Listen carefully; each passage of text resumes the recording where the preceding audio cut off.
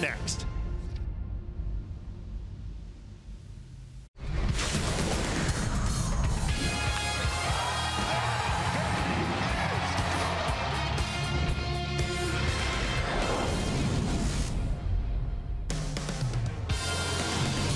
A's are back home at the Coliseum. It is the start of an 8-game homestand and a couple of pretty good teams coming to the ballpark. We're excited to see that young man. That's Matt Chapman, who will make his Major League debut tonight for the Athletics. It's the Oakland A's and the New York Yankees coming up on NBC Sports California, powered by Xfinity.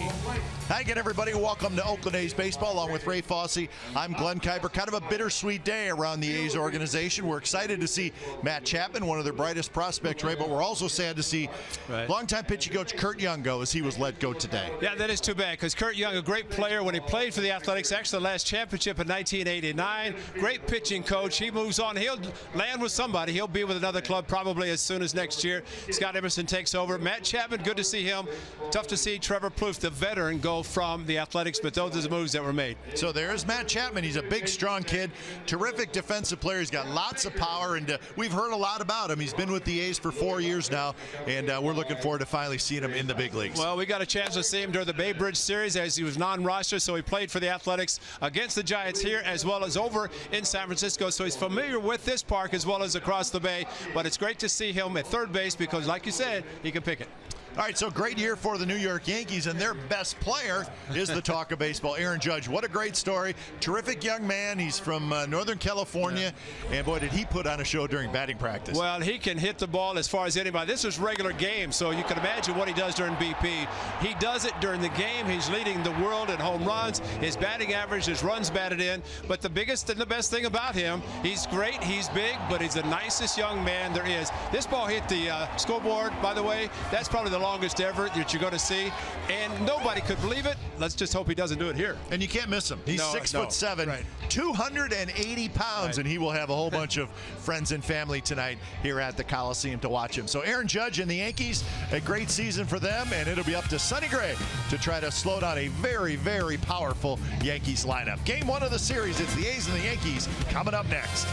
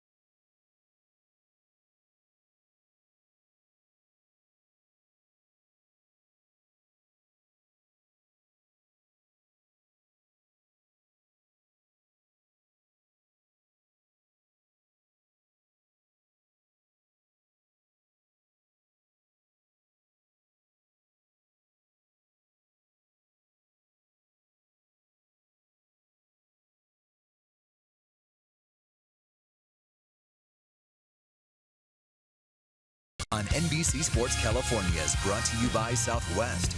Yes to low fares with nothing to hide. That's transparency. By Toyota, the full-line automaker with the longest-lasting vehicles in America. Toyota, let's go places. And by Jack in the Box. Come try the new sweet or spicy barbecue bacon cheeseburger and chicken sandwich. Limited time only. So there is the rookie Matt Chapman, just called up, major league debut, so he's running onto a big league field for the first time. First of many, we would imagine. Game time weather for tonight is presented by the Santa Cruz Beach Boardwalk. Get to the beach. The admission-free boardwalk is open daily. Very nice night, warm all around the Bay Area, and sounds like it's only going to get warmer as the weekend goes on. 74 degrees at first pitch, a nice light breeze, so it's a beautiful night at the ballpark. You can get away with short sleeves tonight, I do believe. Short sleeve dress shirt. Yeah, that's right. Well, we're not going to go there. We're better than that. Right? Just for Joe. Starting lineup brought to you by Southwest Airlines. Here it is for the Yankees. Gardner, Hicks, and then the big fella. And yeah, we can call him the big fella, Aaron Judge. Starlin Castro's having a great year. He hits cleanup. Then Sanchez, Gregorius, Headley Carter, and Austin Romine.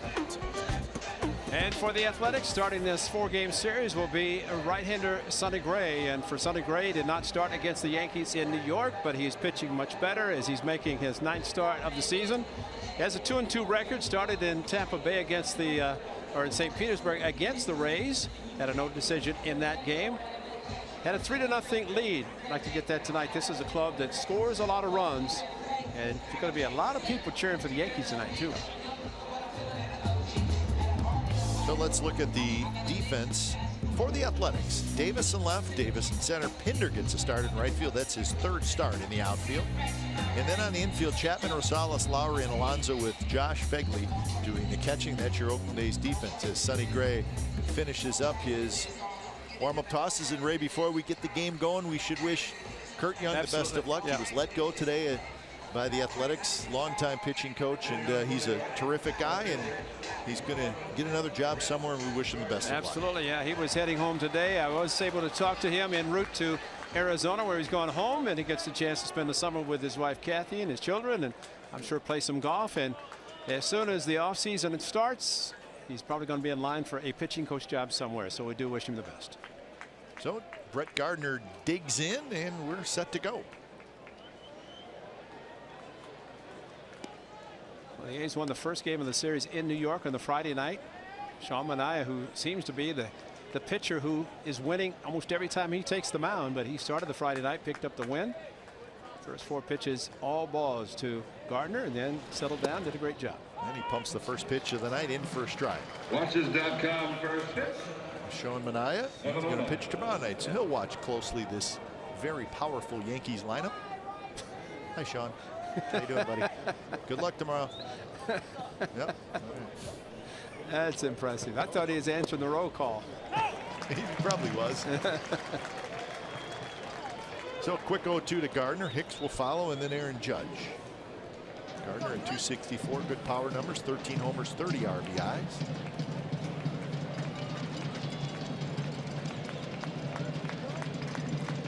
Sonny Gray kicks and delivers. That one's lined toward right center field, a base hit.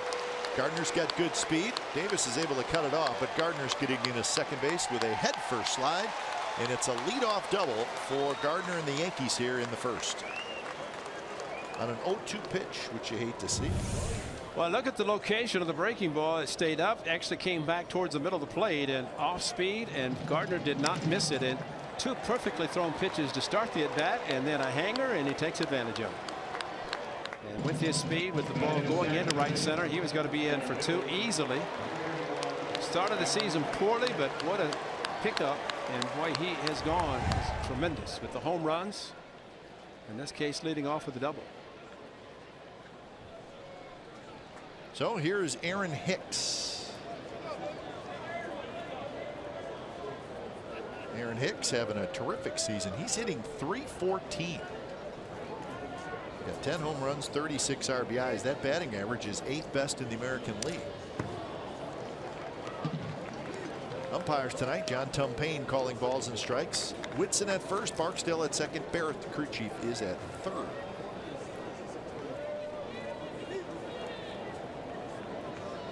1-1 to Aaron Hicks with Judge waiting in the on-deck circle. And we don't have to rise when all their fans from New York say, "Well, rise."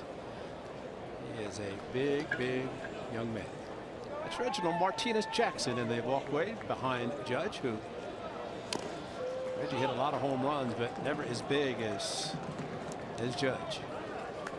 Well, tonight, any 95-mile-per-hour fastball is our fast pitch, brought to you by Xfinity, the fastest Wi-Fi at home and on the go. In essence, Sonny Gray has thrown 5 pitches, all strikes. First 2 to Hicks as he's trying to move Gardner over to third base. Nice to be able to put him away as Gardner led off the game with a double. An 0-2 pitch.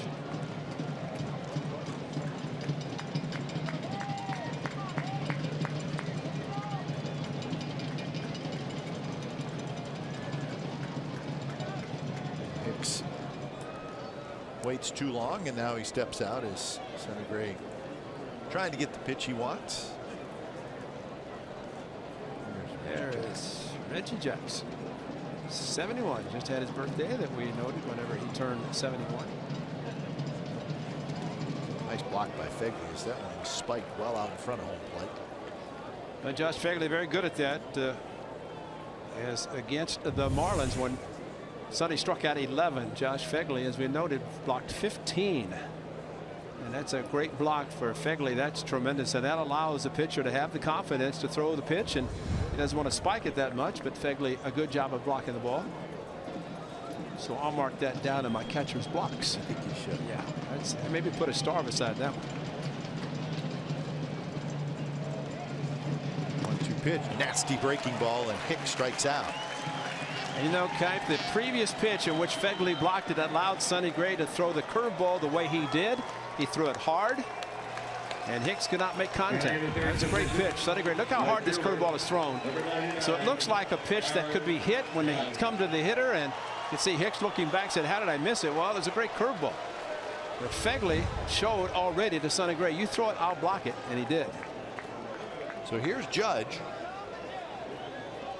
220 is the average for left-handed hitters. Right-handed hitters 286 against Sonny Gray. So Sonny will go after Judge with first base open, so you probably got to be careful. And he rips that one to right field. That's a base hit. One hop in front of Pinder. Gardner's going to be held up, and Gardner he had to wait to make sure Pinder did not catch it. So he did the right thing as a base runner, because the ball really landed just right in front of Pinder. A strong young man to pitch outside, and that's the reason he has become such a great hitter. Not only hitting the monster home runs, but hitting for an average. He enters the game at 338. And you figure somebody's hit 22 home runs, driven in 49, that he's going to be the type of hitter that maybe swings and strikes out a lot. And Gardner had to hold up. Cap, you're exactly right, because he could have run into a double play. Exmo brought to you by Cache Creek Casino Resort. So look at that. That's a great sign for a young hitter. Well, he doesn't have to try to get out and pull the ball, hit it out of the ballpark. That probably helps a little bit. I asked him, Kipe, I said, "What about the home run derby?" He says, coincidentally, he said, "I was just invited today." I said, "Are you going?" He said, "I don't know." Of course, I'm sure he said ultimately he thinks it will be his decision, but bottom line, some teams don't want their players to participate because it changes them. I don't know that it would change Judge. As we were in Miami and saw the big boy Stanton, that'd be a great home run derby. Such a nice young man. Gentle giant. He's got a few fans. Oh. Castro takes a fastball for a strike. Starlin Castro, with all the talk of Aaron Judge, and it's all well deserved, Starlin Castro's having a terrific season. He's hitting .323 with 12 home runs and 41 runs batted in. And Joe Girardi said it best. They score a lot of runs. They have been scoring a lot of runs, and as a result, they have a 2-game lead in the Eastern Division. Right now, Sonny looking for a ground ball to get a double play. That's one he ain't going to miss. 1-2. So in the American League, Garcia leads by just 1 percentage point over Aaron Judge, but there's Castro at .323, Hicks at .314, and Yonder Alonso at .303. So that's the top 10 in batting average in the American League. Yonder Alonso's a pretty big boy. Nobody compares. Castro swing and a miss, struck him out. Sonny Gray gets Castro to chase, and he gets a big strikeout here in the first inning. Well, hesitation almost to the point of just kind of daring. Watch the hesitation, even with a couple of strikes, and the hesitation was for Gardner at third. There was a runner at first, and Judge probably not a threat to steal. But once again, a hard curveball down, and Starlin Castro couldn't make contact. The location for Sonny Gray throwing his curveball is spectacular.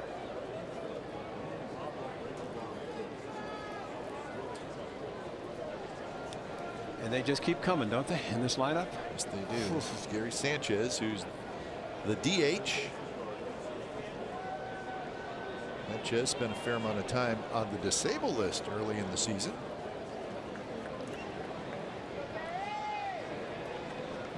About a month on the disabled list.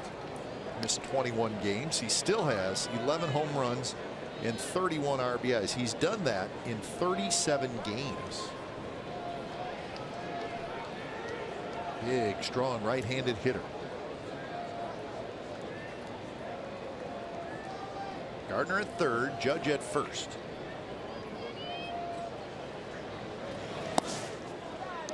Two 2-0 the count.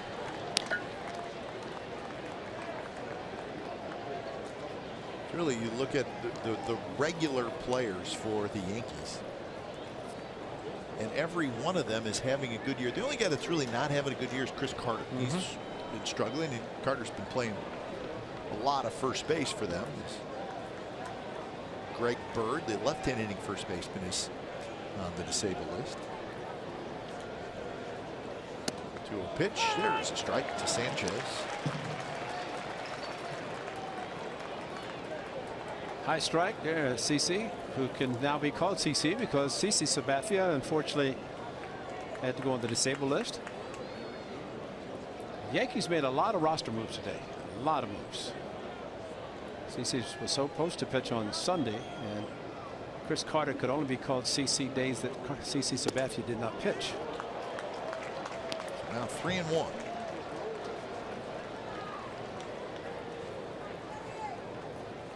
Well, Keck, you said it best. With all the offense of this ball club, pick your poison, because you can think about pitching around a certain guy, and then you look in the on-deck circle. There's Gregorius, who's also having a very good season. You're almost better to not pitch around anybody. Exactly. Because just then go right you're at just him. extending That's right. the inning. Exactly. A lot of pitches and just go right after it. And that one is low, and Sanchez takes the walk. So the bases will be loaded for Didi Gregorius. So this is what we're talking about with this Yankees lineup. They're very, very good. They're second in the league in runs scored, but only by 1 run. The Astros have scored 366 runs. So runs per game, they're first. They lead the majors in home runs, second in batting average. The OPS, which is on base and slugging combined. And how about pitches per plate appearance? That's one of those things that you don't think much about, but I think it tells you a lot about a team. Almost 4 pitches per at bat, which means that they're going to get through a starting pitcher very quickly. So they lead the league in walks, they lead the league in slugging percentage, and they lead the league in on-base percentage. Gregorius swings over top to Sonny Gray, breaking ball. Gregorius hitting .337. So far, you notice how the lefties, Hicks, of course, Castro, the righty, got the curveball. Now Sanchez, but it seems Gregorius seems like the curveball to the left-handers is thrown better, with the exception of the one to Gardner starting the game, kind of floated back towards the middle of the plate.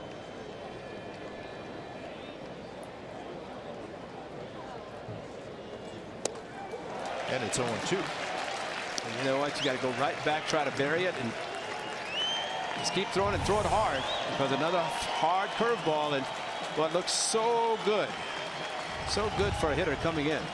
PitchCast brought to you by Penn Fed Credit Union.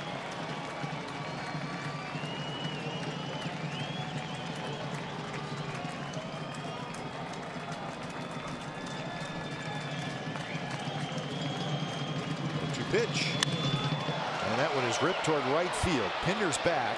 Pinder, looking up into the sunshine, makes the catch. Side retired. So the Yankees threaten but do not score. They leave them loaded.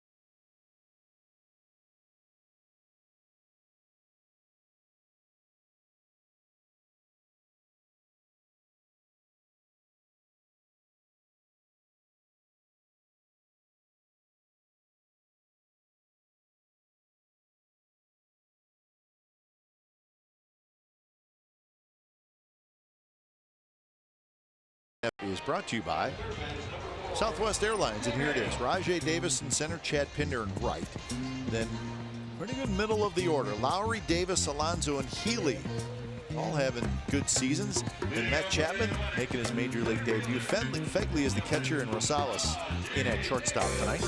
And a left-hander the A's have not seen. His name is Jordan Montgomery. Pretty good left-handed pitcher, well liked by the Yankees, and he'll throw the full complement of pitches as the A's will be seeing in this game. They're all prepared for him. But seeing it for the first time sometimes can be a little bit different, and we'll see how that works out with the Athletics. Gardner, Hicks, and Judge, good outfield for the Yankees. On the infield, Headley at third, Gregorius at short, Castro at second, Carter at first. Austin Romine is the catcher. So our first look at the lefty, Jordan Montgomery. Very tall, 6'6", 225 pounds. Facing Rajai Davis. Davis at 215, couple of home runs, 12 RBIs. Well, the master, the all-time stolen base leader, Ricky Henderson, of course, with both the A's and the Yankees in the house tonight.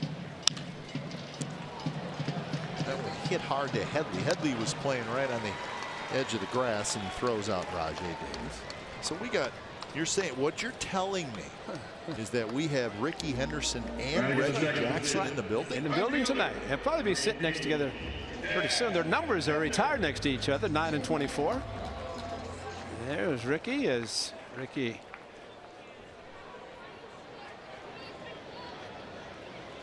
Ricky participated in the Warriors celebration today, the big parade. Well, you know he's special because he's standing next to Dominic. Big D. Big D's down there? Yeah, Dominic might be his bodyguard tonight. Big D's everybody's bodyguard. I got his phone number. That's all that matters. That's right. If I get in any trouble, I know I'll That's right. Big D.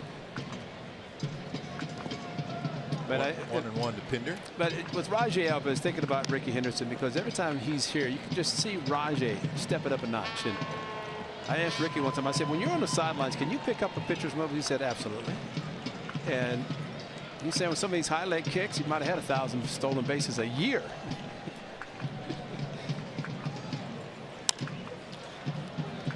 Little chopper to Carter. And Carter takes care of Pinder for the second out. That's the pitch they're going to have to lay off, because it's a good pitcher's pitch down in the zone. And Pinder, with a 1-1 count, went after it.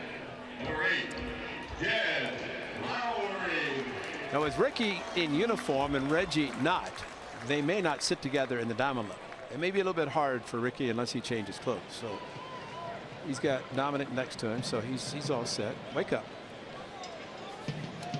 Ricky is good, and Ricky is great. It looked like us in the second game of the That's doubleheader. right. Well, if Ricky was in the parade today, then he's had a long day. That's a long day. I mean, he started early in the morning and come out at night. And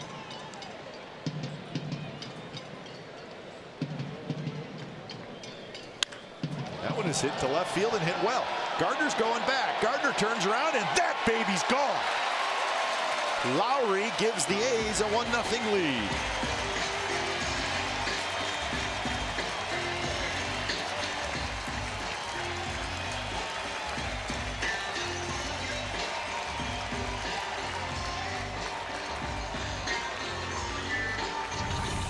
Jed Lowry talked about spring training. I need to see some left-handed pitchers. Well, that's why. And that is another home run for Jed Lowry, giving him 8 on the season. Cap, I got him as the first lefty that he's hit a home run off of this year. So Lowry from the right side with a big home run on a hanging curveball.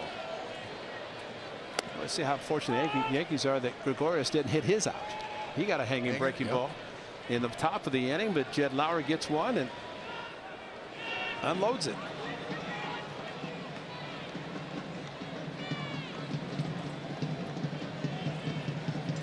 So 0-1 the count to Chris Davis. And home run for Lowry, his 8th of the year.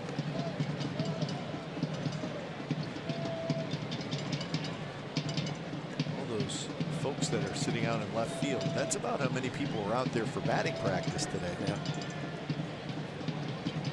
And Aaron Judge went over their heads. Right? Say Aaron Judge, he made a lot of people happy today in batting practice, but yeah, that's where his cheap home runs lay. Yeah. He was hitting them well above that.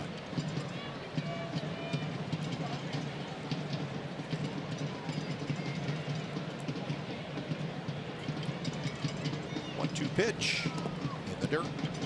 That's the count at 2-2. Right at the back of the uniform of Montgomery, of course, the other lefty with one digit shorter number 46, Andy Pettitte, big tall lefty. Had he not gone to the Houston Astros, might have been the all-time winningest pitcher as a Yankee, left-handed pitcher that is. Whitey Ford has that distinction.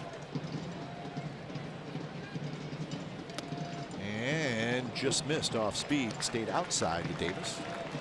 Pitch was called a strike to one of the Yankees, and I think it was Sanchez. Yeah. Stay with me, Ray. Thought it was a ball. Oh, did he call it a strike? I think he called that one a ball. I think he did call it. Yeah, the one to Sanchez, he called a strike. That's what was surprising, because Sanchez had a few words with Mr. Tumpane.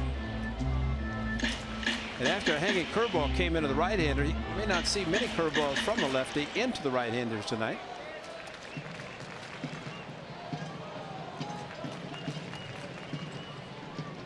Romine caught Tanaka in New York on the Friday night. Here comes a curveball.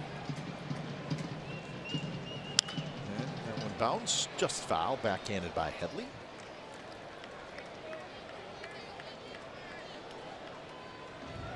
Chris Davis hitting .245 with 17 home runs. He's been swinging the bat well. He's got an 8-game hitting streak. 12 for 33 during that 8-game stretch.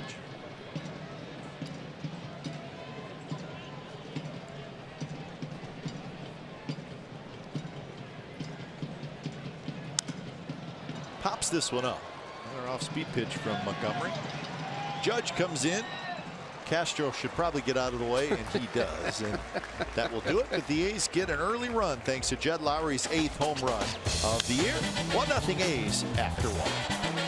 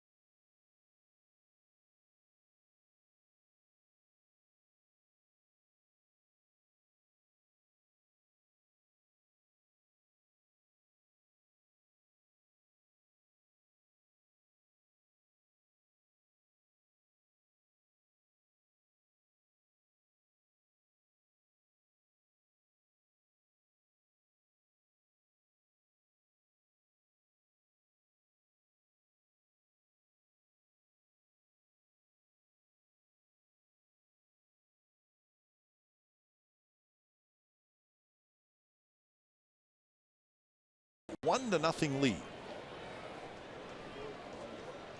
Well, here come the Yankees in the second inning. They threatened against Sonny Gray in the first. They loaded the bases. They could not get a run home, and on the first pitch of the second inning, Chase Headley lines a single to center field, and with that, let's check in with Angela for the first time. Guys, it's Quakes night, so what better person to be chatting with than San Jose Earthquakes captain Chris Wondolowski. Chris, thanks for joining us here. I saw that you wrote on Twitter that your first pitch was quite lit. Yeah. Tell me about that. How was it? Yeah, I was excited. Got over the plate. I think it was a strike, depending on them's call, but yeah, I was excited and bounced it though. So you're from Danville. You grew up watching the A's. What are some of the similarities between baseball and soccer?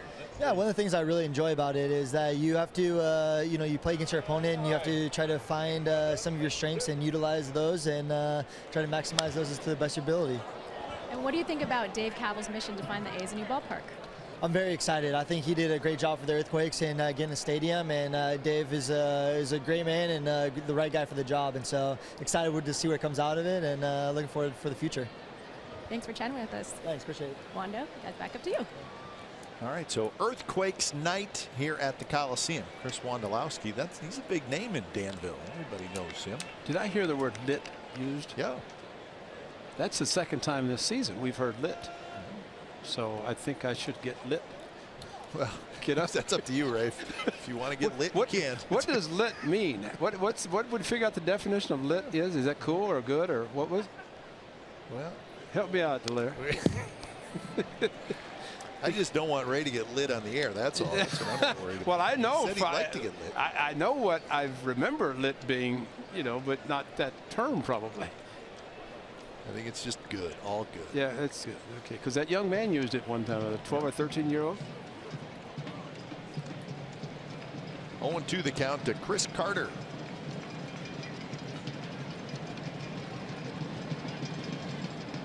Chris Carter with 6 home runs, 20 RBI. And he laid off that high fastball. Ah, that means it's exciting. Thank you, Delaire. See, Delaire, our producer, he's just hip enough to know what that means. Yeah. It's exciting.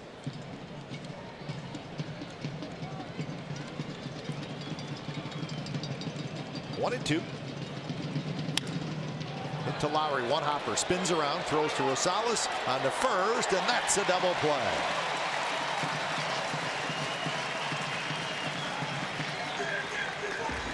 Nice play all around by the middle of the A's diamond, and it's a 4-6-3 double play. Jet Lowry started it with a great play. See where he's playing just a little bit to his left.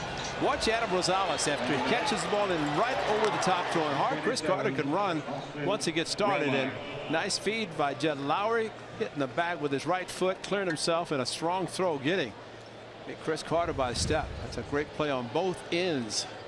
Nice feed by Jet Lowry. So 2 away. Here's Austin Romine, the 9th place hitter.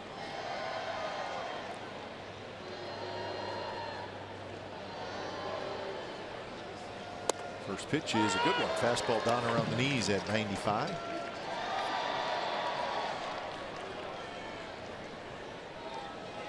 .229 for Romine. Couple of home runs, 12 RBIs. Gary Sanchez does most of the catching for the Yankees. Romine get back there occasionally. Sanchez DHing. See, we told you it's Quakes night. There's Quakes mascot hanging out with Stomper. Well, Stomper's everywhere. He's in Miami. He survived St. Pete. Or St. Pete, thank you. That's right. Yeah, I know it was a domed state. Yeah, we saw enough of domes. Outside corner, 0-2, make it 1-2.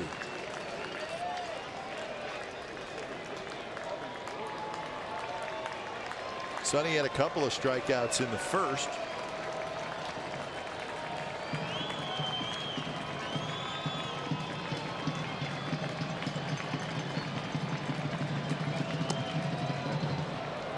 Just a little bit outside, but a pretty good pitch.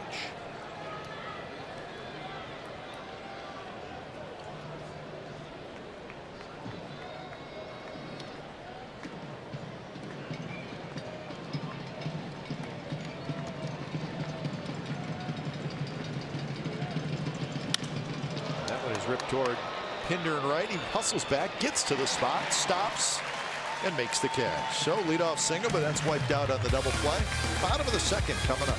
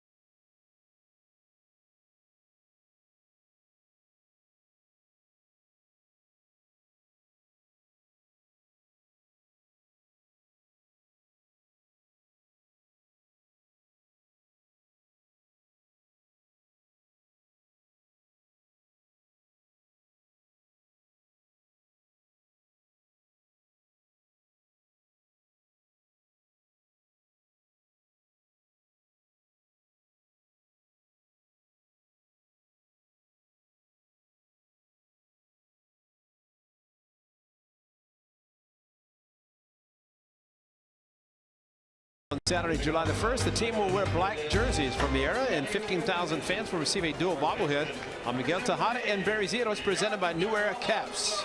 For tickets to this game against the Braves, visit athletics.com/promotions. It's good looking bobblehead, double. I've not seen a dual bobblehead before. Have you? Have you seen one? I don't think so. I can't think of one. I've seen broadcasters behind the desk. I've seen all the. Did you go down to see the Marlins bobblehead museum? You know what? I didn't. I did not get there in time. Bad excuse, I know. No, that's.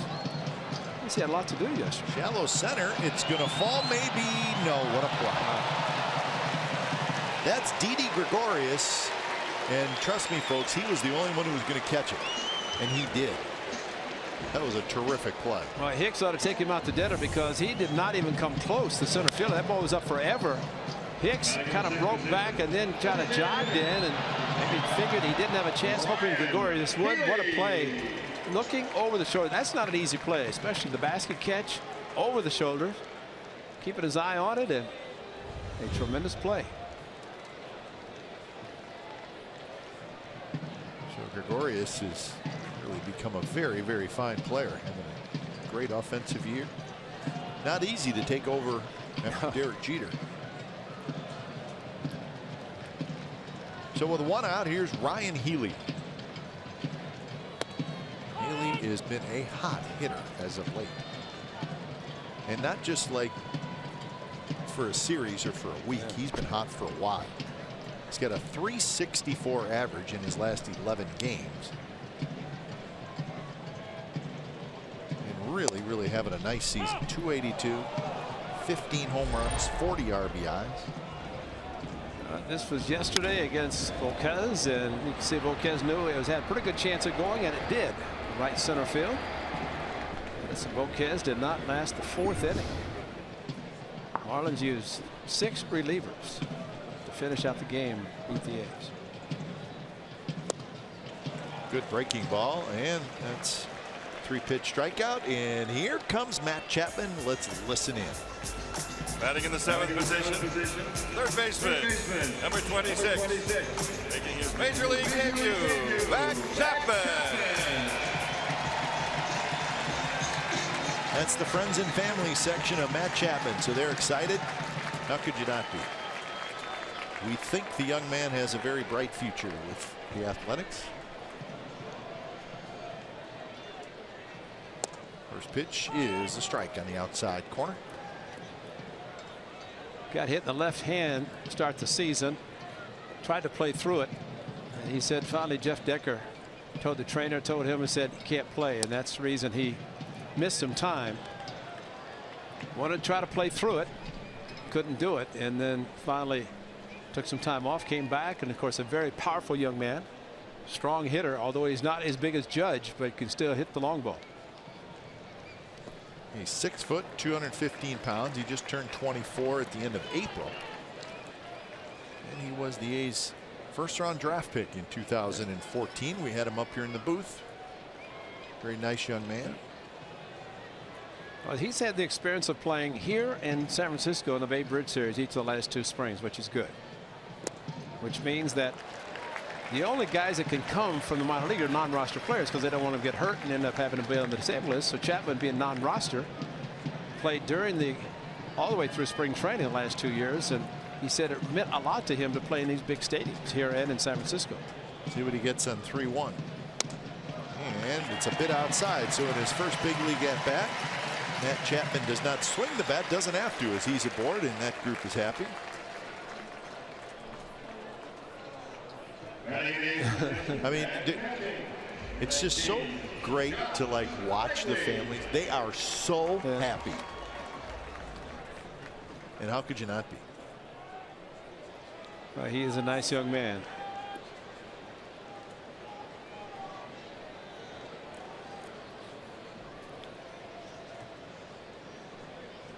The A's have their second base runner. First one was a home run. Here's Fegley.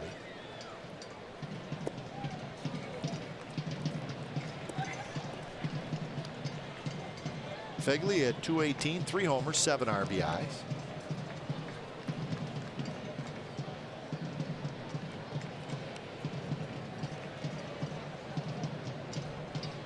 Montgomery likes to throw his curveball, and he threw it to Chris Davis, got it out, threw it to Jed Lowry, gave up a home run. In there, first strike. So this is what Montgomery throws, the pitch selection. Lots of curveballs, lots of changeups.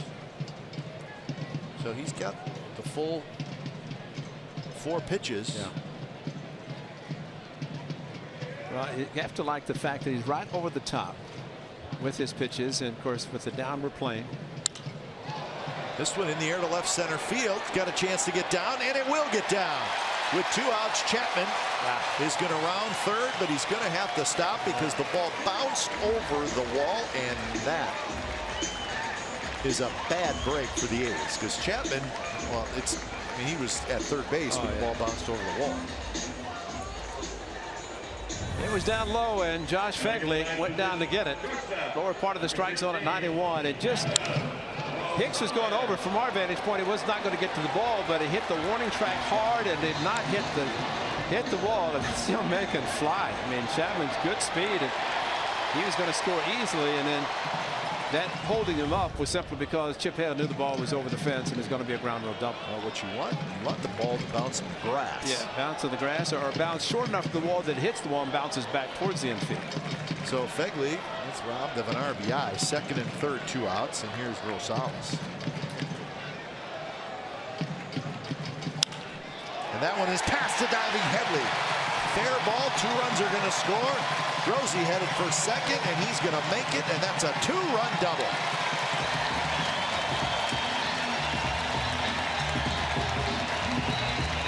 That is a huge hit, because the ground rule double, you think, well, maybe not going to get another hit, but Adam Rosales, breaking ball coming into the wheelhouse, top-handed it past Headley, who was playing even with the bat. Why? No idea. I don't think Adam Rosales is going to be running with 2 outs. But he's there and back in the normal position. He might have been able to get it, but he was not. And Stephen Vogt loved it. That is a huge hit.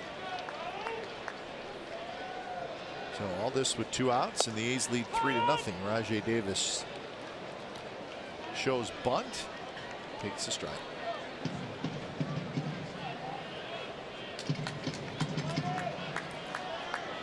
Three runs for the A's coming with 2 outs, and oh, what a pattern that was for teams against the A's on the road. I'm just going to forget about these road trips. I agree. Let's play the rest of the games at home. Just do it. Even if the games are played on the road, if they don't go well, let's just forget about them. And they haven't been. I don't even know what. I don't even know. See that the first line on that graphic? Don't even know what they're talking about. I just see this season. That's all I see. 18 and 13. 18. That's it. 18 wins. That's good.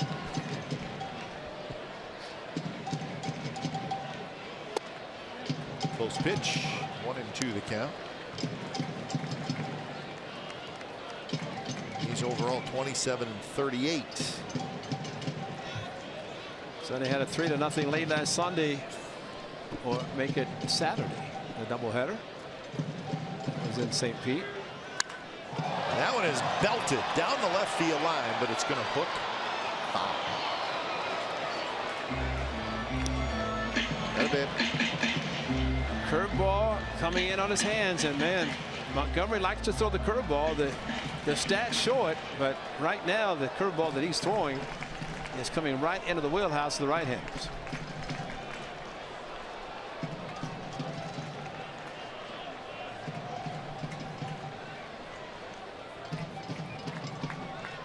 So pitch number 33 coming up in the game. He had a fairly quick first inning, did Montgomery.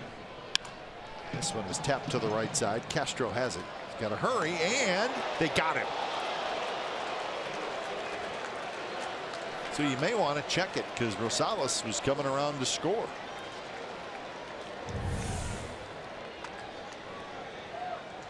Just got it. Just got it. So on a very close play, Rajai Davis is out, but the A's get a couple of runs on a couple of hits. Rosales with the big 2-out RBI double. 3-0 A's after 2.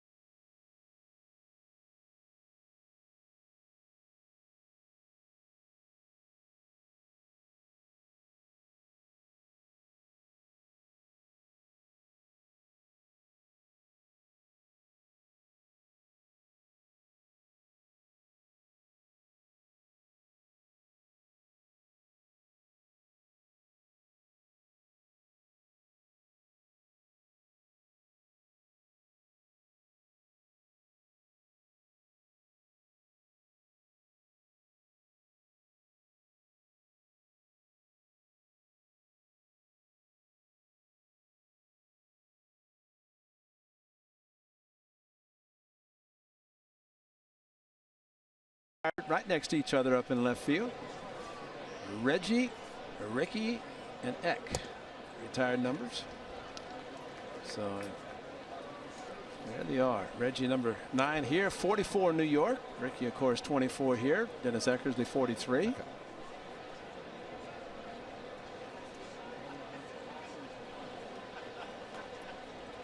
Gardner, the leadoff hitter.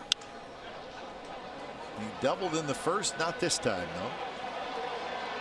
As coming in is Pinder, and Pinder makes the catch. So big day in downtown Oakland with the victory parade for the Golden State Warriors, and everybody had a great time. Some people will say there was 2 million people there, and maybe there was, who knows. But congratulations to the Warriors, their second title in 3 years.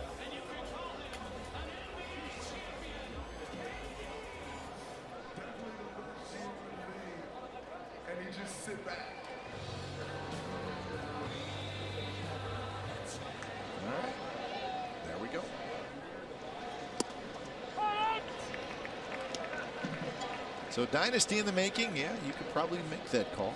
2 of the last 3 NBA titles. 16-1 in the postseason. She's played 254 games in 3 years. That's not bad. Your best players are still young, and they're going to be together for a while. I think they could win a lot more.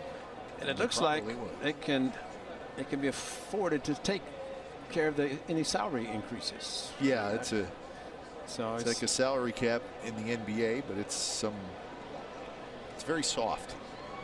They allow you to keep your guys, and there's nothing wrong with that. No, absolutely. Well, that's usually in baseball, because there is no salary cap. It's what usually means a team goes their separate ways. Players make a lot of money. Tough to keep everybody together. 1-2 the count to Aaron Hicks. Aaron Hicks struck out in the first inning.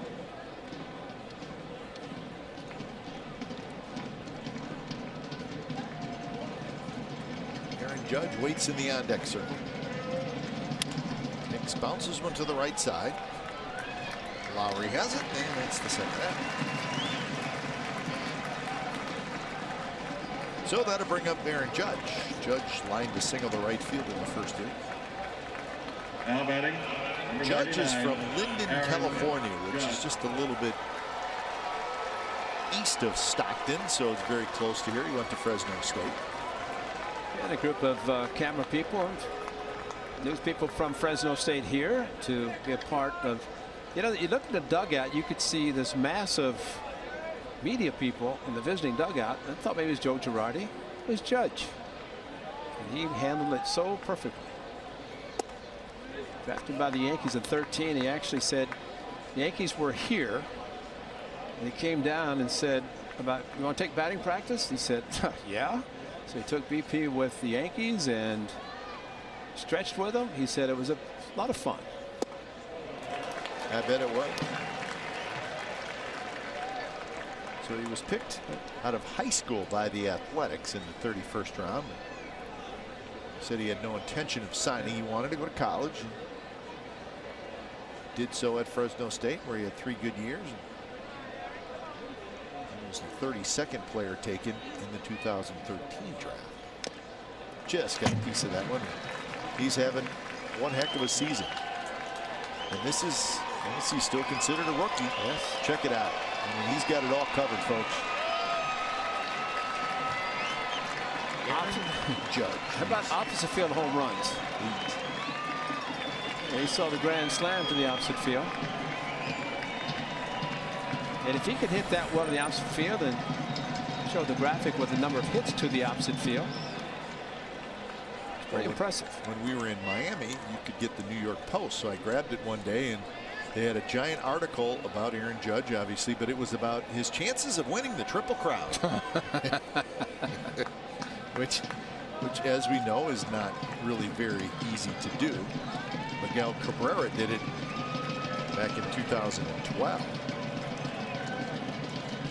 But right now he's where he needs to be. And he's second in average, first in homers, second in RBIs, so certainly is a possibility. It's only been done 16 times in Major League Baseball history, so it's good reading, but there's a little bit of time left in the season. As you say, if you're a home run hitter, you usually aren't hitting for a big average, and vice versa.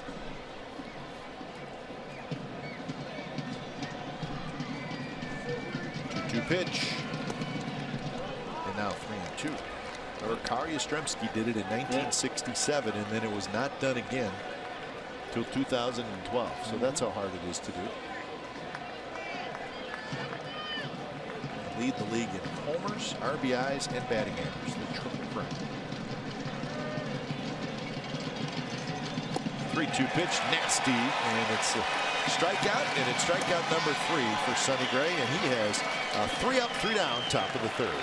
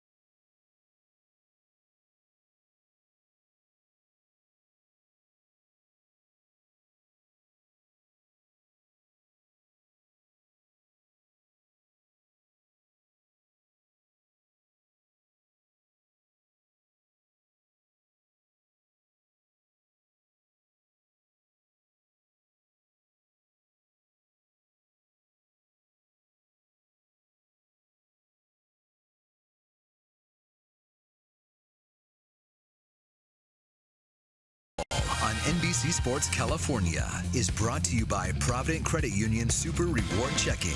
We pay you.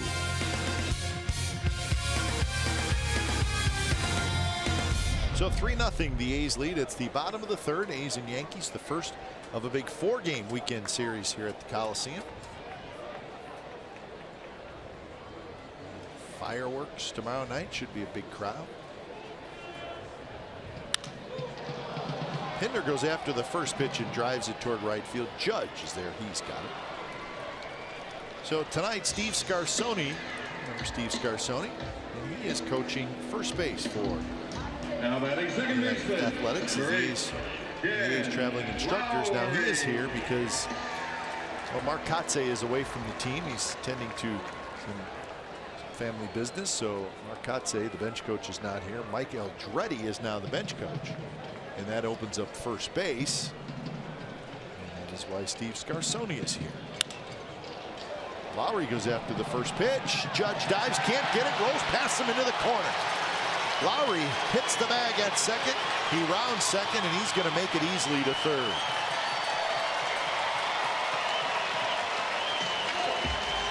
So once a right fielder dives for it, and if he doesn't get it, it's nothing but trouble.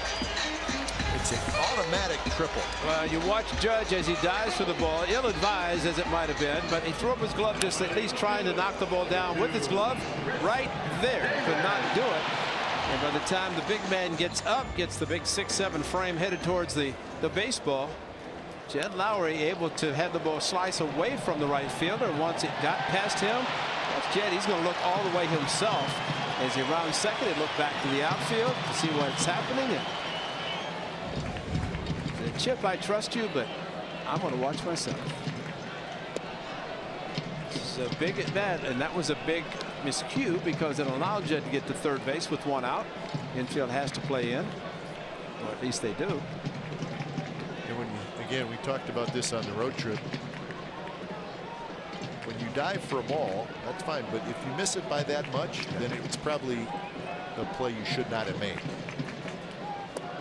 When I say a play, meaning it's probably one where you back off and give the guy a single.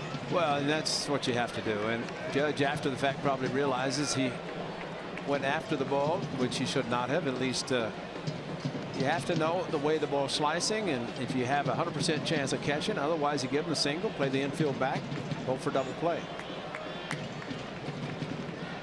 Romine wants the curveball in the dirt. He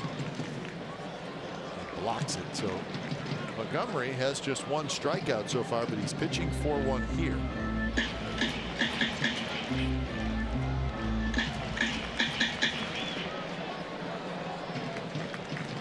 Davis hit a fly ball to right field to end the first inning, trying to get Lowry home.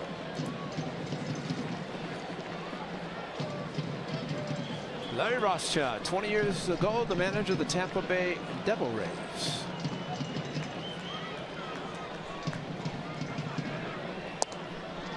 Very close. Montgomery wanted it. Davis thought it was outside. Not by much. Yeah, they couldn't have been by too much, but good take by Chris Davis and a changeup away. Pitch like that, you hope to just take the opposite field instead of rolling over, which is what the pitcher wants. And he got him. So he went back with that big curveball. He gets a much needed strikeout. Big break to that curve. Well, 3 curveballs there. Exactly the same place, same velocity. And Chris Davis just couldn't get under. That one, see that it's about halfway and then it really dives down. That Barry Zito curveball when he was at his best. So now Yonder Alonso steps up. And he missed it. Curveball chase percentage this season as the season has gone on for Montgomery. So look at the jump from May to June. Throws his curveball a lot. So chase percentage, guys swinging and missing at the curveball. And now it's 0-2. That got Austin Romine.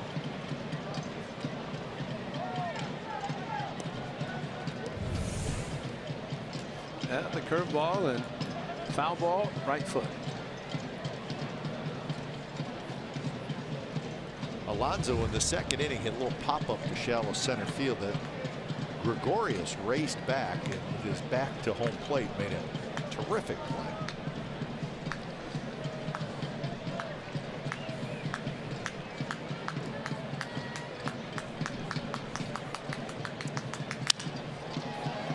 Passed them out.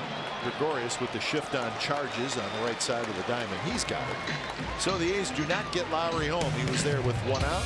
So 3-0 after 3.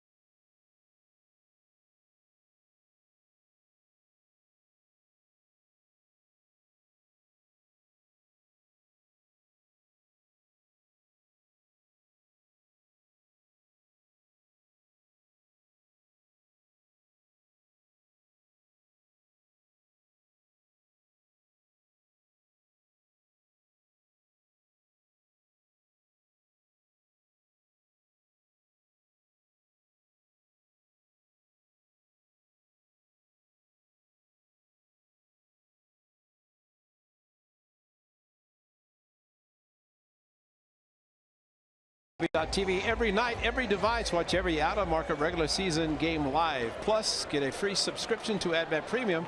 And more on that for live baseball. Blackout and other restrictions apply. Visit MLB.tv for details. A couple of New Yorkers were here with the Yankees, and they were going to go eat. And I said, won't you try the food trucks? Yeah, you're a big fan of the food. They said, what are they? And I said, well, just take a walk out. The guy came in and says, great call. He said, I loved it. He said we had all kinds of choices. So the food truck's good. Yeah, and tonight a good crowd. There's the bigger the crowd, the more food trucks there are. That's right. Pretty simple math. So it's been a hit. Castro, Sanchez, and Gregorius for the Yankees. The Yankees with 3 hits in the game. They've stranded 3 through the first 3 innings. That one is belted toward Rajai Davis, who comes in, goes down to a knee. He's got it. That's out number 1. And Andrea is with a very happy group of people right now. Andrea? Guys, I am with a very happy Chapman crew. The whole crew is here for Matt Chapman, including dad, mom, sister who flew in from Nashville. Jim, how proud are you? Describe the moment when your son is going to his first major league at bat. Obviously, we're very proud, and we've been waiting for this day. Matt's, he's prepared himself and he's worked extremely hard. So, this is a whole crew who has supported him through, his whole career, really going back to Cal State Fullerton days. And so we've been waiting for this day. We knew it would come eventually, and it's finally here. And we're just so happy and so proud that he's made it, and wish him the best. So. Matt was talking to the press earlier, and he said it was the best day of his life thus far, and he was so excited, but he was also very calm and collected. Where does he get that groundedness from? Or who does he get that groundedness from? So he looks like his mom, but thank God. And but yeah, I guess he gets it from me. I don't know. I mean, it's just he's a mature baseball player, and it's all business between the lines. Outside the lines, he's a fun guy. But no, he's prepared himself. and he knows what's expected of him, and he's ready. He's been preparing himself for this moment for a very long time. So it's finally here, and we're just so excited, and that's why everybody had to get here. You know, we got notice yesterday, and a lot of people flew, some people drove, and we had to get here because we weren't going to miss this moment at all. What a moment to be at. Thank you so much for chatting with us. Thank you. I appreciate it. And with 23 or so Chapman crew, that's it from us on the field. I mean, in the stands, guys. Back to you. All right, thanks, Angela. So that's a proud dad, Yeah, you can certainly absolutely. tell, as he should. Well, today is Thursday, and Sunday is Father's Day. So for Matt Chapman, that's his Father's Day gift for Dad, and I'm sure that's all Dad wanted. And he's right. Eventually, it was going to happen. It's just a matter of when. But a nice young man, and you know, to be drafted in 14 and be in the big leagues now. Get a chance to talk to Ted Barrett. You know, see how nice he is. He's going to be behind the plate Sunday whenever. That's a good move. That's a good move. But the one thing Matt said, and as I mentioned earlier about playing here and over in San Francisco, he said when he played at AT&T Park, he said the ball went up. And he said it seemed like everything was moving because of this high stand. Sure. He said, you know, in minor league baseball, you never play in a stadium like this, which this is a 3-deck, you know, and over there, they're huge stadiums. And so you have no background, so you can see what he's looking at. Whereas the minor leagues, you have one level, and that's it. Spring training, one level. This one is flipped to shallow left, and it's going to fall for a hit. So Gary Sanchez just kind of reached down, poked at it, and he's got himself a base hit. So that's the 4th hit for the Yankees. Curveball down, and he just went down and got it, and very strong, and just looped it out into left field. Effectively went down to block it. That's really a good pitch. So you just tip your hat to the hitter. Davis had to respect his power by playing the normal depth in left field. So 1 out and a runner aboard. Here's Gregorius, who in the first inning came up with the bases loaded and 2 outs and hit a fly ball to right field.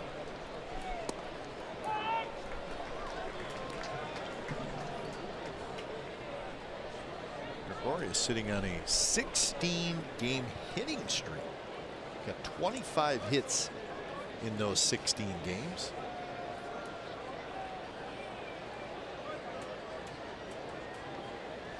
That's the longest active streak in the big leagues. Chops this one toward Lowry. Lowry is going to look at second, then he'll throw to first to get the out there. So he peeks toward second. Figured why not get the sure out and get the second out. On a smart move by Jed Lowry, and that's right. You have a chance to look, and we've seen many times where he's made the 360 turn and gone to second to get the lead runner, but that time no chance. And in this case, get the 1 out for sure. You always take a chance as a runner is approaching the bag, throwing the ball and hitting him, and not only allowing him to reach second in this case, but also the runner, the hitter, looking for outs. When you have a lead, you look for outs. So now Sonny will try to get Headley and strand Sanchez at second base. Headley had a base hit in the second inning, but he was then erased on a double play.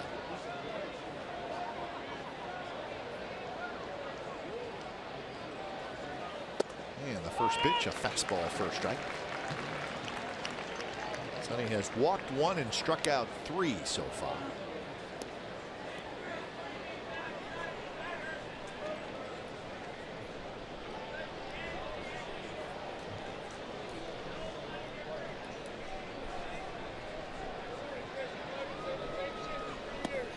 Good take by Headley. Gray's had a pretty good curveball tonight.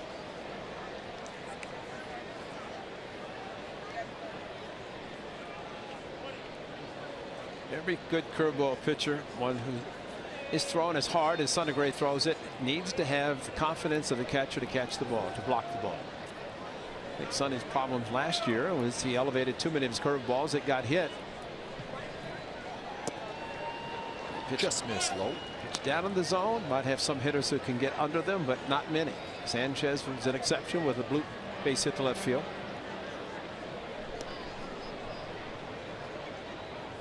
Headley is a hot hitter with his base hit in the second inning. He had 8 hits in his last 15 at bats. Down and in, and he rolls it foul. So the count even 2-2. Cap, we've talked about runners at second base. Sanchez looked like he was taking off the third, and he wasn't. But when a guy takes off and you're the hitter, you see that. It's very distracting. It's 2 outs, and really he's at second. Probably will score on a base hit, but he took off. I mean, I was looking at the monitor, looked up, and I had that look of him taking off, and all of a sudden he stopped. But there's no reason to. Especially in trying to get this guy to get a base hit to drive you in. The pitch is in the dirt, so now it's a full count.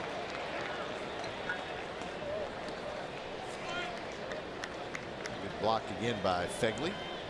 And again, this makes Sonny Gray by doing this curveball. Phegley going to his left, and he's not going to block everyone. Even when he blocked 15, one got away and a run scored. But I mean, you block 15 and only one gets past you. That's a pretty good day. And as Phegley said after that game against Marlins, felt like it was 100 that he blocked. 3-2. Here it is. And it's low, and Headley gets the walk. So Sonny Gray was ahead in the count there, but lost him. And now he'll face Chris Carter. Now batting, number 48, Chris Carter. And as much as Chris Carter can swing through pitches, you're hoping that's what he does in this case, because he's so powerful.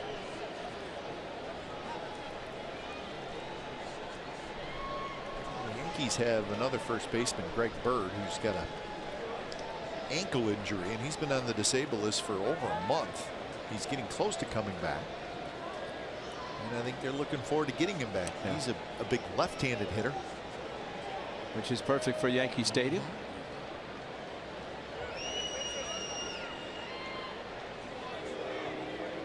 First pitch to Carter is outside. Yankees also without Jacoby Ellsbury. He's been out since the 25th of May with a concussion. Remember, he got that concussion the game before the A's got to Yankee Stadium. And so he's been out for a little while. Crashed against the wall in center field, I think it was. So they're playing without Jacoby Ellsbury, but Aaron Hicks has done a great job in center field. So maybe they haven't lost a whole lot with him.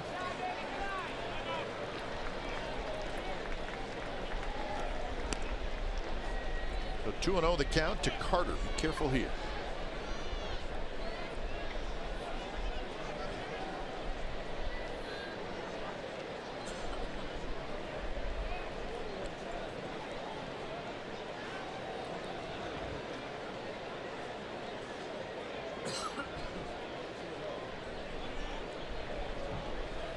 And that one off of Phegley. And the runners will move up.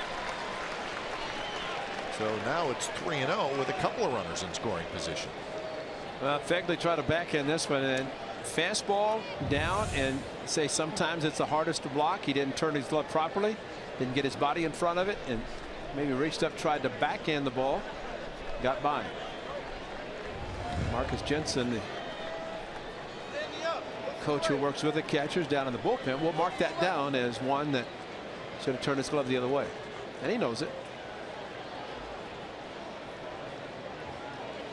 So 3-0. And Chris Carter taken all the way, and it's a strike, 96 miles an hour.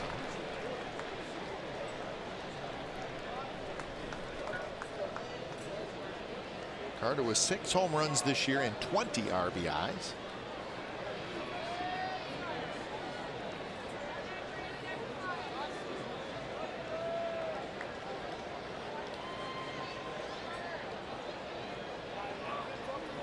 Swing and a miss. That came right at him. Not an easy guy to sneak a fastball. No, it's not. And you know, they say he's a swing and miss or a contact, and you're hoping for swing and misses. You're also hoping for that catcher's mitt to not get too close to the hitter's bat. Boy, did that look close. We've seen enough of that. Too much. 2 pitch. Strike 3 called. Carter flips his bat. He can't believe it. He thought it was low. He has a chat with John Tumpain. None of it matters. Yankees strand a pair.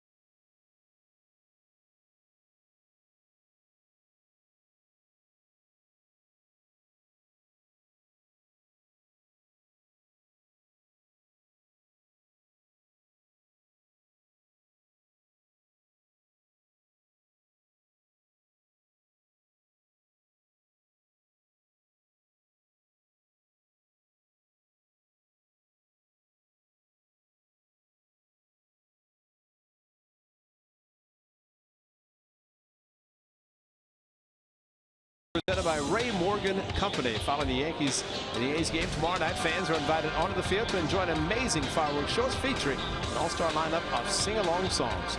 For tickets, visit athletics.com/tickets. It's tomorrow night, June the 16th. So it's the bottom of the 4th inning. The A's with a 3-0 lead. They got a solo home run from Lowry in the 1st.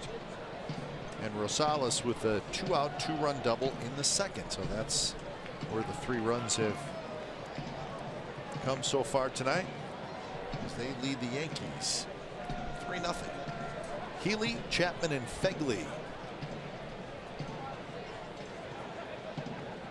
First pitch to Healy. On the ground to the shortstop Gregorius.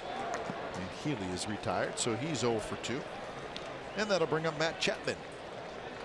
Chapman's first at bat, he walked with 2 outs, and that started that 2-run rally. Now batting third baseman, number 26, Matt Chapman. Chapman's minor league numbers: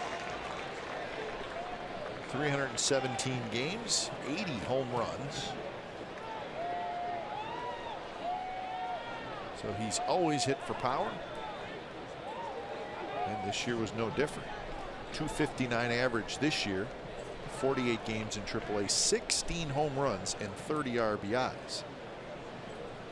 So that's the power. Yes. Struck out 63 times in 174 at bats, so that's a lot of strikeouts. But you know, watching him take pitches and how he started his swing and stopped, that's a big swing. You know, I think for players coming to the big leagues, normally it's, I wouldn't say easier, as he is out in front on that changeup, but they're around the plate more. Pitchers are. Maybe in the minor leagues, if guys are a little bit wild and you're swinging at pitches out of the strike zone.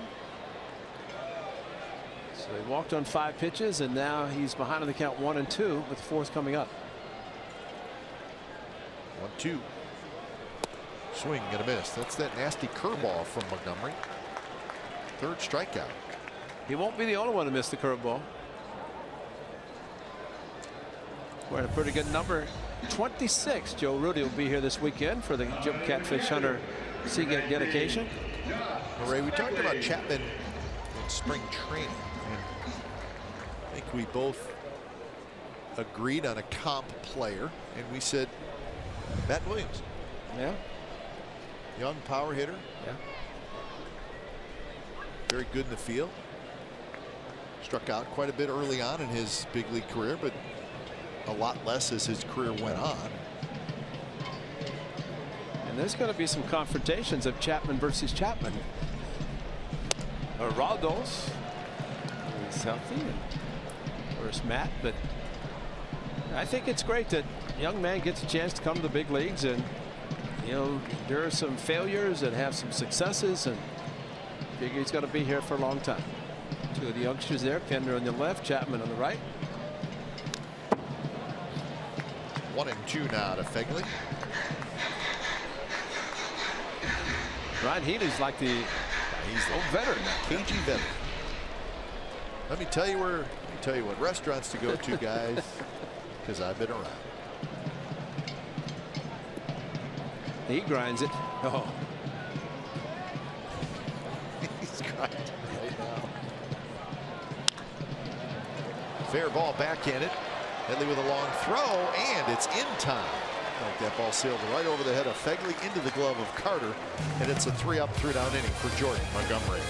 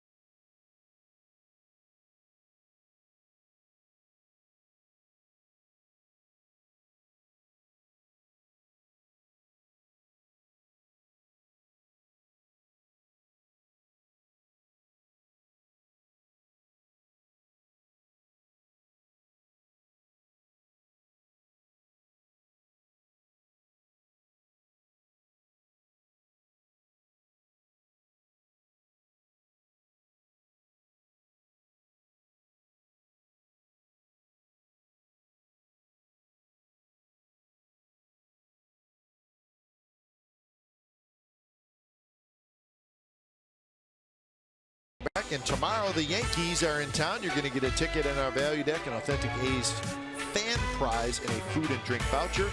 Also, we're highlighting local artists for the 2017 Collectors Series cheer cards, and this week it's Sonny Gray. For details, log on to NBCSportsCalifornia.com. So tomorrow night, pitching matchup will be Sean Manaea against Luis Severino. A couple of good young pitchers. Severino, a right-hander. Of course, Manaea, the lefty. Here tonight, 3-0. The A's lead, top of the 5th inning, as Austin Romine leads it off. And he drills one toward Pinder and right. Pinder's right there. Pinder's got tremendous versatility. I've seen him in the infield. He can play second. He can play short. Done a very good job in right field. Like that play right there. I mean, line drives right at you as an outfielder. Those are not necessarily routine plays. But boy, he certainly looks comfortable. And outfielders will say that corner outfield may be a little bit better, but a ball right at the center fielder, the depth perception, being able to pick it up. But Pinder, just his ability to go to the line, spin, and throw to second base, which he's already done last homestand. Just a very good all-round player, getting a chance to play. Tonight, Adam Rosales back at the shortstop position. And what does he do? Comes up the greats throwing a double play, and also comes up with a 2-run double. Probably in the role he signed to be with the Athletics, more of utility, that being Adam Rosales. 1-1 to count to Gardner. This was our buddy today. Now we're guessing, and I know this is probably going out way out on a limb, Ray. We're guessing that he was at the parade today. A real limb. Matter of fact, he has, what is that around his neck? That was probably given away at the parade, right? Yeah. Man, it's been a long day. I just hope he didn't pay a lot of money for that ticket to come out and take a nap. You know what, Ray? He's just soaking it all in. Yeah. You got a Warriors championship. You got food trucks. You got A's baseball and the Yankees in town. And there's nothing wrong with resting your eyes occasionally. That's hard to do, though. I got to be honest with you. Fall asleep at a sporting event with a bunch of people around. Swing and a miss. Strikeout number 5 for Sonny Gray. And then the people cheering. What's going on? What's happening? No, he ain't doing that, Ray. I got news for you. He's well past running time. Now the fastball running away. And Dave, one of the best sinkers that Sonny threw tonight was to Aaron Judge down and in. That pitch was a little bit up to Gardner. No contact. And you know, the game that Sonny pitched in St. Petersburg, who knows what would have happened if he had let Smith's ball go at first base. It was going to go foul, and he tried to throw over his head. That opened up an inning. That 3-0 lead for Sonny and the A's went away. So with 2 outs, he faces Aaron Hicks. Hicks has struck out, and he has grounded out so far.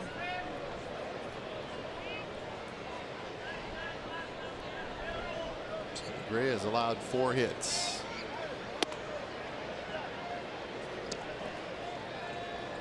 Looking for his second 3-up, 3-down inning.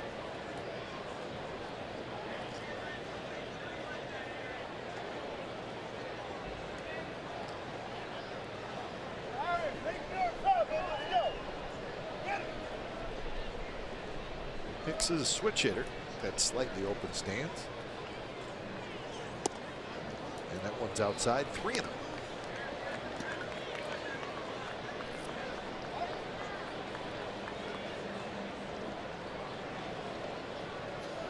Aaron Judge would be next, so you really don't want to put this guy on. You want to face Judge leading off an inning. Yeah. That's a beautiful thing.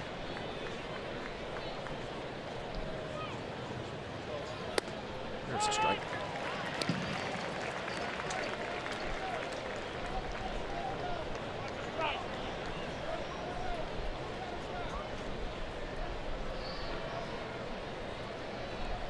Sonny about to throw pitch number 75.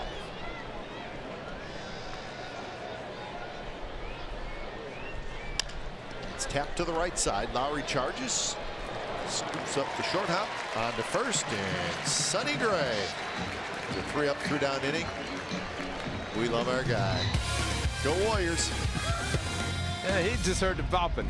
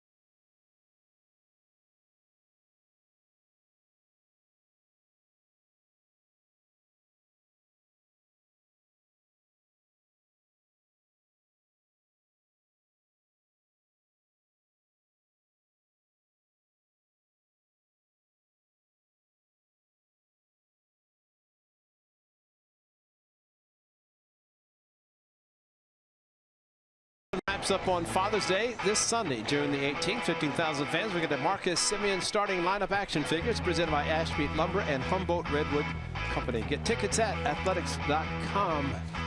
Marcus in the house tonight. He's taking batting practice. Said he's feeling great and hopes to be back very soon. And we hope to see him back, which could be as early as next month. Marcus Semien, good man. It'll be tough on him. Last 2 years he's played every day. And it's been a while. And still a little ways off. Rosales has done a nice job filling in for him. Cooled off a little bit lately, but still tonight a huge hit. 2-out, 2-run double in the second inning.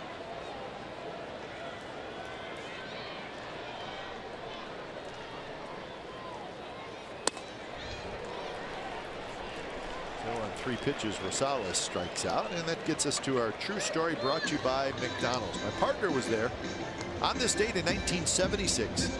Athletics owner Charlie Finley attempts to steal 3 of his star players. Joe Rudi and Rodley Fingers are sent to the Boston Red Sox for $1 million apiece, and Vida sold to the New York Yankees for $1.5 million. 3 days later, Commissioner Bowie Kuhn will void the move, saying they are, quote, not in the best interest of baseball.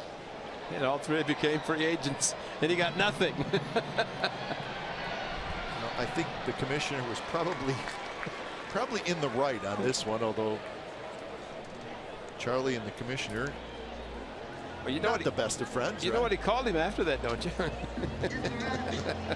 Can we say it? Probably should. Right fielder. But no, I mean, Charlie was smart, because Charlie knew free agency was coming. He said arbitration was the death of baseball, and you know, Charlie was the one who said make everybody a free agent every year. So at the end of this season, everybody in baseball is a free agent, and there'd be no supply and demand. There'd be no high contracts and multi-years, because everybody's a free agent. And Marvin Miller, the great one, said, no, you know, that's not fair to the clubs. We shouldn't do that, because, you know, you sign a player, you bring him up through your system, and then you're going to let him be a free agent? No. How about every 6 years? Yeah, that was not one of Charlie's better.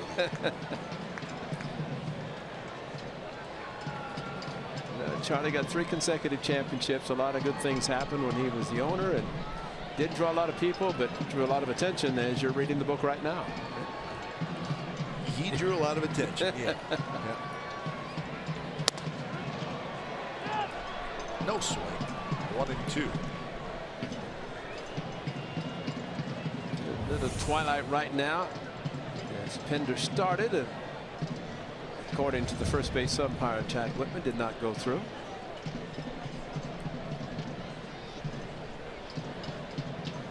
And there's a curveball, and it's lined in the left field, a base hit.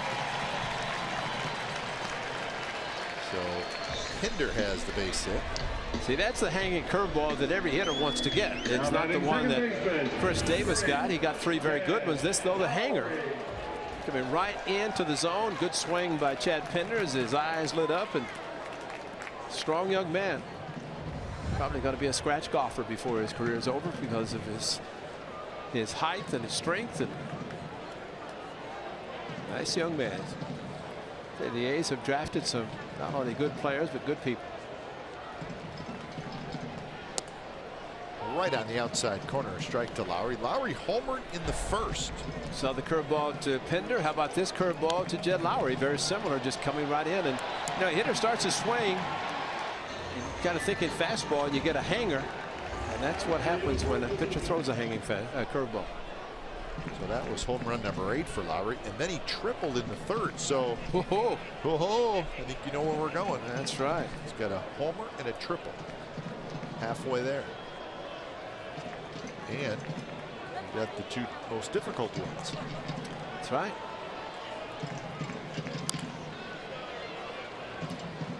Yeah, in the A's book that I'm reading, we just finished the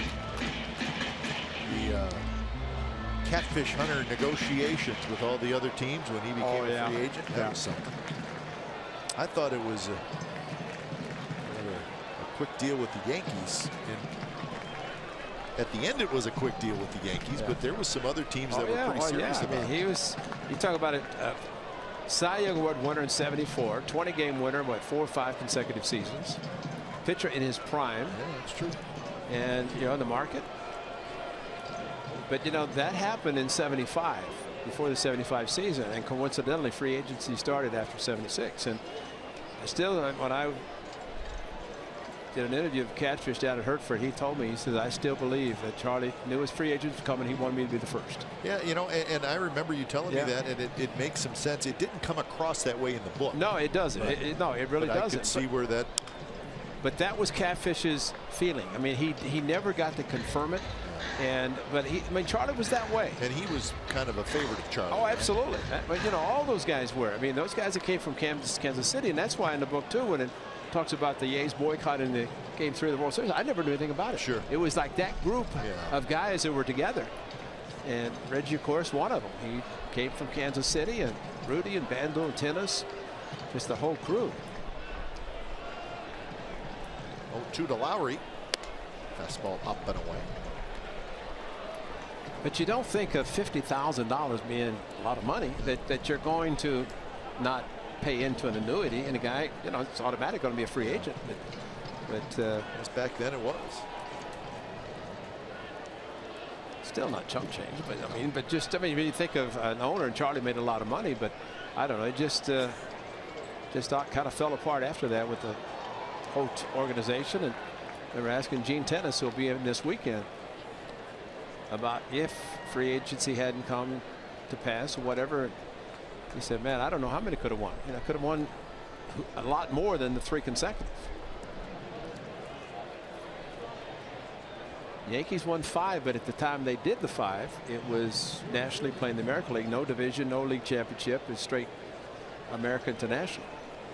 Then they won 3, almost won 4, but Luis Gonzalez got Mariano Rivera in 2001. Nasty breaking ball and another strikeout. So a couple of strikeouts in the inning for Montgomery, so he has settled down. But the A's still leading 3-0 after 5.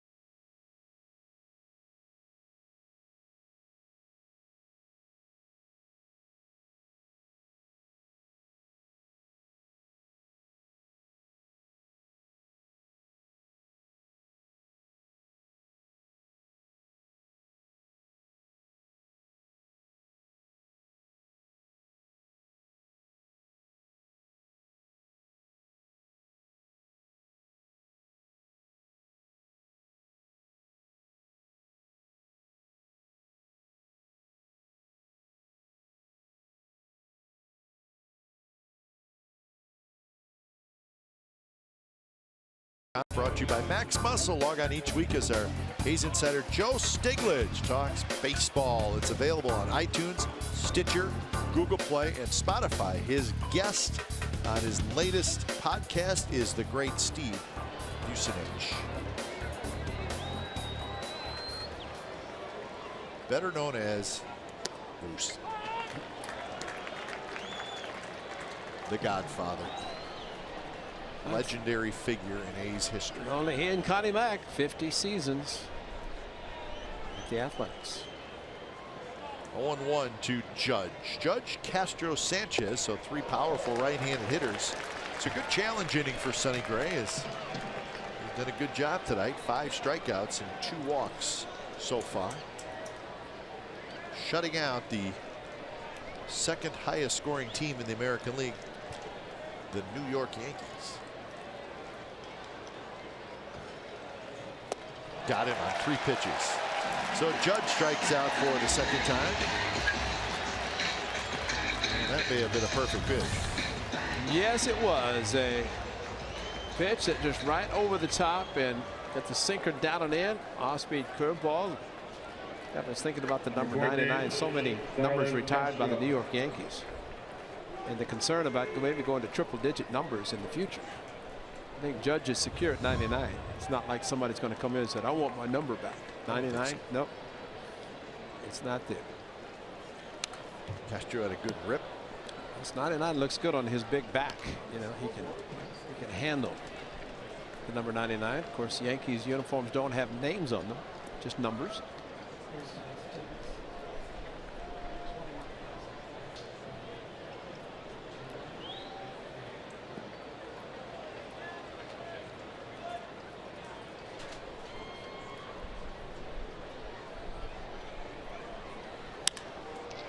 And that one's hit into left field, and it's a base hit. So Castro has his first hit, and that's hit number 5. First ball that's come close to Chapman at third base. It was to his left. No chance to get it, and in between the old 5.5 hole.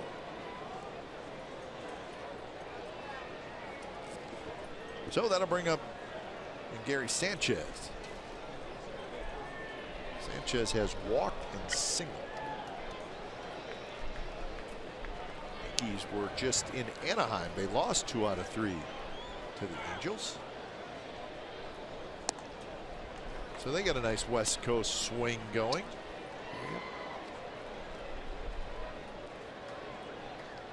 Three in Anaheim and 4 here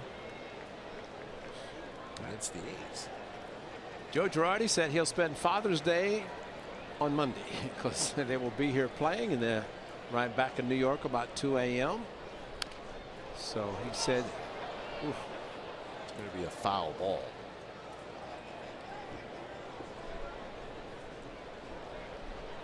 It got him in the foot. Ball running in and went straight down. Back right knee. Full. It's even worse. So he seems to be all right, Gary Sanchez.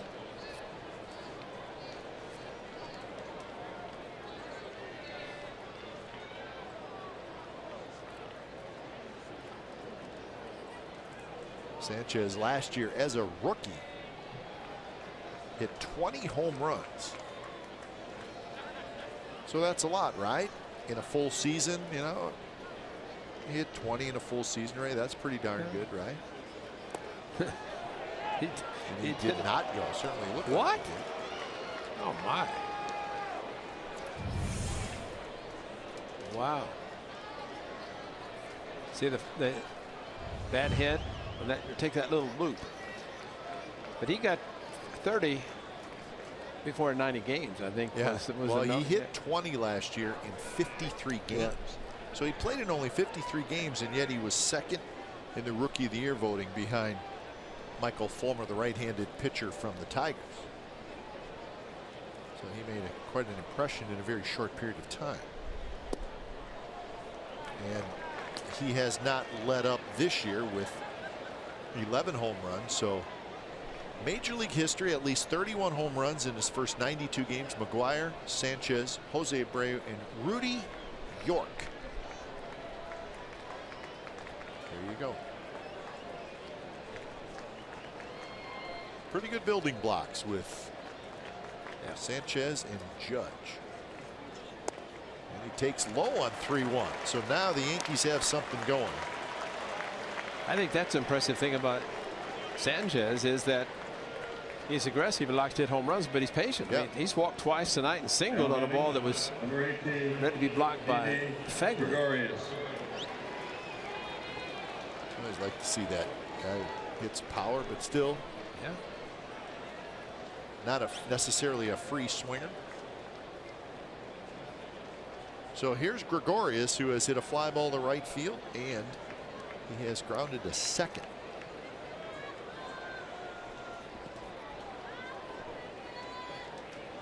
Batting average now at .333. He came in at .337.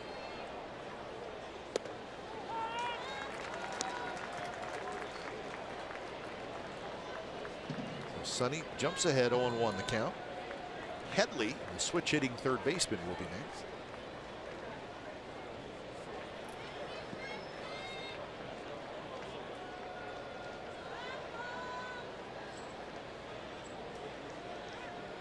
One the count.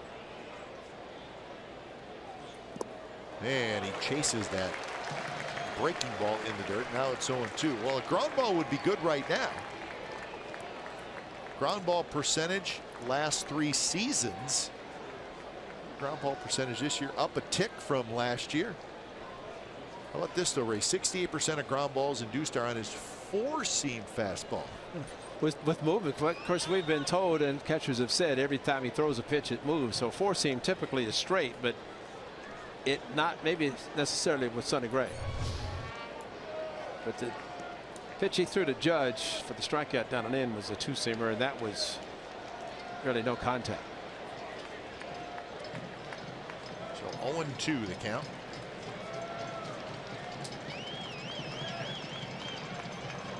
Gregorius chokes up quite a bit. And just got a piece of that one. Another breaking ball.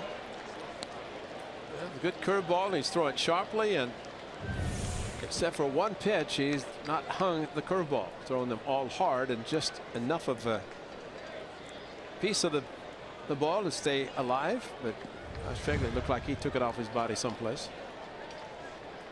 Nothing like the old shot to the inside of the ankle. Yep. That sounds like it would really feel good. Always have a lot of protection on that part of your body.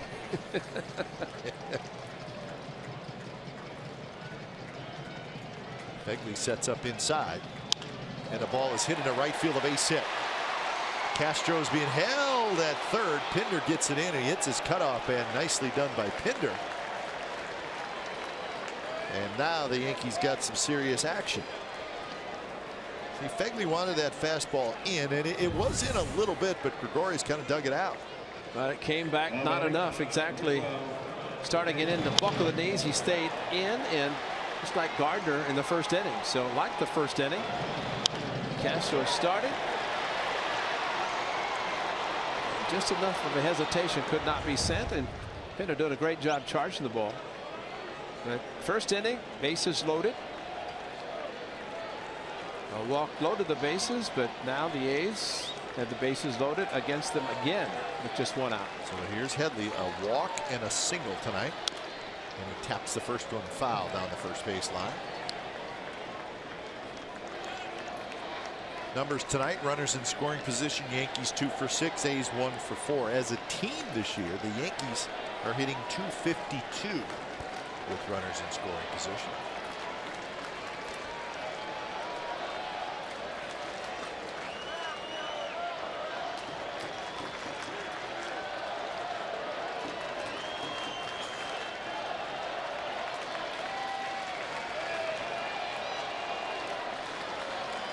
Looking up Headley numbers with runners in scoring position, 243. So Doolittle starts to throw. Yankees fans cheering, the Oakland fans trying to cheer it more. Close pitch, call the ball. Castro at third, Sanchez at second, Gregorius at first. Sanchez, the runner at second, does not have a lot of speed. Pretty good take, because if he swings at it, probably rolls over for a 4-6-3 double play. So good take by Headley.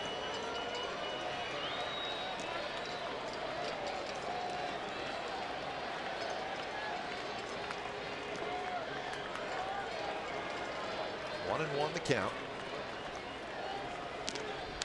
And Headley goes after that breaking ball and just got a piece.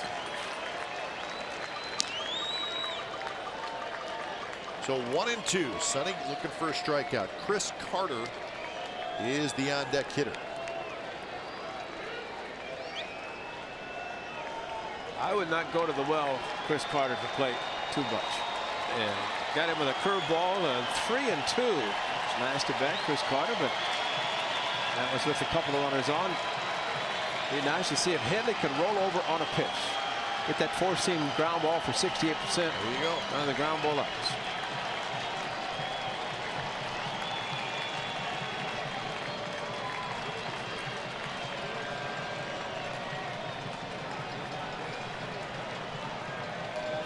So we'll have timeout called.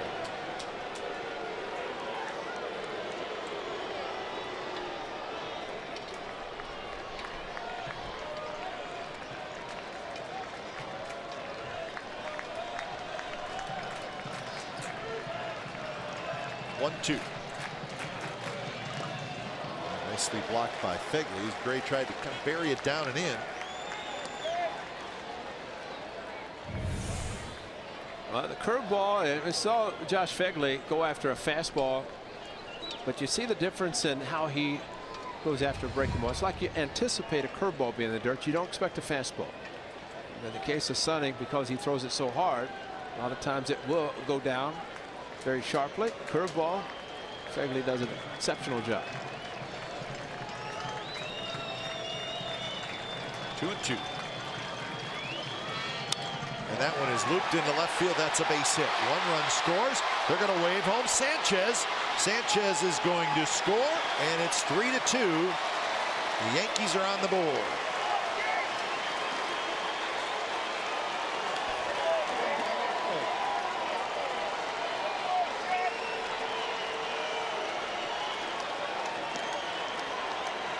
Well, the curveball, and again the hesitation by Sonny Gray, but Headley got down and got it and just blooped it. And Sanchez read it perfectly, sent all the way, and throw by Chris Davis. So you see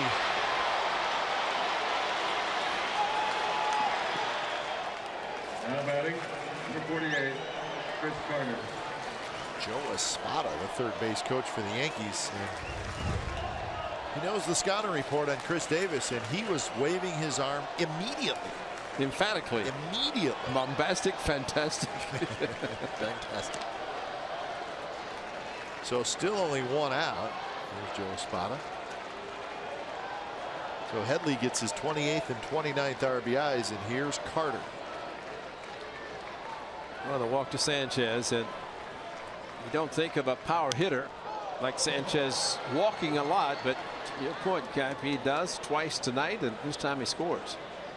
So Scott Emerson, the new pitching coach for the Athletics, he's the one who trotted out to have a chat with Sonny Gray.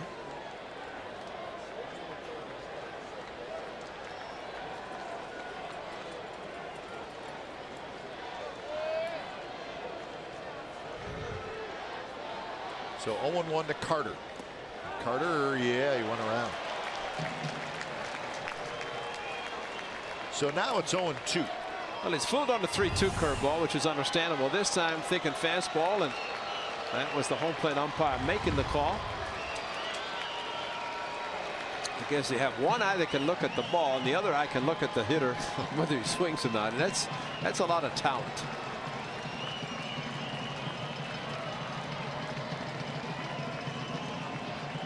Gregorius at second, Headley at first, and that one is knocked down by Fegley. Doolittle has been throwing, and now he's just standing on the mound, so he's ready. Josh Fegley again, curveball, turn the catcher's mitt up, get it between the legs, block the ball. Great job again by Fegley.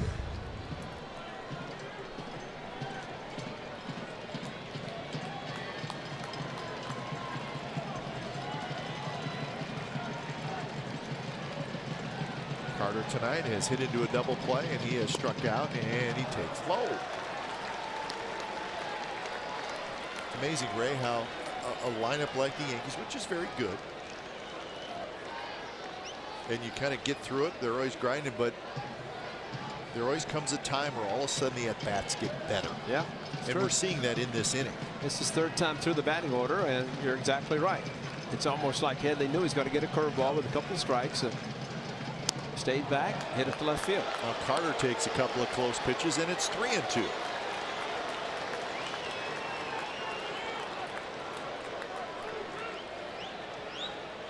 Would Joe Girardi send the runners, Ray Fosse? I don't think so, Glenn. I think they would just stay right there and take the chance with Romine coming up, and I think it would be taking a bit. I mean, Carter is a swing and miss hitter, so I don't know that they would do that. They're not running, and the ball's lined into left field, a base hit. Gregorius rounds third. He's going to score without a throw, and we are tied at 3. The Yankee fans here at the Coliseum erupt.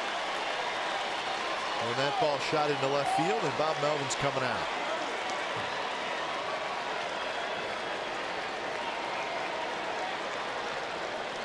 So Sonny Gray got the first out of this inning with a strikeout of Aaron Judge, and he threw a nasty pitch to Judge. But since then, 5 consecutive Yankee hitters have reached base, and they have tied it up. When it's time for change, think Speedy Oil Change and Auto Service, your trusted oil change, tune-up, and repair experts.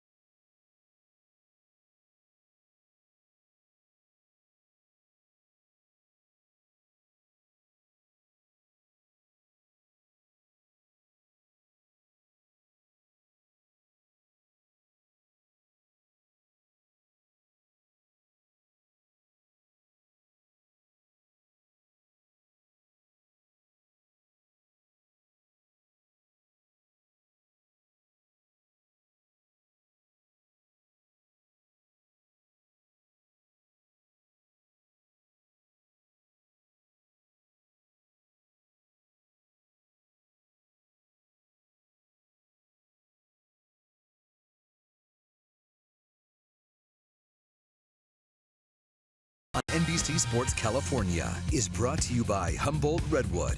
Naturally strong, naturally beautiful Humboldt Redwood arbors, pergolas, and timbers. So the Yankees have tied it, and they're still batting here in the top of the 6th inning. It's a 3-3 game. So Sonny Gray, when it's all said and done, 8 hits, 3 runs, 3 walks, 6 strikeouts, right at 100 pitches. So Sonny cannot win it. He could lose it. He could get a no decision.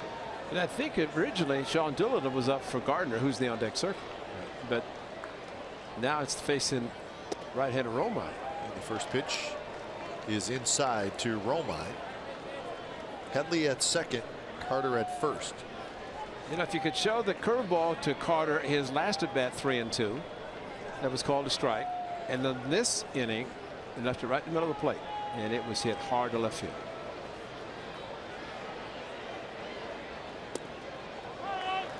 That one, he's in there for a strike. 1-1 the count.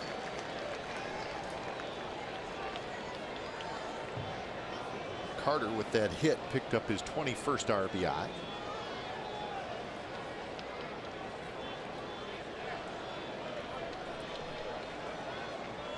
Romine has lined out twice, hit a couple of balls hard to right field.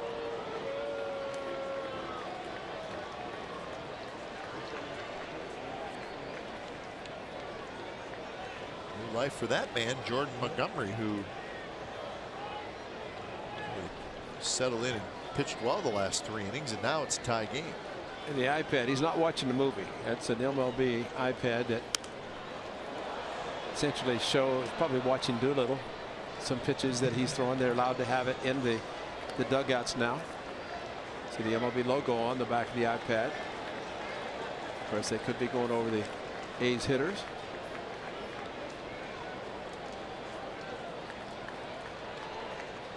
One of the new things of Major League Baseball.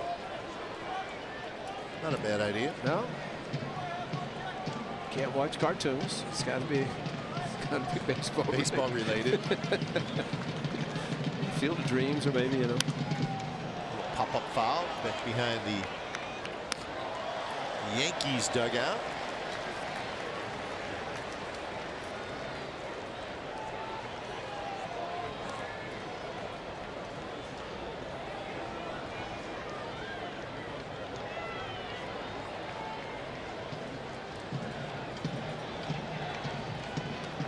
So 4 hits and a walk. Strike 3 called, a fastball 93 miles an hour. And the great thing about Sean Doolittle is exactly that. He's got the good fastball, and he can face right-handers, left-handers, perfectly thrown upstairs at 93. Now batting. He gets the call on Romine. That's a big out. Gardner. That's a strike. Yep.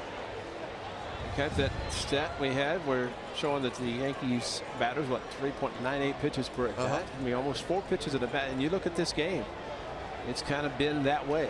Occasionally, you'll see a hitter jump on the first pitch, but the thing about the Yankees throughout, at least the years that I've seen, they force a pitcher to throw strikes. They make the pitcher work. And I think a lot of times they'll get calls favorably, especially at the big yard in Yankee Stadium.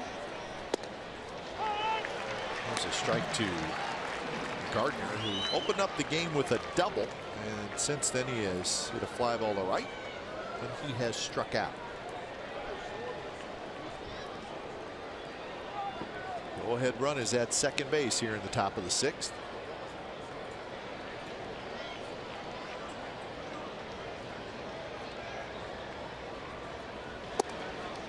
Slider, good pitch by Doolittle, but a little bit outside.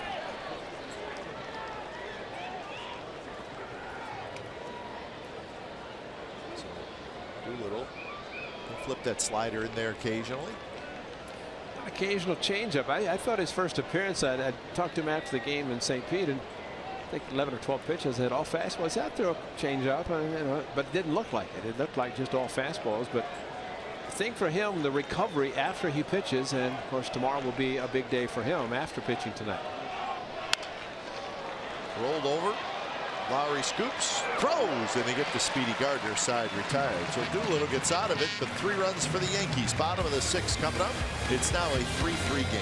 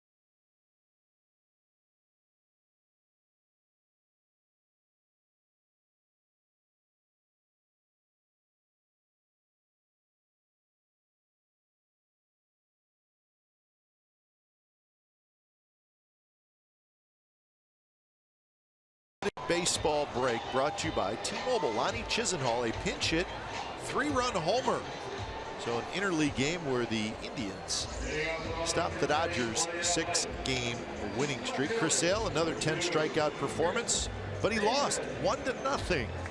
Phillies got a run off him in the 8th, and Miguel Cabrera did it again. He walk-off home run. He went to right field with this one that gave the Tigers a 5-3 win over the Rays. So that's your unlimited baseball break here at the Coliseum. The Yankees and the A's are tied 3-3, going to the bottom of the 6th. Nice night in Oakland. Warm temperatures coming to the Bay Area.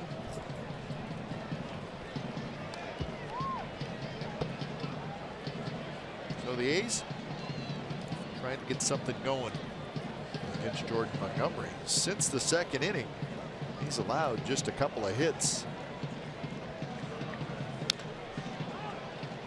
Lots of changeups. Well, changeups and breaking balls. And the thing about the A's, granted tonight they scored in the 1st inning, they scored in the 2nd, but since then 2 hits, like I said, since that 2nd inning, and that's what the A's need to do. Shut down. How about that perfection? See his club tie the game. 2-pitch to Davis.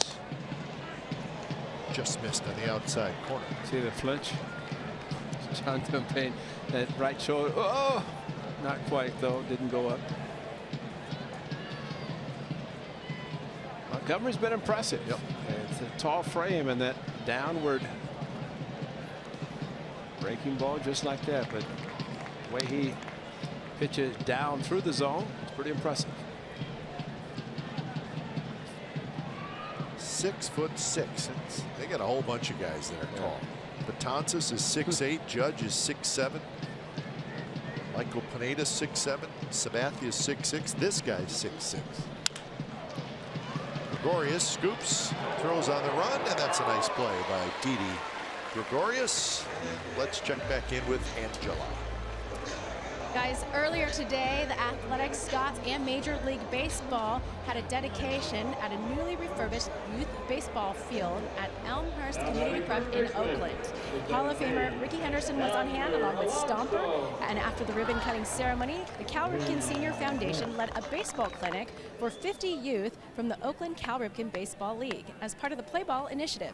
Scott's refurbishment program is scheduled to dedicate a newly renovated field each month from March through August. Guys, back up to you. It's always great to see when the A's do renovation of field. Kids get to play on it. Yeah, it's all perfect. Of a sudden, hey, this field's pretty nice. We got Ricky out there. Got all that, see all that Rawlings Sporting Goods equipment there? Oof. That looks like some good stuff. Maybe we should go out there. Get a new glove and a bat. Yeah. You know?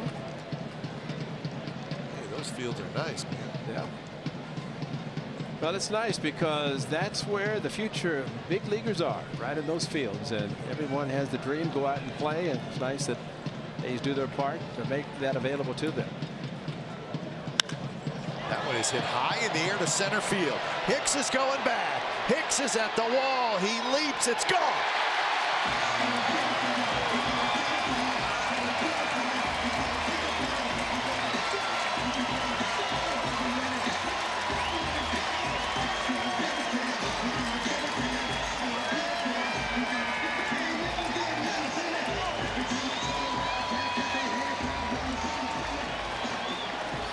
Just a high, towering drive that just kept going to center field. Just got under it, just a little bit above the knees, and Yonder Alonso, who just returned from a very tiring trip to his home city of Miami, gets under a fastball, 17th home run, his 4th against a lefty, first of the season against Alvarez of the Rangers, and you're right, it just kept carrying. And really, if there was any chance for Hicks, it was perfect because it was so high. He went back to the wall, but he just ran out of room. Tremendously towering for Yonder Alonso. Alonso and Chris Davis now tied. 17 home runs, 5 behind the leader Aaron Judge. Sean Dillon got 2 big outs with runners on base, and there are the numbers as Larry Rothschild's out to visit with his pitcher. Chris Davis, Yonder there. Another look at Yonder Alonso. Just And he talked about getting the elevation. Well, he got it. And not only that, but tremendous power. Watch the Holy Toledo sign light up. And that's worthy of a Holy Toledo from the great one, Bill King.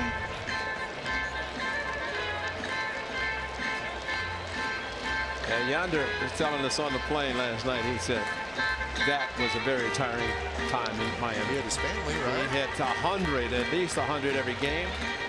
And he got everything. And, you know, he was right. He said whenever he's with the Padres, they go and stay 3 or 4 days. He said in this series it was 2, as they played 2 here. Chad Green starts to throw.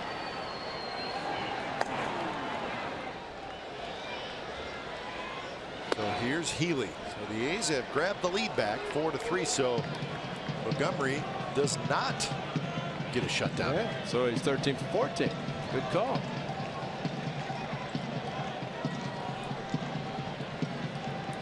Healy has struck out and he has grounded a short. In there for a strike.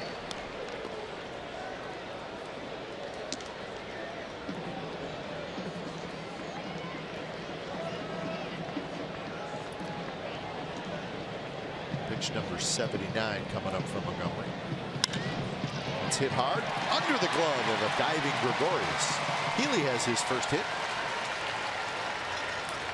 Well, I think Healy looked like he wanted to swing to 3-0, but you know what Yonder Alonso did is what hitters should do when they get the count in their favor. Lift the leg up, in this case by Healy, gets the fastball down and hammers it into left field. But there's a timing mechanism for him, the load, and it's hit so hard that even Gregorius, an outstanding shortstop, couldn't get the ball.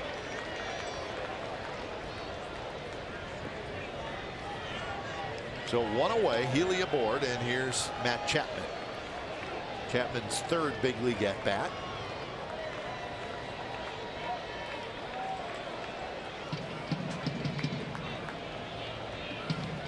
First pitch is a strike. Chapman walked and scored in the 2nd, struck out in the 4th. Just called up today. If you're just joining us, Chapman called up Trevor Plouffe, designated for assignment. Dad's got his phone out with he's ready for the first hit. He's got the camera ready for the first hit. He was being cool, but this time get the phone out. It's time.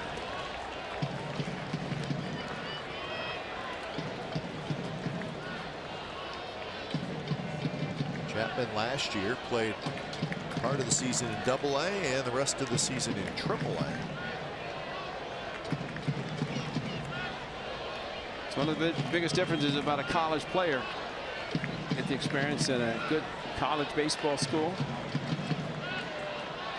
Yeah, that's a good call. And you know what I think, you know, we were talking earlier about how some players maybe dealing with the failures and all that, but you know, you played a good college program, you're going to have failures there too. Sure. I mean, you're going to deal with big crowds. You're not hitting 800. Exactly. And you know, you're using aluminum bats, but it's not like you're going to get a hit every time you go to the plate. So that's a good experience for a player. One's outside, so 2-1 the count. You look at the career that Evan Longoria has had and is having. He wasn't even drafted out of high school. You know, and ends up going to college, and of course now one of the superstars in baseball. Aaron Judge, who said he wasn't ready to go to play professional baseball. So, I mean, guys know they go to a good baseball school, they can get great experience at those colleges. This one popped up. Went down, try to get that changeup. So Gregorius comes in onto the grass and he grabs it. So good changeup by Montgomery. Maybe the last pitch he throws. Yeah, and it was a good changeup, and Chapman just got under it and maybe even out of the strike zone, but you could see that young man's powerful. And so when it's time for change, think Speedy Oil Change and Auto Service, your trusted oil change, tune-up, and repair experts.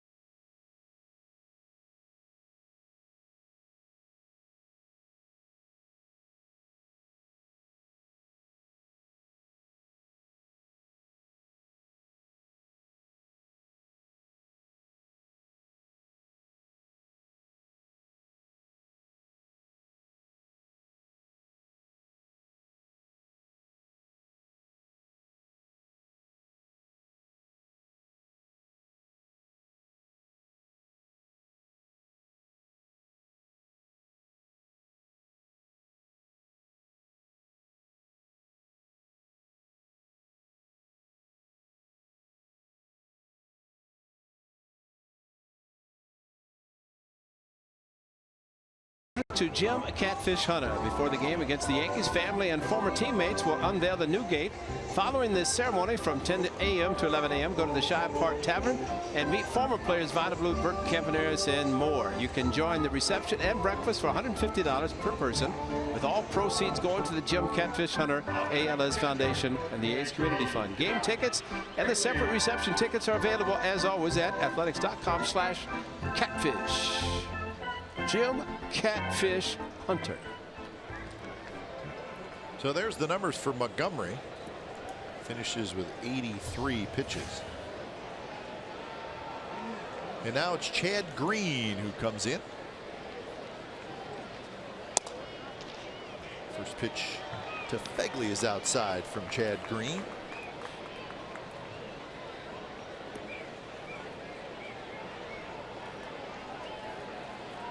Fegley doubled and scored in the second inning. Now it's 1-1. Relieved Michael Pineda at Yankee Stadium on the 28th of May. Fastball, likes to throw that. Mid-90s tops out. 2 and 4 seam fastball. Joe Girardi not afraid to go to his bullpen. Pretty good. It's pretty good even without Aroldis Chapman, who is still on the disabled list, although it sounds like he's getting very close. Yeah. Raymond, of course, always between Joe Girardi and Larry Rothschild.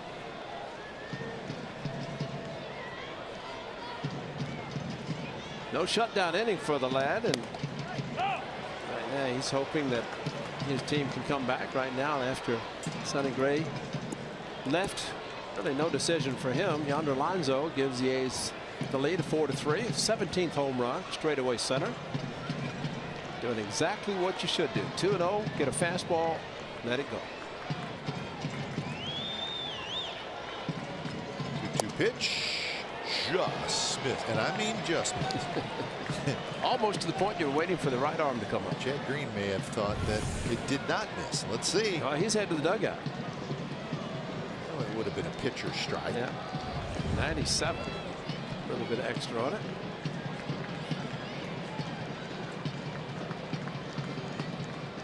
So 3-2, runner goes, and the ball is lifted in the air to left field.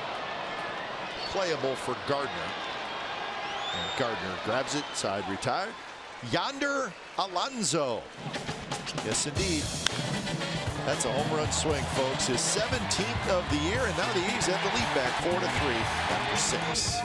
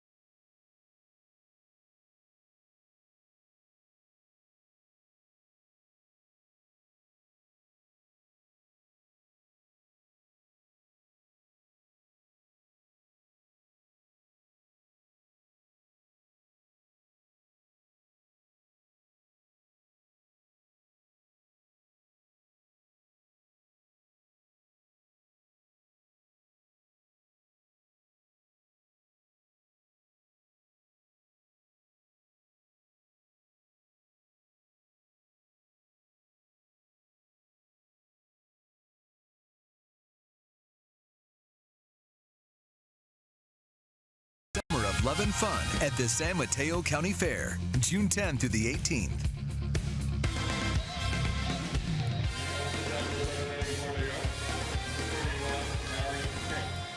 So the A's leading the Yankees 4-3 after 6 innings, so it should be an interesting final 3 innings. And the magical season continues for Yonder Alonso. His home run, his 17th of the year.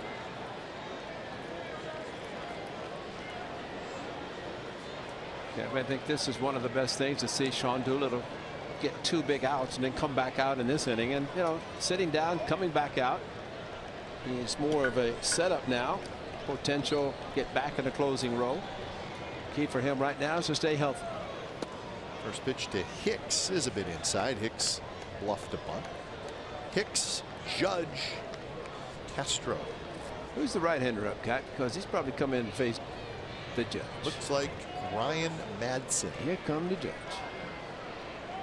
Let's see the Judge up. Nobody on base. And that one catches the inside corner. Hicks did not agree. 1-1 the count. Hicks is 0 for 3. Came in with the 8th best batting average in the American League.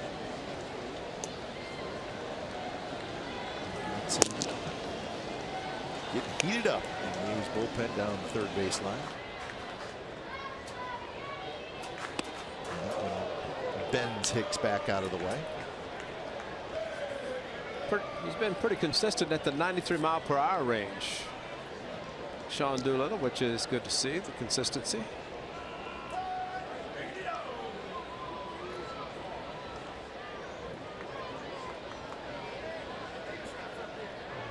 Hicks waits, and the 2-1 pitch.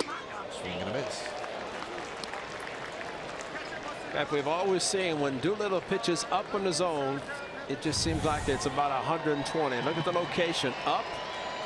And hitters it's hard for a hitter to get on top of a high fastball.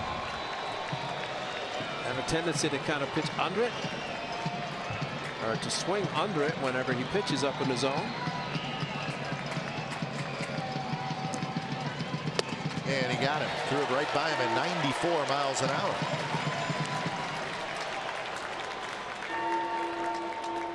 So Hicks strikes out. A little bit extra on the fastball, and Hicks with the big swing could not catch up. So Sean Doolittle with 3 batters, 2 strikeouts and a ground out, and a nice job by Dr. Doolittle. So when it's time for Change 6 Speedy Oil Change and Auto Service, your trusted oil change, tune-up, and repair experts.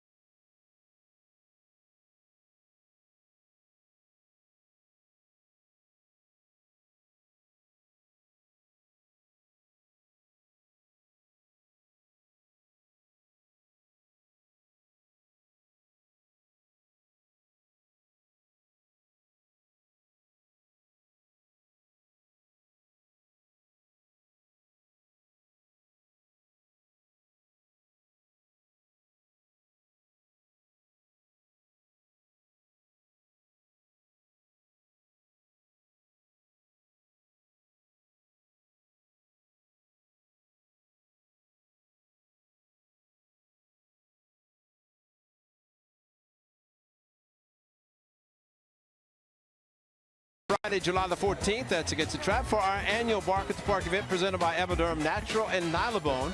We free samples for dogs, a pregame pet parade, so much more. Purchase your special ticket for this event now. Space is limited, so act quickly. For information and tickets, visit athletics.com/bark to register today. So Madsen comes in to face Aaron Judge. What if you don't have a pooch?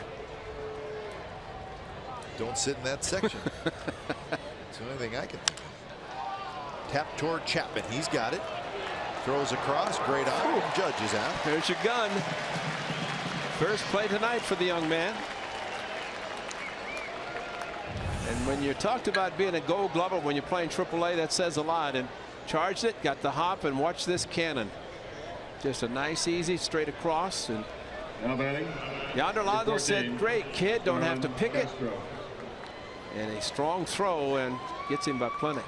Nice play. Whew, that one's out of the way. And it was smooth. Yeah. Watching him take ground balls with Bob Melvin hitting him, take them to the side, to the right hand side, and then throwing to second base perfectly. Look at the numbers for Ryan Madson. 27th appearance, and of course more setup now versus the closer role. Looked like a good pitch. Call the ball 2-0 to Castro.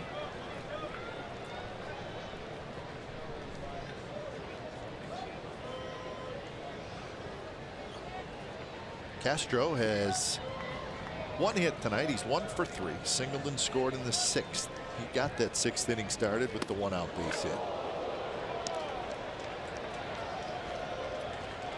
Castro was just able to avoid being hit. This one was going after him. You got the leg kick, and then you get the foot down, and then when the ball is coming in towards you, it's hard to get out of the way.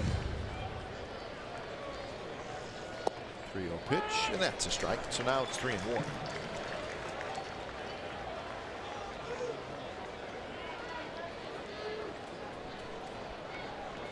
Castro with the Cubs was their shortstop, but moved over, now playing second base for the Yankees.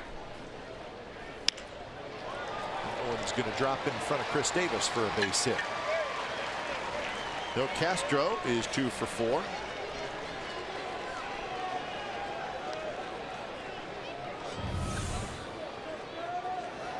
Well, he pulled the hands in, and very similar to the ball that almost hit him, and he had pulled the hands in. Gary Sanchez. Ball into left field.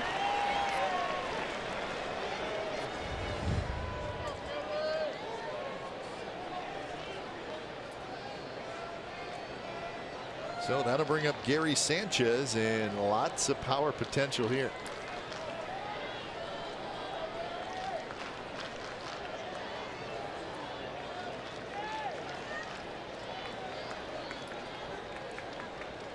First pitch to Sanchez, and he takes down and in.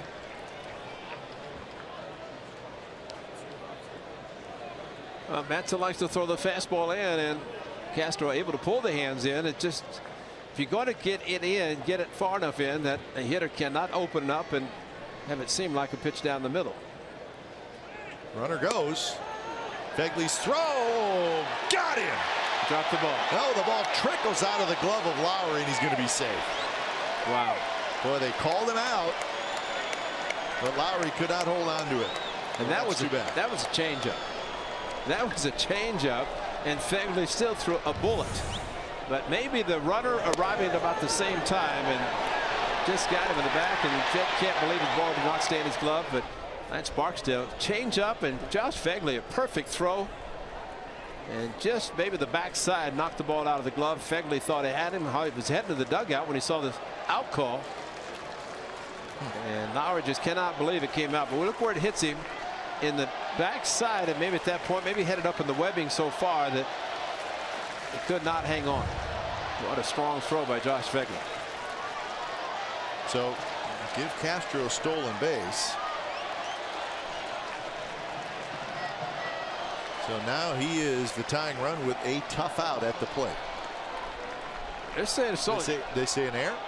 Well, you know, it's a stolen base, but you know, normally if there's an out call made and the guy doesn't hang onto the ball, it's usually an error. Yeah, you're right. And not a stolen base, because there are times the umpire will wait to make the call, and Barksdale didn't have the ball roll past him. But that's hey, you don't want to punish Fegley. No. Well, it would have been on Lowry. When I say punishing him, I mean by allowing a stolen base. Right, exactly. And really the error would have been on Lowry because he had been called out and could not hang on the ball. I'm surprised really that Barksdale called it so quickly, because normally they wait because of now the overslide and the tags, etc. 2-1 pitch inside, and now it's 3-1. Be careful here. Gregorius, a left-handed hitter, is on deck. I think Madsen can't believe they're not swinging, but this is a club that does take a lot of pitches, a lot of close pitches, and if you want somebody to chase a pitch, I don't think this is the club that's going to be the one to do that.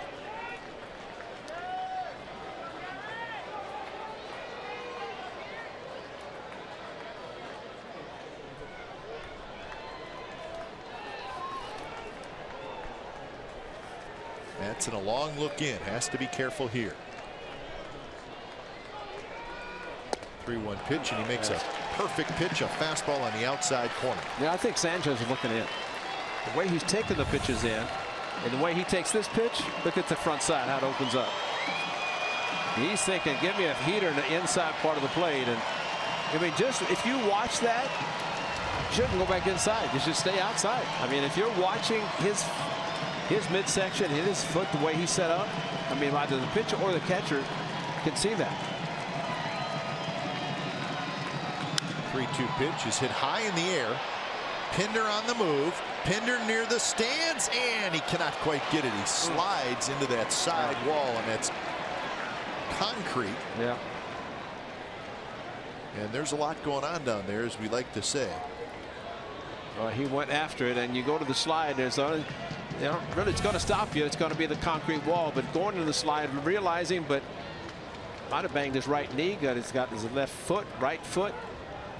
But when he went in the slide, it's like a pop-up slide, and the right leg was on the ground and might have banged his right knee into the concrete wall.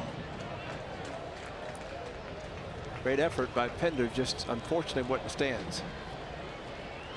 I think it's more the right knee.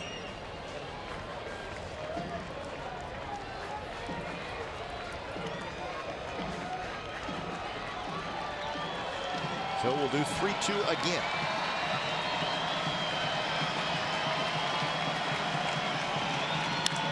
And that one's hit in the air to center. Rajai Davis hustling back. It's over his head, off the bottom of the wall. Coming in to score is Castro Sanchez with a double, and it's 4-4.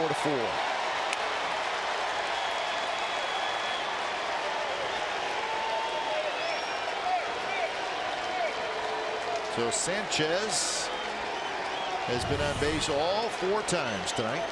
Look where the ball came, right back in the middle of the zone at 96. Good fastball location, probably not where he wanted it. Sanchez late on the previous fastball to right field into the seats. This one over the head of Rajai and banged up against the wall. And there's the stolen base with 2 outs. Castro getting the base hit to left field. And think also, Kike, with Barksdale calling Castro out and then safe. If that's an error, it's an unearned run. Yep. I mean, run's a run. It doesn't matter. The game's tied, and you don't want to see that. But the location of the fastball, that just shows that 96, 97, if it's not where you want it, to be hit.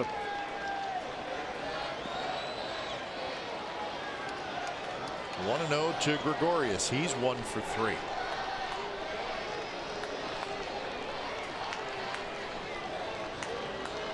He had a base hit, scored a run in the 6th.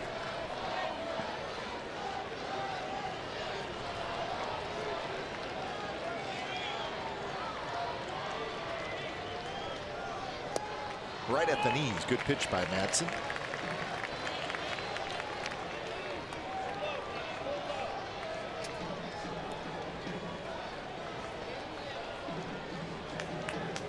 So Gary Sanchez with a double that has tied this game back up. So the A's lead did not last long.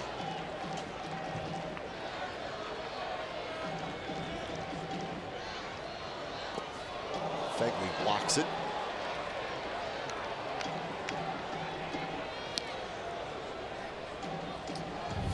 Fegley's done a great job tonight, and he continues with Madsen's curveball, gets his body in front of it and blocks it, actually catches it.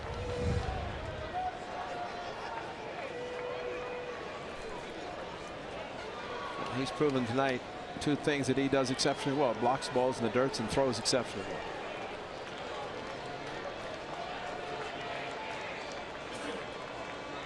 Two-one pitch, foul straight back. Gregorius had a pretty good swing and a fastball.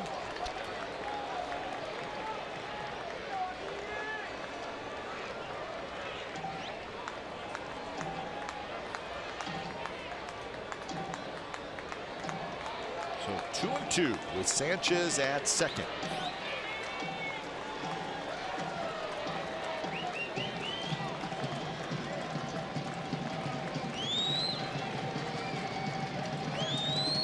And that one is in the dirt, and now it's 3-2.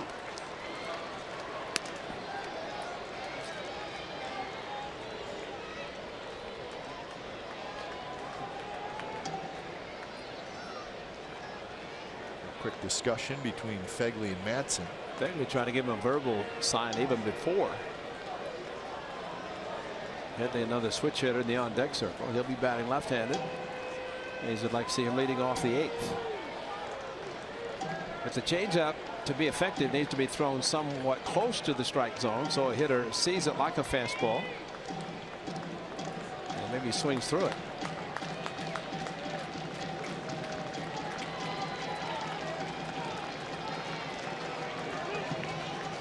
Gregorius digs in, a full count.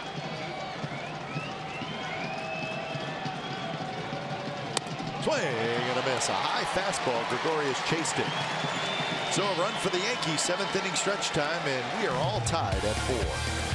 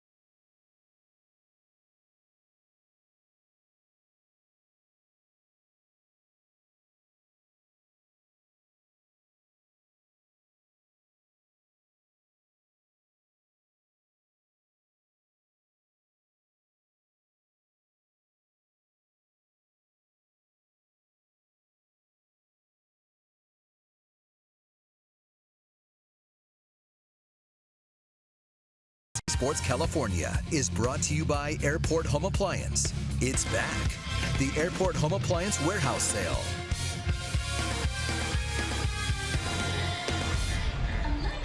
There's the big left-hander, Sean Manaea. He will take the mound. He's pitching great, looking for his 7th win. He's 6-3 on the year.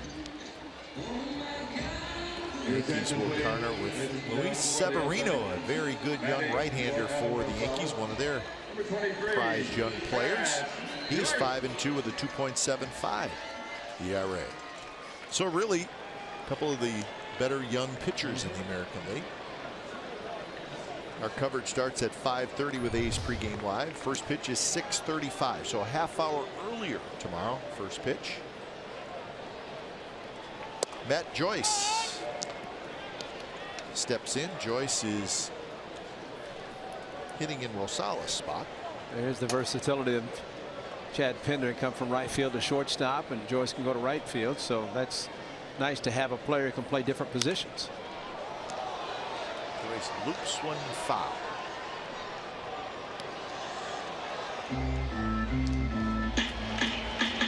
So 0-2 to Matt Joyce. He'll be followed by Davis and Pinder here in the 7th.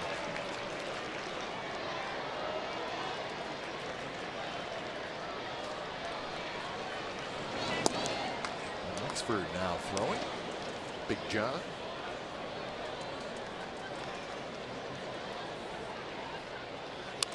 Joyce fouls it straight back. Twins beat the Mariners 6-2 today in Minnesota. So with the loss, the Mariners now 33-35. Barrios beat Miranda.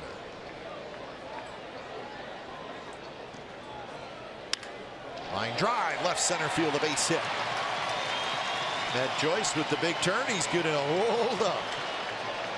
And now he's got to hustle back, dive back in. But Joyce with a pinch hit, base hit here, leading off the 7th. Yeah, Cap, that's something he did so well with Pittsburgh last year. He said it made him a better player because in the National League he was more of a pinch hitter. And so coming into the A's this year, signing and wanted to play more regularly, which he has been, but when called upon to pinch hit, he's very familiar with it. He was thinking too, ball slicing away, but Hicks got to it quickly with his speed.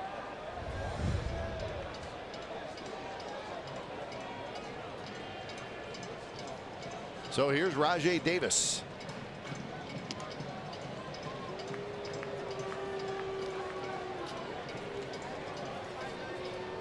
Game going on down south. The Royals are leading the Angels 7-2. That game in the 9th inning.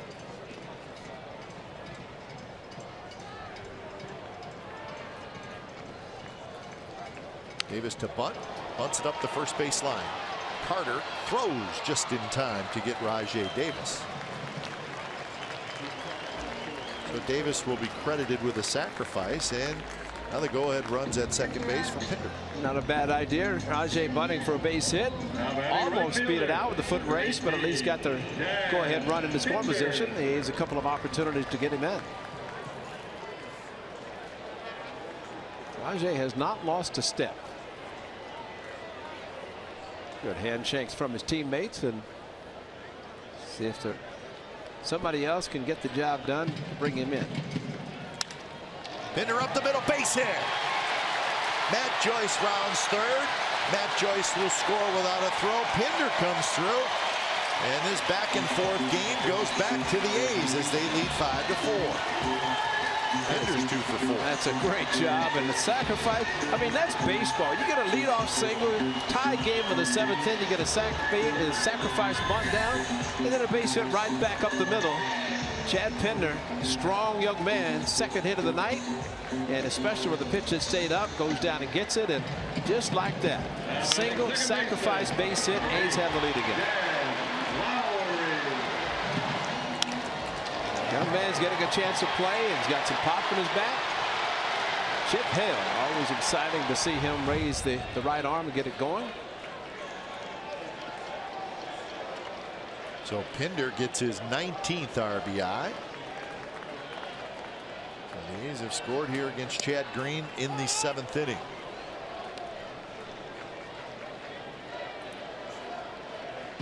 Nobody wants a shutdown inning in this last two. I know. No. Maybe John Axford can. Somebody's going to have to at some point. And Santiago Casilla.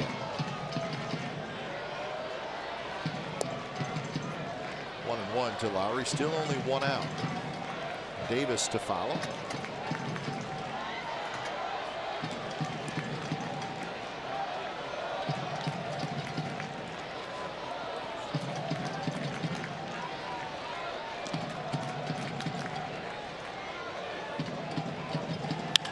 Lowry blasts one to center. Hicks back. Hicks in front of the wall, and he's got just enough room to make the catch, and Pinder has to hustle back to first. Had a nice sound to it. Yeah, Larry Rothschild said, let me go talk to my man up there. But look at the swing by Jed Lowry. Got the foot down, and then just kind of an upper body, and still almost hit it out to straightaway center. Pulls it any place to the right side. It's going to be a home run from the right side after hitting one right-handed. Just could not get it deep enough. The season Jed Lowry's had.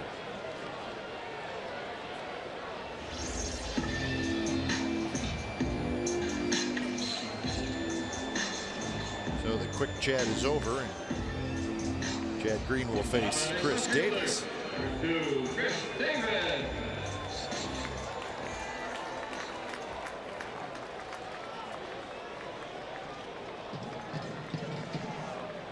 Davis 0 for 3. Fly out, strikeout, ground out. Swing and a miss. High fastball from him. The first place Astros are off tonight. They will host the Boston Red Sox this weekend. Should be an entertaining series.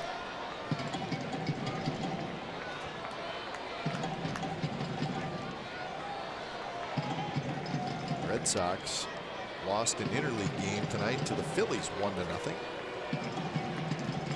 Chris Sale lost that game. He pitched straight.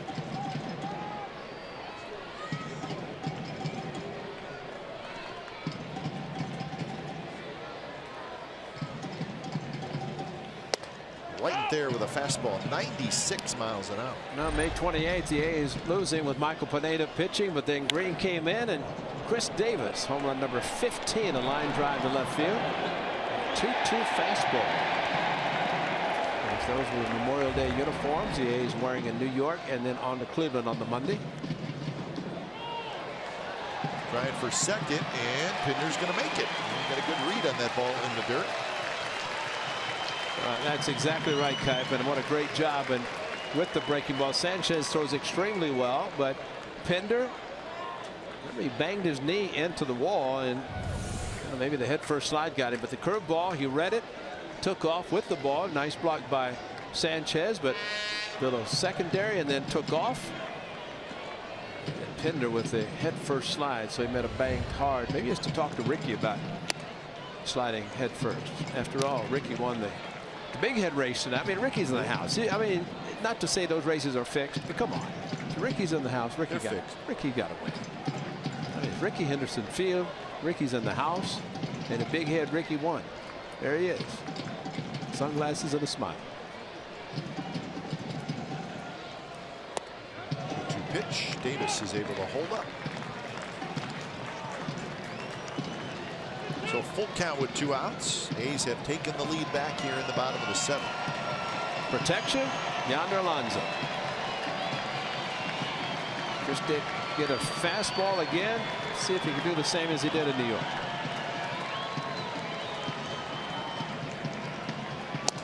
And he got him swinging, stayed away with a fastball, so Davis strikes out, but the A's get a run. Chad Pinder with an RBI single. 5-4 Athletics.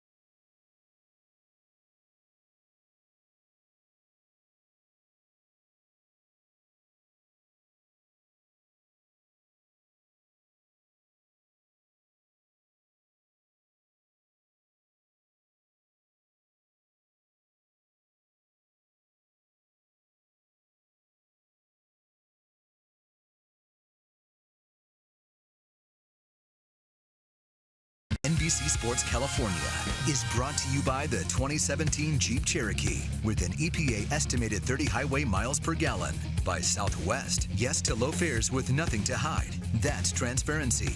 By Toyota, the full-line automaker with the longest lasting vehicles in America. Toyota, let's go places. By AAA, what does your insurance do when it's not doing insurance? It should do more. Go to AAA.com for more details. And by the all-new 2017 Chrysler Pacifica. So John Axford comes in. He is pitcher number 4 for the A's, so it'll be his job to hold on to this 1-run lead here in the top of the 8th inning. When it's time for change, think Speedy Oil Change and Auto Service, your trusted oil change, tune-up, and repair experts. Facing Headley, and it's 0-2. So Joyce, who pinch hit, he hit for Rosales, so he stays in the game in right field, and Pinder slides from right to short.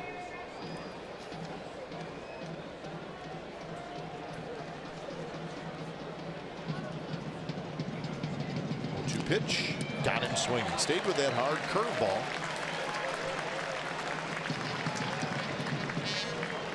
Well, the Ford Smart Play of the day is brought to you by your California Ford dealers. How about Matt Joyce? How about a pinch hit base hit left center field? And next, Rajai Davis, a sacrifice bunt to first base. And Chad Pinder, how about a first pitch base hit up the middle? And that quickly, textbook baseball, single, sacrifice, RBI single. A's retake the lead. And now John Axford trying to get the shutdown inning. So Rajai doing his job, getting the runner in scoring position, and Chad Pinder got him in. Smart play of the game. So with a 1 out, here's Chris Carter.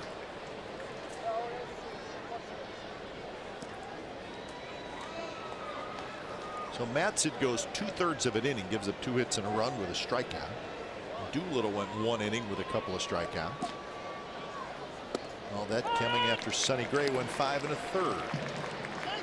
And what you hear in the bullpen is that of Daniel Coulombe. Now the A's have 2 lefties, so Coulombe getting ready for Brett Gardner, who would be the 4th hitter in the inning if it goes that far. John Axford trying to complete it by getting Carter and then Romine. 1-2 now to Carter. Carter had an RBI hit in the 6th. It tied the game at 3. Got a hanging curveball in 3-2. Called out on a similar pitch down the previous at bat, and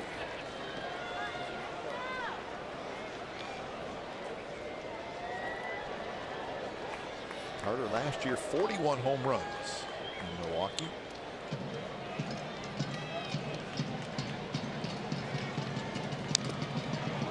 Two pitch, he rolls it foul, got a breaking ball. That's Matt Holliday. And it looks like he's going to hit for Austin Romine.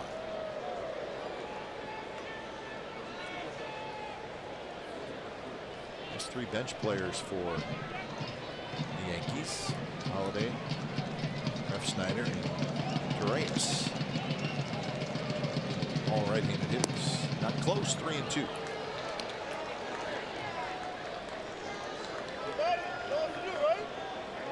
Well, whatever happens, the A's will see Aaron Judge one more time.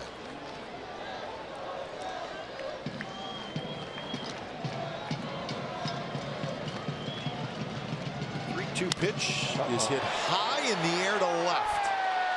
Davis near the wall, and we're tied again. On the ball game. hanging curveball. That's 3 in a row. 3 at bats in a row. He grounded out on a double play. His first at bat on the fastball, 1-2. 3-2 curve, strike. 3-2 curve, RBI base hit. 3-2 curve, solo home run. Game tie. Wow. And Kike, the last 2 curveballs, he's 3-2 is like this. How about this? And that's how strong he is, and that's how dangerous he is against his former team. Saw it in Houston last year, saw it when he's faced Manaea in Milwaukee, 2 home runs, straightaway center field, and the hanging curve. He didn't miss this one.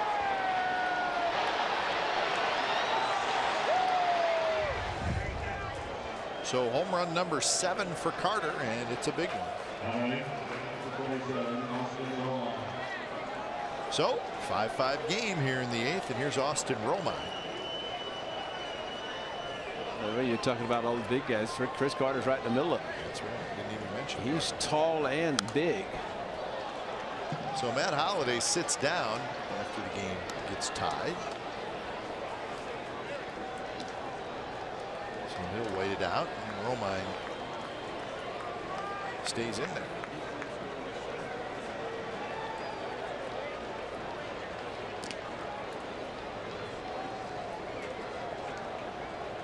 Well, the Yankees' first home run of the night, and it's a big one.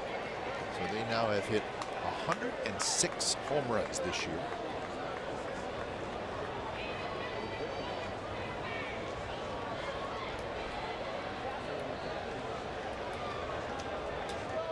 One and one the count to Romine.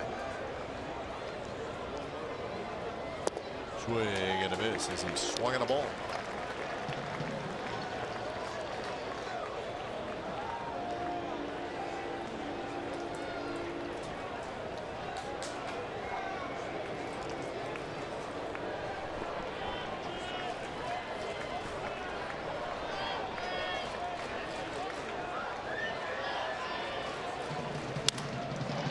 Looped into right field, and that's a base hit. Romine just kind of reached for it. So 12 hits now for the Yankees, and here comes Bob Melvin. Well, they see a lot of pitches. It's the fourth pitch seen by Romine in the at-bat, and as we talked earlier about the number of pitches thrown, a pitch off the plate, good slider, and all he did is reach out and serve it out to right field. So Coulombe coming in to face Gardner with one out here in the eighth. Your attention, please. Ladies and gentlemen, coming in to pitch for the Athletics, number 35, Daniel Coulombe.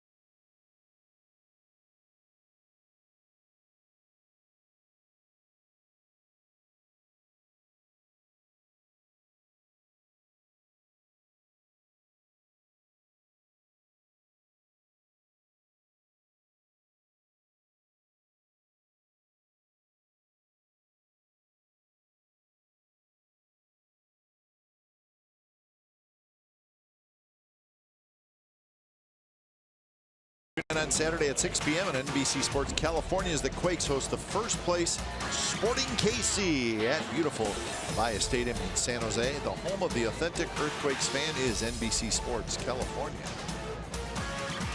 So that's a big one. And of course tonight here at the Coliseum it's Quakes night. Showing some love for the San Jose Earthquakes. Wondolowski. Heard from him earlier in our show. So Axford gives up the tying home run to Carter. And now lefty on lefty with Coulombe facing Gardner. Gardner goes after the first pitch. Chapman hustling over, but it's going to be into the seats.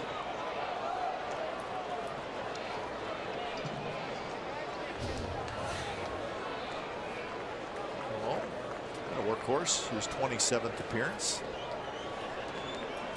A little better for him now with the extra lefty. Sean Doolittle coming back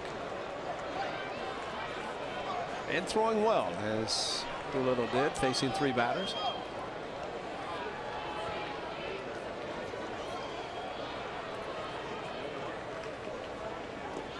Breaking ball is blocked, so 1-1 the count.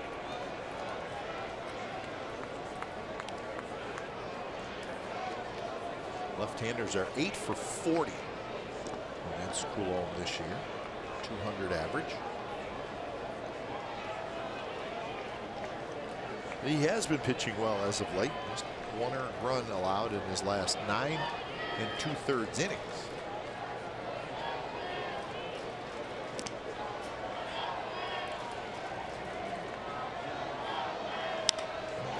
That one hit in the air toward Davis. Davis has got to get back. He does, and he makes the catch. That's the second out of the inning. And now to be Aaron Hicks. Hicks is a switch hitter, so he'll hit from the right side. And that's proof right there. You don't have to play extremely deep. You can go back on a ball. Chris Davis did it very nicely.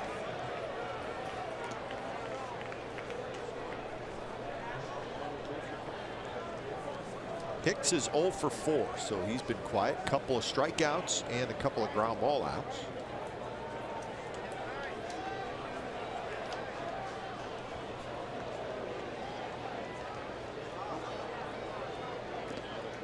Hicks's splits are pretty even. As a right-handed hitter, 333. As a left-handed hitter, 304. He's come into his own. He was the big prospect for the Twins and #1 draft pick. Never really panned out in Minnesota and really didn't do a whole lot last year, but this year he's been very good for the Yankees.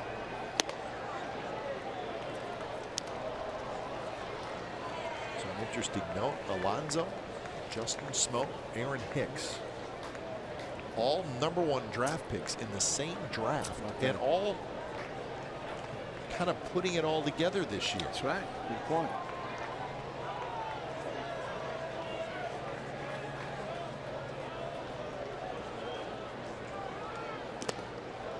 Looks like a pretty good pitch. Call the ball. Good 12-6 curveball from Daniel Coulombe, and surprising that Hicks saw it breaking and figured it's going to be down. Got the call in his favor. So 2-1 the count. Hicks has 10 home runs. He's got 36 runs batted in. Fouled off somebody, and it rolls all the way up the first base line. Josh Phegley. Little change up off the body. Change up from Coulombe, and Josh Phegley with Hicks just barely making contact. So how about the left shin go? Yep, you still feel it.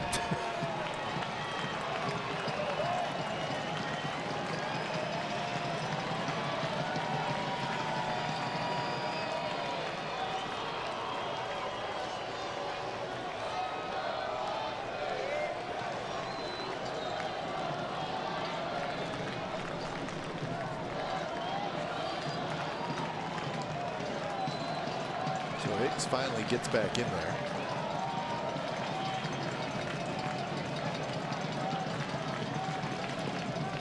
Hard curveball in the dirt. Full count.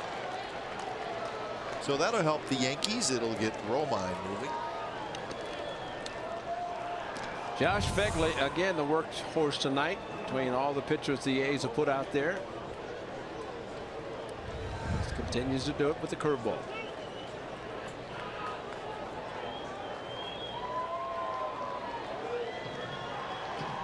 Lurking on in the on-deck zone. Hovering in the on-deck zone.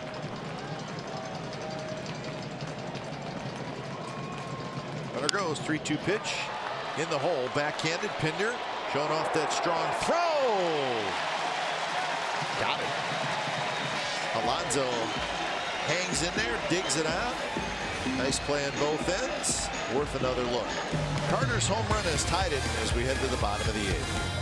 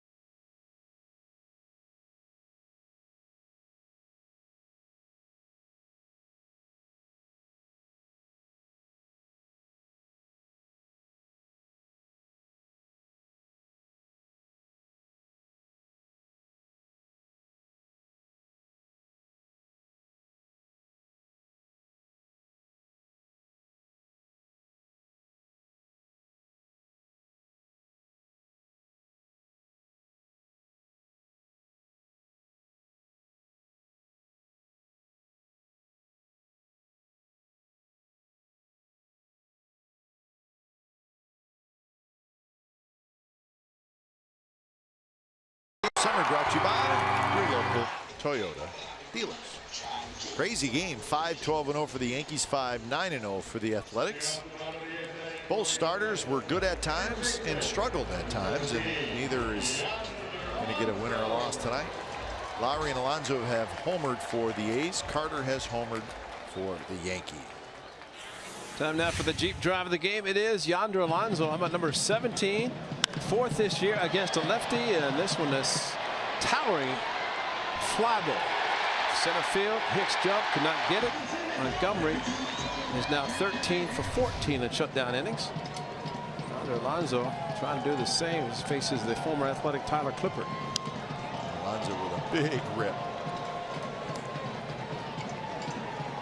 So 0-1 the count. Alonso, Healy, and Chapman here in the bottom of the 8th against Tyler Clippard.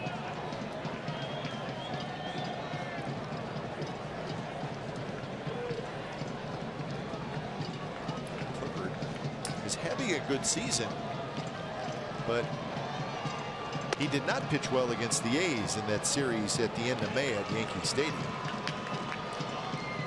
The A's got to him twice.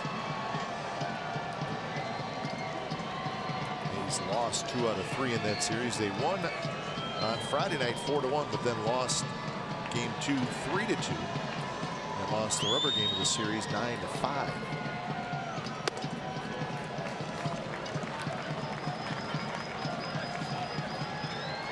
I reminded him today, which I thought his response, he being Clippard, about the Evan Gattis ball over his head, shot to center field. Clippard said, I still wake up nights thinking about that.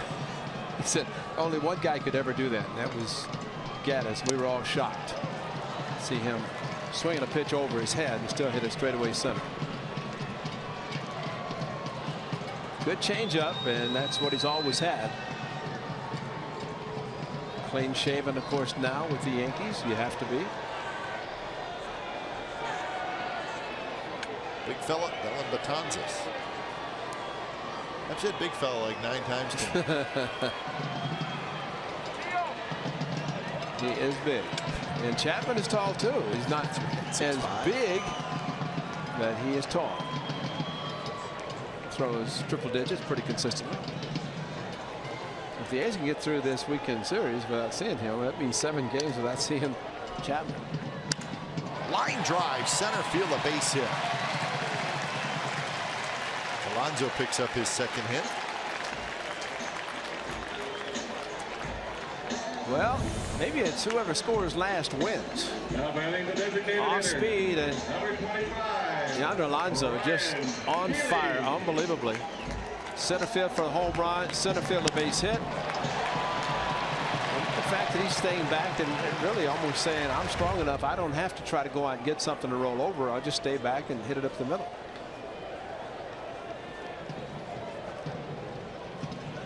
So leadoff man on here in the bottom of the 8th, and that'll bring up Healy, who singled back in the 6th inning. He's 1 for 3.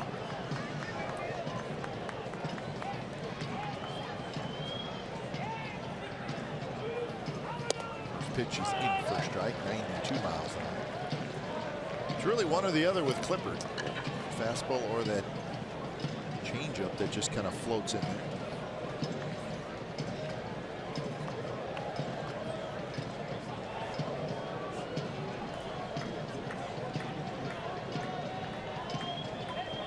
Clippard just a short amount of time with the Athletics. That was in 2015. Runner goes. Ball's popped up foul. Pretty good job, but not much. Healy could do a pretty good fastball to hit. Alonso not known for a lot of stolen bases. Mike Aldrete, the former bench coach of the Cardinals, now on the bench. High leg kick, and that's why you get the stopwatch with the high leg kick.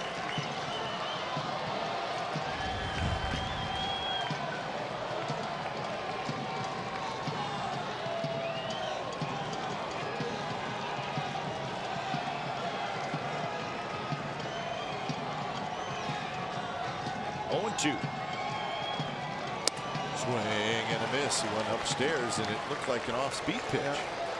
Maybe not where Clippard wanted it, but it certainly worked. You're right. 84 upstairs and the upper part of the strike zone, but it looked like when he swung, it might have been out of the strike zone.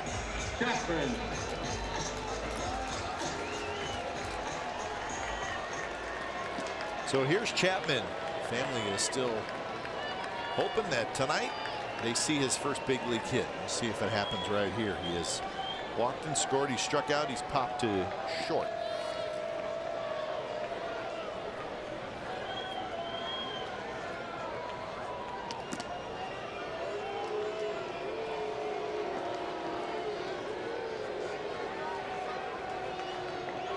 Chapman has had one chance defensively, which he took care of no problem.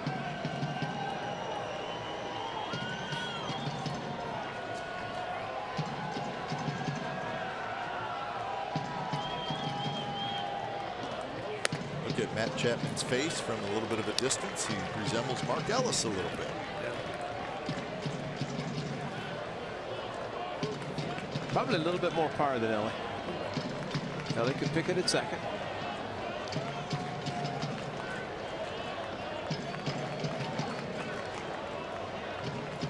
Want to know to Chapman. Outfield deep. Hicks, the center fielder, shaded toward right center and very deep.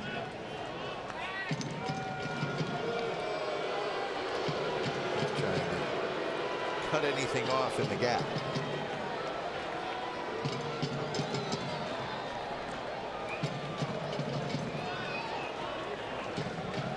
Has come out into the on deck circle. That's Fegley's spot.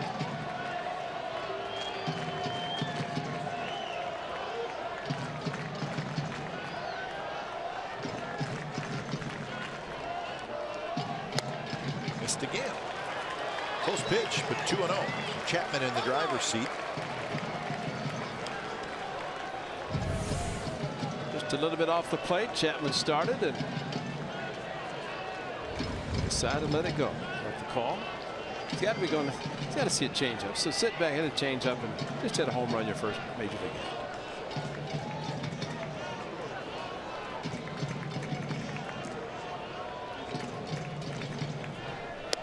There was the changeup. You see 79 miles an hour. You know, if you can stay back, it's a hittable pitch right in the middle of the plate, and Chapman just big swing and no contact.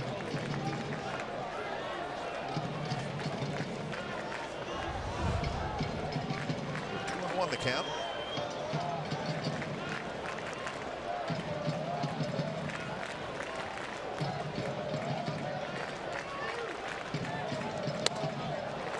And now 3-0. So 2-0 changeup, 2-1 fastball. 3-1 changeup. I mean, that's, I agree with you. It's one or the other. It's 50-50. Pretty much all Clippard will do.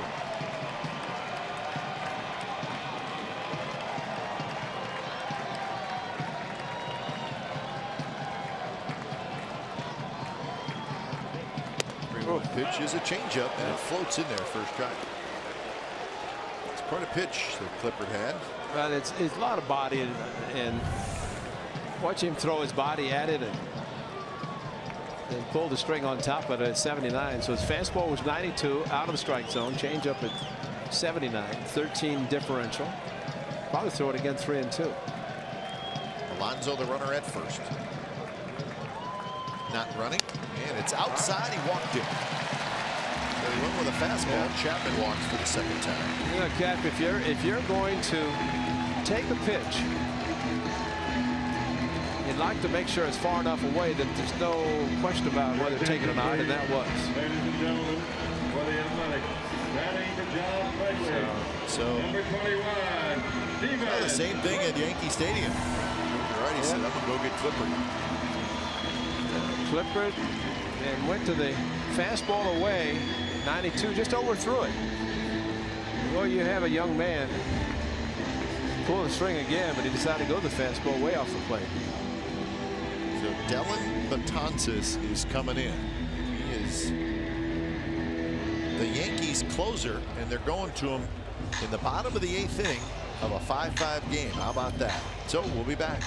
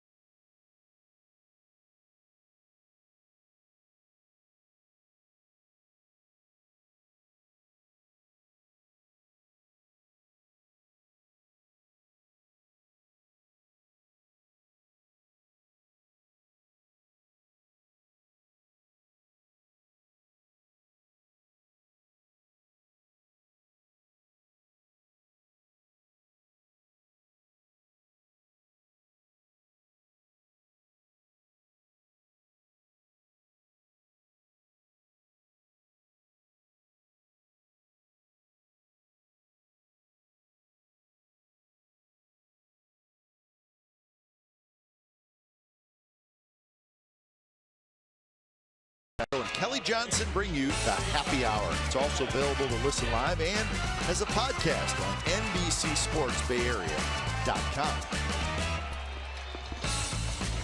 So the A's with a chance to take the lead as they have 2 on, 1 out.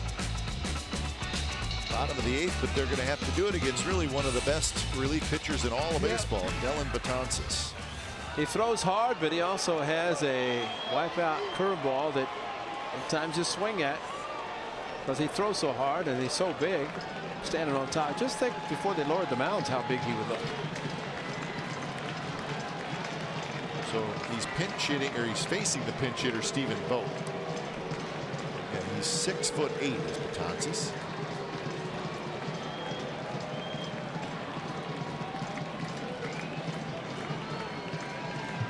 Alonso at second, Chapman at first.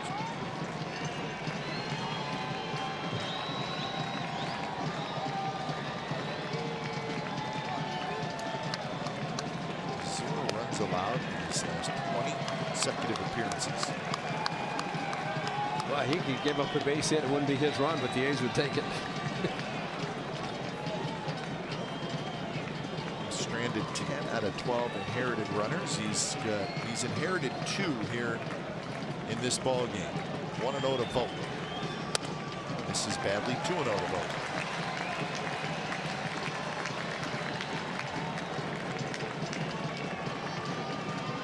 Vogt as a pinch hitter this year is 1 for 5. Overall hitting .221. He's got 4 home runs. He's got 7 doubles and a triple.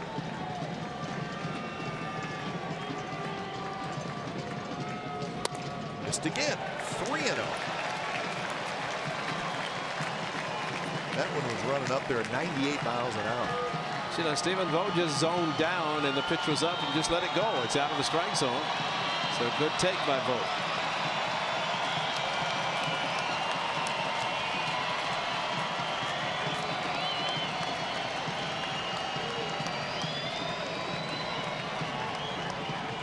Pitch and Vogt swung at ball 4. Had the green light, but unfortunately he swung at ball 4. Yeah.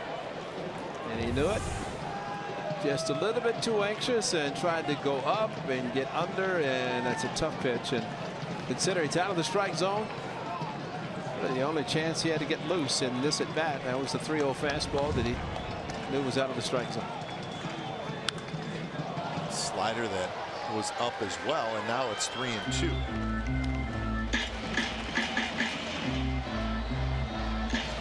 May have been a high strike.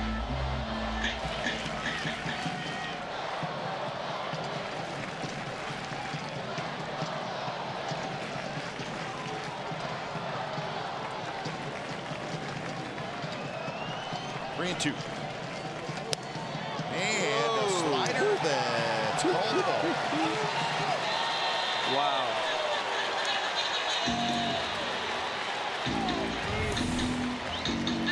Well, this is another breaking pitch, and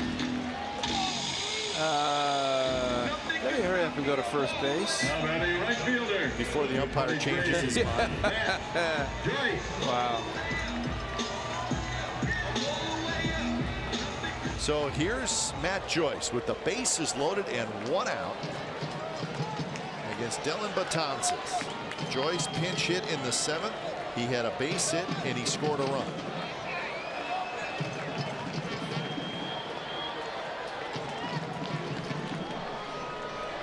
A's led 3-0 early in this game. In fact, they led 3-0 after 6 innings. So we're thinking a hit batter or a walk, because otherwise he hasn't made contact against him. He's 0 for 8 with 8 punch outs. That's not good. With a hit batter and a walk. So, I mean, you take the one for the team, guy throws 100 miles an hour. That's pretty impressive. So the Yankees playing for 2.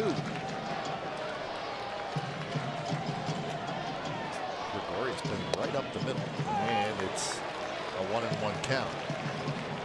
Like I said, it was a 3-0 game after 6. It was 3-0 after 5. And then things started to get weird. 5 career grand slams for Matt Joyce.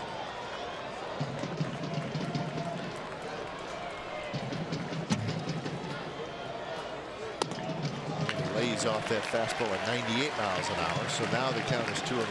Okay, you know, back in the 3rd inning, the A's had Lowry at 3rd and 1 out and did not get him in. And you don't think in a 3-0 game there, but now it's there, and this is even bigger. In a tie game, puts the bases loaded and 1 out. And that slider just misses inside. Boy, it's close.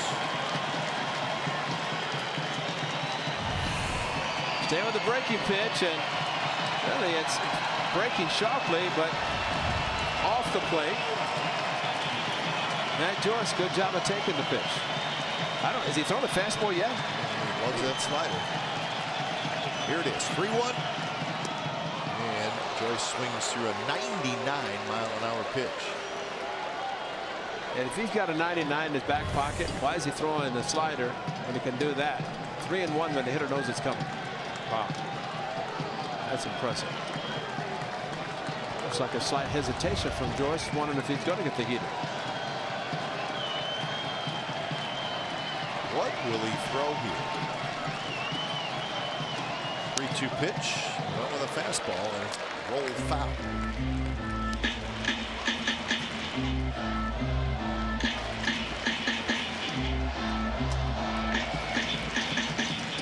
So the A's have the bases loaded.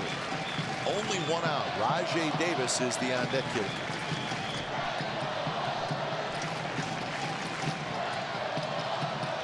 Kansas is ready again. Another payoff pitch. Here it is. And that one's hit high in the air, but well foul. So Joyce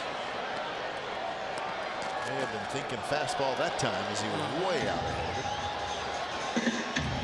it. Bases loaded from Betances' standpoint. Sure, he might get a swing and miss on a bad pitch, a slider. But got to be wondering too if the fastball's percentage pitch, he could throw at 98, 99. See if he just stays with the pitch. He goes to a slider, grounded to Castro. Castro spins out at second on to first. Not in time, and the A's take the lead. Joyce hustling to first. He went with a head-first slide. He beat it, and the A's lead 6-5. Well, the fact that Castro had to go to his left, that helped the A's. Both going into second, couldn't do anything, and Matt Joyce probably could have been safe running through the bag, but decided to go head first.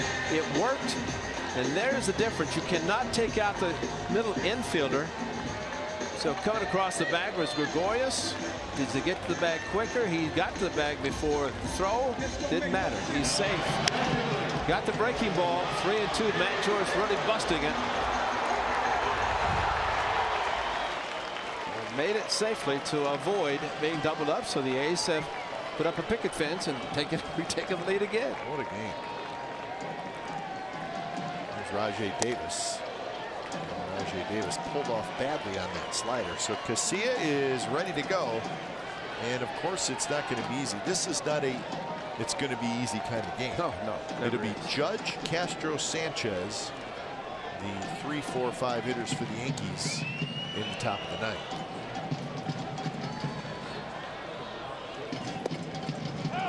Inside strike, and it's 0-2 to Rajai Davis, who's 0 for 3 with a sacrifice. Then what if he's in that frame of mind? Don't throw a breaking ball and bounce it with a runner at third base. Is a safe fastball, which he has thrown to Rajai. And a high slider. Rajai Davis swings and misses, side retired, but the A's get a run. They got a hit, a couple of big walks, and here comes Casilla to try to save it.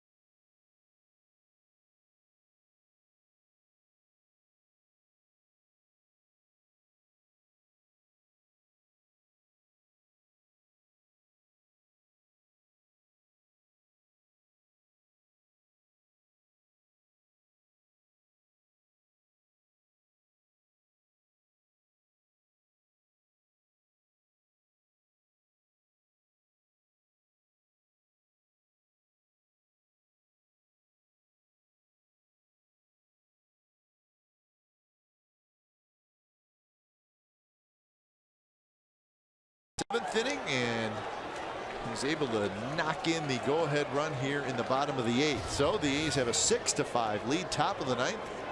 And here comes Santiago Casilla. 10 saves on the year, a couple of blown saves as he faces Aaron Judge. First pitch down and away. Judge, Castro, Sanchez. If anybody were to get on, Gregorius.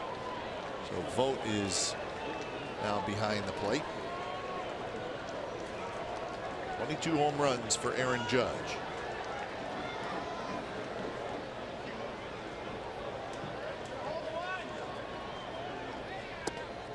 A little bit inside, didn't miss by much.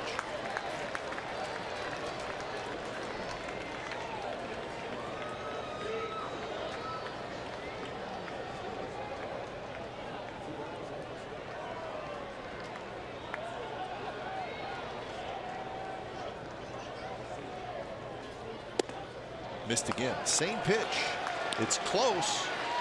It's got a little movement running into the right-handed hitter, and that may be pulling it off the plate. And this is the pitch he swung and struck out against Sonny Gray. It would have been his second at bat coming in the third inning.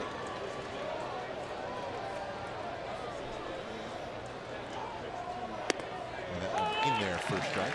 I didn't have the green light. I'm glad he didn't. I know. If he did, I'm glad he didn't. So 3-1 the count.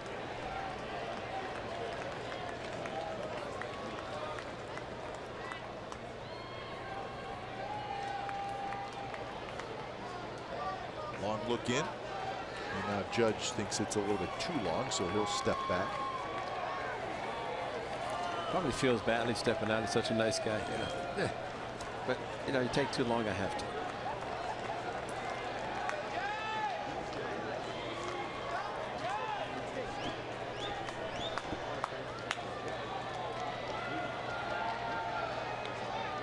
Three-one pitch is chopped up the third baseline, foul.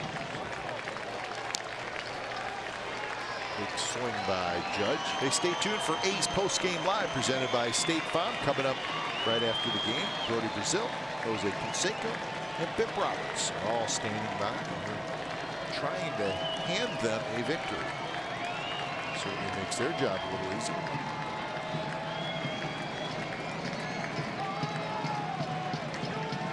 Three and two to Judge. Oh, strike three called with a breaking ball, and Judge could not pull the trigger. Well, he didn't. It hung on the inner half of the plate a little bit. But 5 fastballs, and then Uncle Charlie for strike 3, and just threw it right in the middle of the plate, and you get the big guy not able to pull the string. It's like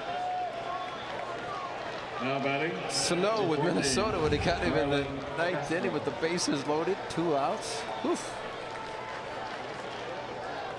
That was bases loaded. This was 3 and 2, so McMahon got a base hit his first at bat, then next 4 at bats, struck out 3 times. First pitch to Castro, down and away.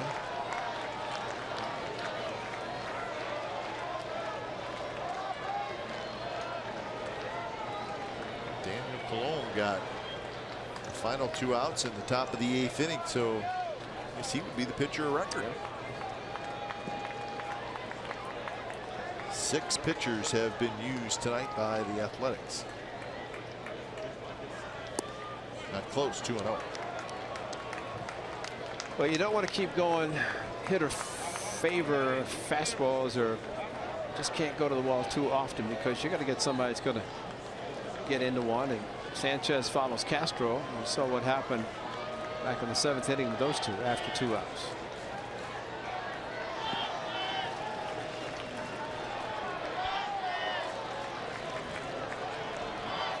2-0 pitch. Strike. As Casilla got the call that time. Not sure it was a strike, but oh yeah, it's right down the middle. Oh yeah, a little too same. Not quite coming back far enough, but far enough for. That one is hit toward right center field. Rajai Davis is not going to get it. It goes to the wall. And Starlin Castro has a double, and the tying run's at second base. He's got 3 hits. In each of his last 3 at bats, and Sanchez coming up has not headed back to the dugout without staying on base. So that's the scenario, and there's the same pitch that he took for a strike. This time he goes out and ropes it to right center field. Now batting.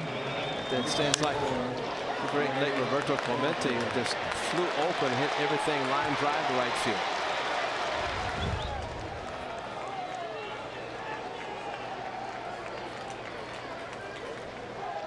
Sanchez walked in the 1st, singled in the 4th, walked in the 6th, double in a run in the 7th. So 2 for 2.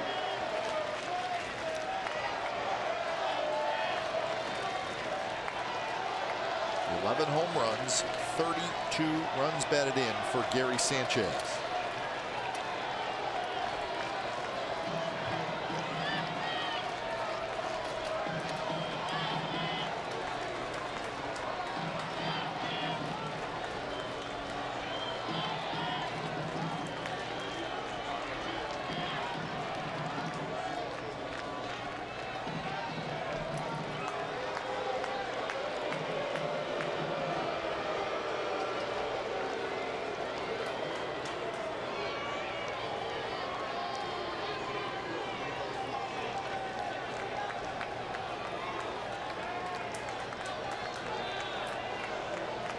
Didi Gregorius is the on-deck hitter. So those are the 2 guys that will have a shot for the Yankees to tie up this game.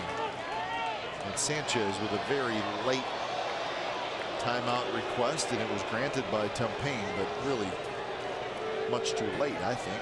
You know, it's very rare now to see an umpire as he's in the stretch and looking. I mean, Willie hardly took any time. It's like Sanchez didn't feel comfortable in the batter's box, so he asked for time, was granted, but you can't do that as an umpire. I mean, especially if the pitcher does not wait a long time to deliver the ball. This pitch is a fastball, a strike on the outside corner. 94 miles an hour. Rajai Davis, the center fielder, just maybe a step or two toward right center. Davis off the line a fair amount in left. Inside to even the count at 1-1.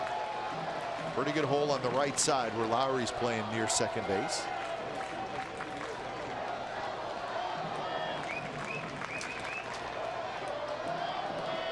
$13 hits now for the Yankees, 10 hits for the Athletics.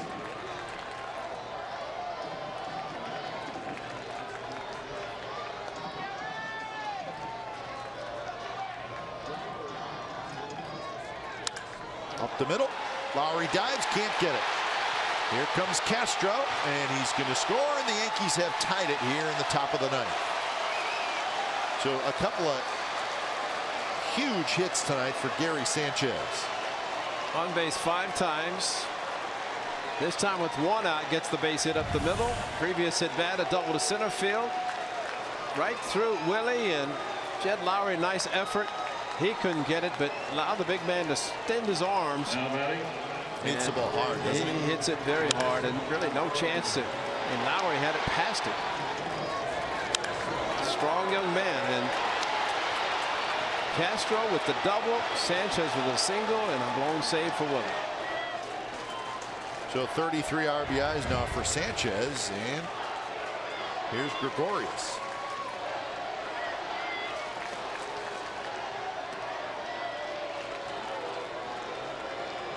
Have first game with 3 blown saves since May 11th of 2010. Now he's won that game.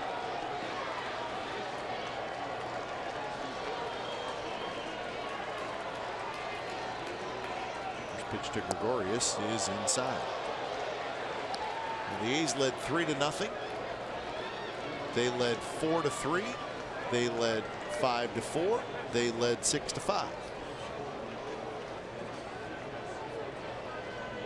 Which means that each time that they led, they had a blown save. Yeah.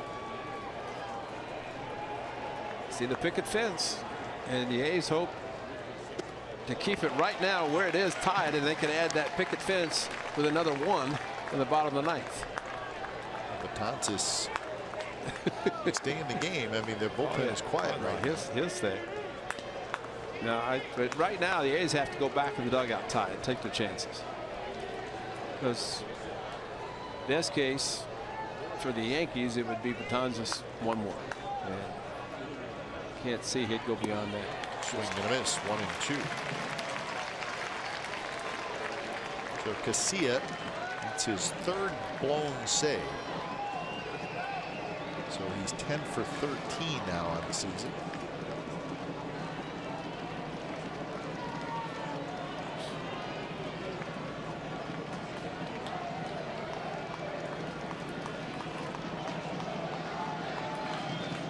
Sanchez is leaning, he runs. Begley's throw, and it trickles into center field, but luckily Lowry is backing it up. Pinder got his glove knocked off, and Gary Sanchez, the runner, checks with Pinder to make sure he's okay. Sanchez is a big man coming in there. The big kick and vote, really not much of a chance, and Pinder putting the hand in the glove, and Sanchez sliding feet first. Is, you know, it looked like if Pinder had gotten the bag a little bit sooner, it might have been able to get it.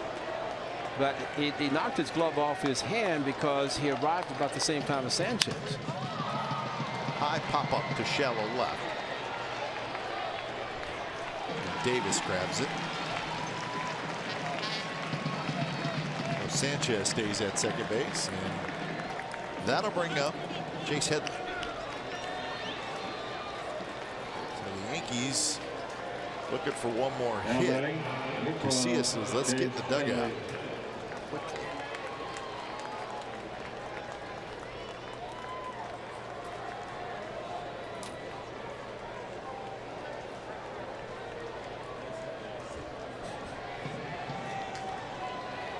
Headley so far, he's had a good night. He's 2 for 3, 2 singles, a walk, and 2 RBIs. Close pitch outside. His 2-run single in the 6th inning made it a 3-2 game. It got the Yankees on the board. Well, just hopefully, well, I mean, he's done a good job of going opposite field, and that's what's scary, because if they stay outside, they're hoping that he would roll over, but he's gone against the defense where he has gone to left field on pitches away.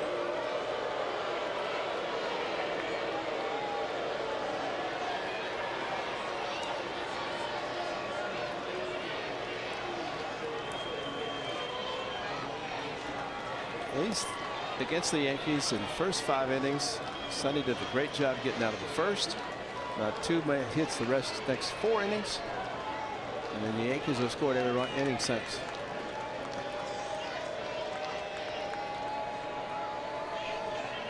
Yeah, I got the Yankees for 10 hits in the last 4 innings. That's right. Yep. And 2-2-2 in the last 3. They just put him on. That's your 0-4. Made the call.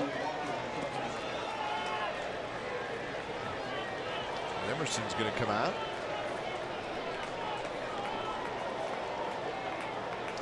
4 walks by A's pitchers tonight. They've struck out 11 Yankee hitters. So Chris Carter is the hitter. Now batting, number 48, Chris Carter.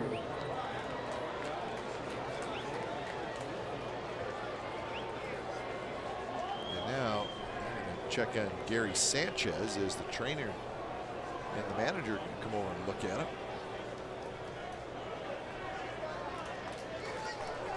Now Sanchez is the designated hitter. Yeah. He's feeling, at least they could put a fast runner out there. It was a hard slide. Well, see, his right leg got tucked underneath his body, sliding, and so he's going to come out.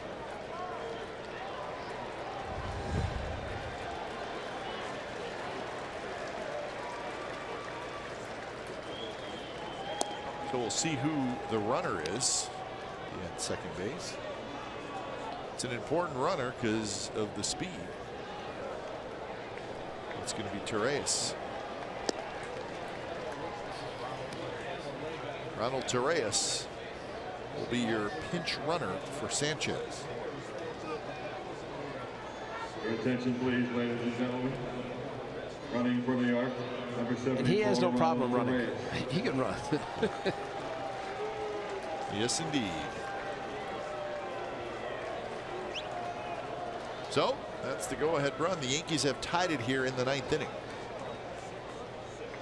So the hitter is Chris Carter to face Santiago Casillas. Carter homered with 1 out in the top of the 8th inning.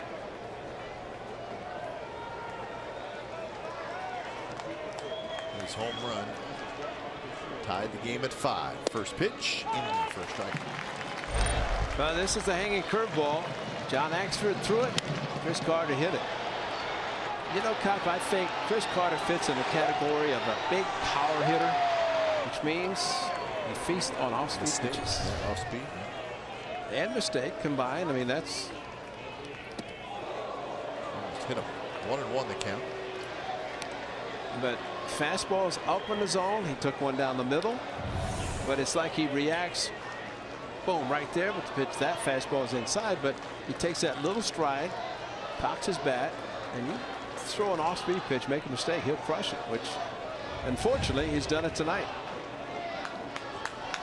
Curveball off Sonny Gray, base hit, home run on the curveball. Missed outside, 2-1.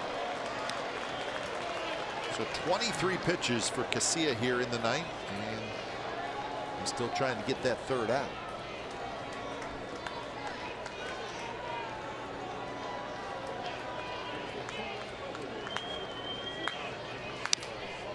Foul. That one's a little more hittable on the inner half. So the crowd tonight, 21,838, and a decent share of them have stayed. Why not? It's been a good ball game, entertaining. Yankees fans, they're out here visiting, so they're just here and enjoying it. No, it's 10-2 back in New York.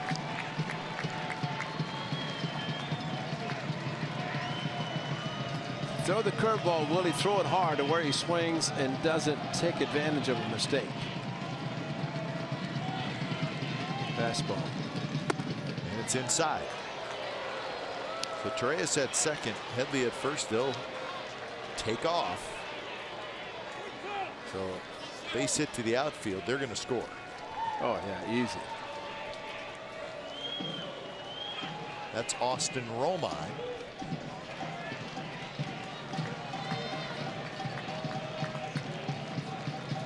Might do the same as he did with Judge, but he's got to throw it hard, and that's the curveball. Both goes inside, it's fastball. Swing and a miss. He struck him out. So Casilla gets a big strikeout, but not before the Yankees tie it here in the top of the ninth. Bottom of the ninth coming up. Pinder to lead it off. It's a 6-6 game.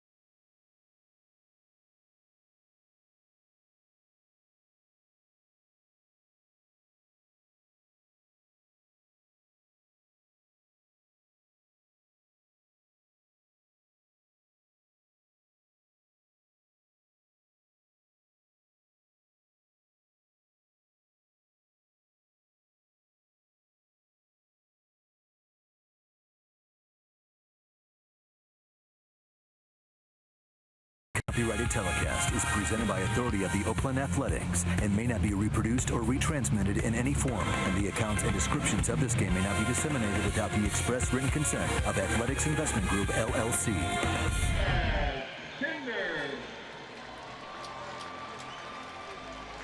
Well, look at the line score, especially from the 5th inning on, the 6th inning on. That's why we just need a 1 down at the bottom, that 9 spot. So it's a nice little 1-1-1-1. Wow. And just enough. Nobody wants to shut the other team down.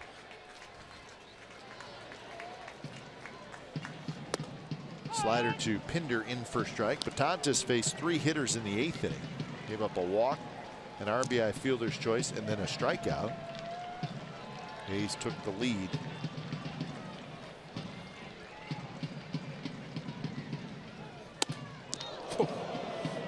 Wow. Betances gets used a lot. He's a serious workhorse. Pinder backed off the plate. Watch this. After this, his ball is by him. And that's called, I'm afraid. I'm going to get out of the way. Don't want to take one for the team. That's a 99 heater. He slices a slider the other way, but Judge is right there. So Pinder hung in there on a slider. It was up a little bit. In fact, Betances, almost all of his sliders have been up tonight. Absolutely. 1 out. Changes in the outfield for the Yankees. That's Rob Ruffsnyder, who's now in left field. Brett Gardner slides over to center. So Hicks is out of the game. The cheat sheet that Brett Gardner put in his pocket, back in his pocket, with Jed Lowry up. 3 steps to the right.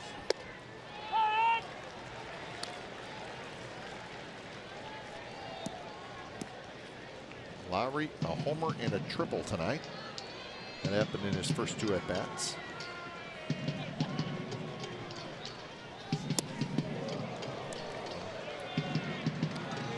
Scoots Lowry out of the way. The final down in Anaheim, the Royals beat the Angels 7-2. Liam Hendricks starts to throw for the A's. Royals have won 5 in a row. How about that, Ray? The Royals are 4 games out of first place. Wow. A team that was going to unload. Now they're 31-34, but nobody's doing much, to be quite honest with you. So if you're the Royals, you got to go for it. Easy for me to say. That is all the finals now. The games are all done. It's a little bit of a short schedule today. 4 games in the National League. But not much of a shock that the A's will be playing the final game. No, it's true. Giovanni Gallegos, a right-hander, starts to throw. A's have played long games this year. Oh. Lowry shoots one to right, and that's a base hit. 3 hits for Lowry. Here's the winning run. Why couldn't Judge die for that one? That's true. Made the right play. Yes, he did. Probably realized after this 3rd inning when Jed. Now remember, guys, let's hope he doesn't get another at bat, but he just needs a double now for the Cyclists. Let's hope that doesn't. I mean, that means 8 guys have to come back to the plate before he gets another chance. We don't want to see that. He's a doubles machine. That's a surprise that he doesn't have a double. Davis, another hanger. And Betances' slider is so good. It's such a sharp break, but it is up a little bit. And even that one was up. Davis looking for his first hit. Couple of strikeouts. 0 for 4.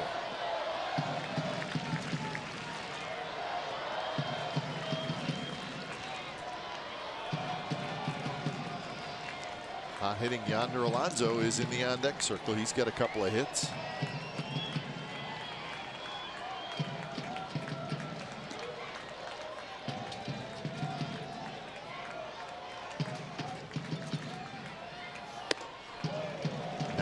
Miles an hour. Davis a little tardy, 0-2. If nothing else, Betances is going to end up throwing quite a few pitches tonight. Don't know if Joe Girardi would go back to him tomorrow.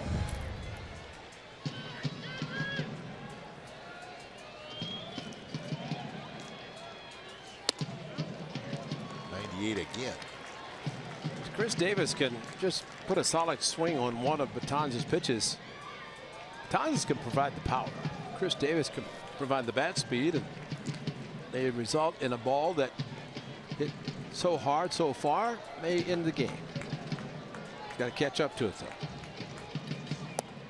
And a good take on a slider. That was a better pitch by Betances. It was down.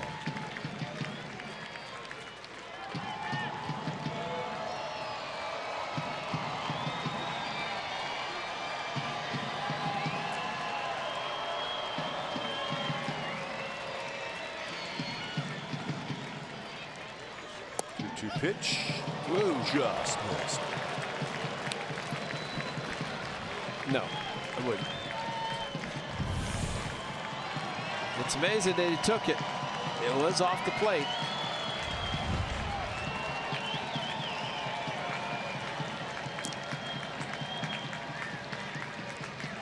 Will he throw another slider?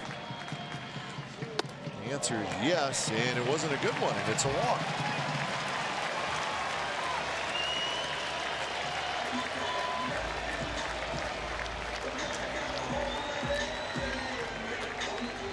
So here's Yonder Alonso. He did this in the 6th inning. Yonder Alonso. I'd take the one he did in his last at bat, but this is what he did to give the A's a 4-3 lead off Montgomery. Straightaway center field, home run number 17 for Yonder. So how about just the base hit, maybe right of left of center instead of. He's the best hitter to come to the plate for the Athletics so far this year.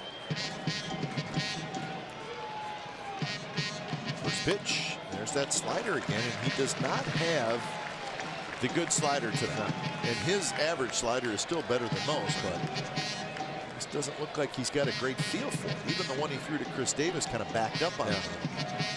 Well, it's 33rd pitch coming up, and a lot of that might be because of the number of pitches that he is throwing or has thrown so far. Throws it again. This time he's going to get a foul ball. Well, as the old saying, you don't want to get beat with your second or third pitch. They may be fastball and some other pitch, but and his fastball, as we saw with Joyce, 97-99. 20 sliders. It takes a lot more over your arm than 20 fastballs. That's absolutely true.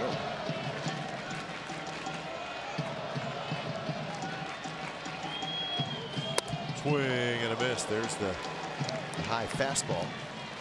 High fastball, high octane, and just a tough pitch to catch up, especially upstairs like that. Anybody could do it. Yonder could. Look how close. Is it me or does the catcher seem like they're very close to getting hit? You know, with the catcher's interference, especially reaching for the ball. 1-2 pitch. That was the better slider, and he gets a big strikeout. So the A's have struck out 9 times tonight. But they got another shot with Healy. Designated hitter, number 25, Ryan Healy. So how about this though, Ray? Chapman's in the on-deck circle. Yeah. You think that's what they're talking about? Well, it was a quick conversation. But I don't know that he would do it because he's not throwing consistent strikes.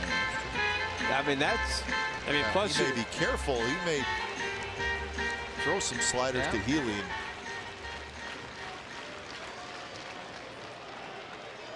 And we will see.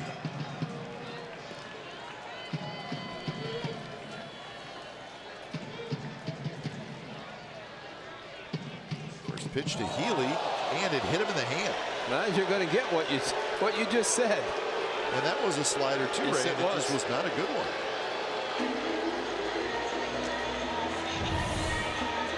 Well, he's gotten hit a couple of times, and just the left wrist, he pulled the wrist down and got it in the wrist, and there's a bone on the wrist that had to hurt. So it looks like he's okay. So Matt Chapman steps up. A chance to be a hero. His first game in the big leagues. The bases are loaded, 2 outs. Betances sets, kicks, and deals. Slider first strike. That one grabbed the outside corner. Lowry at third, Davis at second, Healy at first. Didn't have to be either. Chapman 0 for 2 with 2 walks. And that was a nasty pitch, and it's 0-2. So he has seen 2 good sliders. Well, and I think it's hard for Betances to throw it really hard because with it, go ahead, run at third. If he bounces it and Romine doesn't block it. So from that standpoint, at least as a hitter, you think about it. Chapman tried to hold up, and he went around. So he threw Chapman 3 straight sliders. All were good ones. And the A's leave them loaded in the bottom of the 9th. Extra innings from the Coliseum. A's and Yankees tied at 6.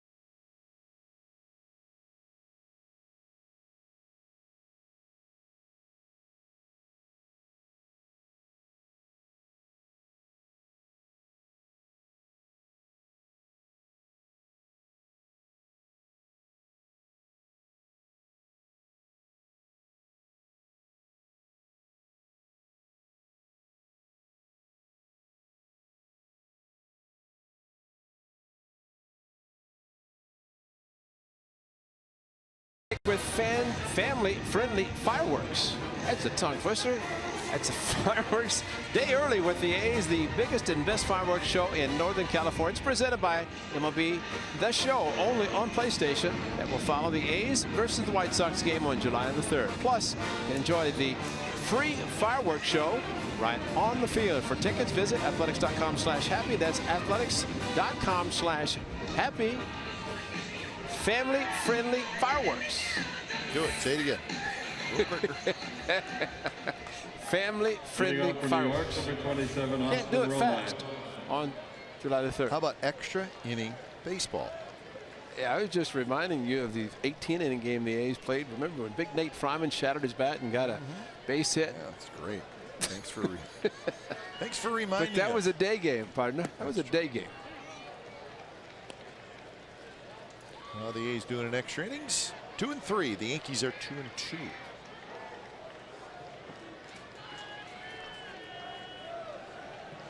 So Liam Hendricks is pitcher number 7 tonight for the A's as he faces Austin Romine.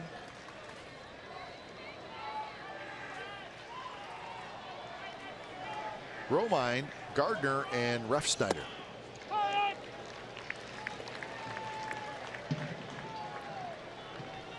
So that is the 3 scheduled hitters. If anybody got on, Judge would hit. It's been Gray, Doolittle, Madsen, Axford, Coulombe, Garcia, and Hendricks. Could have been a strike. 2 and 1.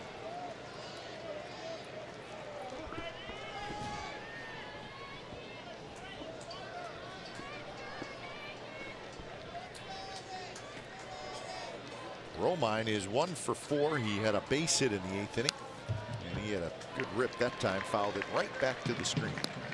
Partner, I want you to look at your score sheet. I want you to see something I just noticed. The last 4 innings that the Yankees have scored. The 6th inning started with a K, strikeout. 7th, 8th, and 9th. All innings started with a strikeout. And they've scored 3, 1, 1, 1. And it's amazing that you start an inning with 1 out and a strikeout, and they come back and score. 7th inning, they got the first. He's got the first 2 out. Yeah. So Liam Hendricks 3 and 2 on Romine, leading off the 10th inning.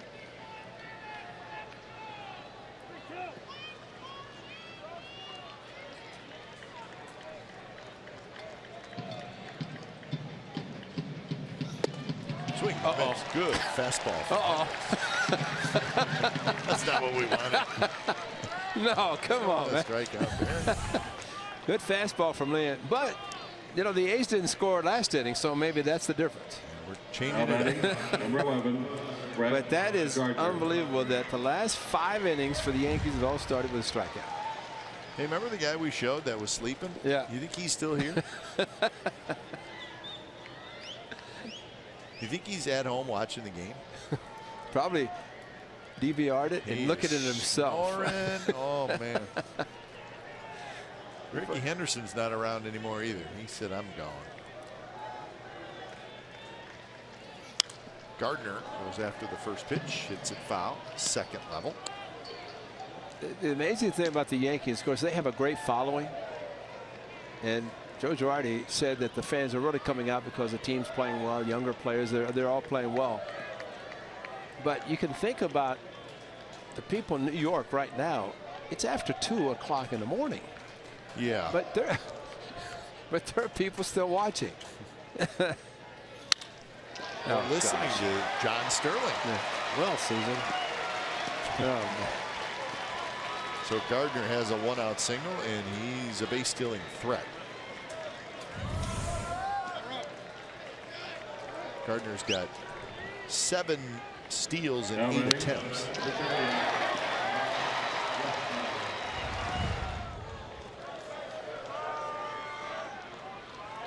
So we'll keep an eye on Gardner as Refsnyder hits for the first time.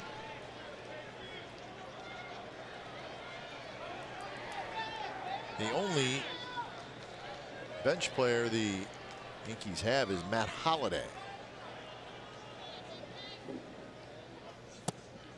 Holliday was going to pinch hit. In fact, he was going to pinch hit in the 8th inning, but then Carter hit the home run to tie it, and he was going to hit for the next hitter. That was after a strikeout. That's right.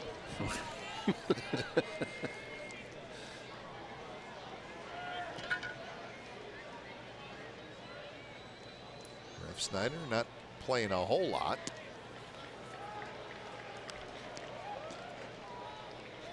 He did get a start on Wednesday last night up in Anaheim.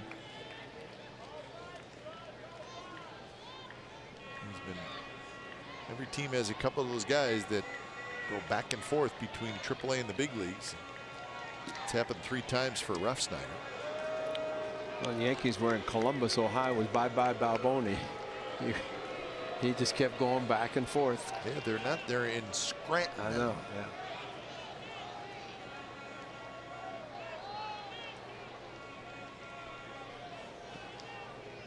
Gardner not running. The pitch is low, and now it's 2-0.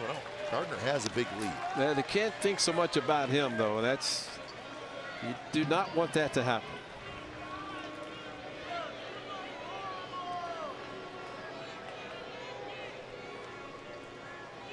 Well, we have shot past the 4-hour mark.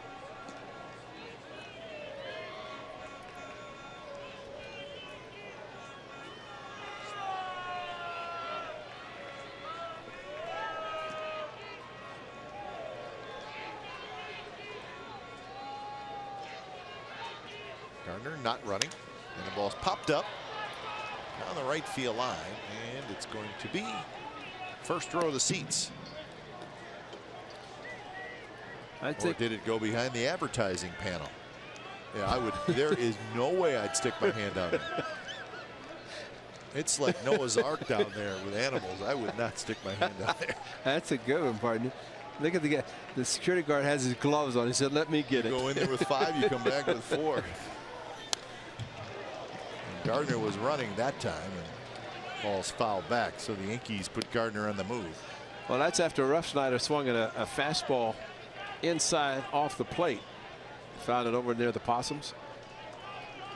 Only been called once, and that's a good call because he can run. He's got power, complete player.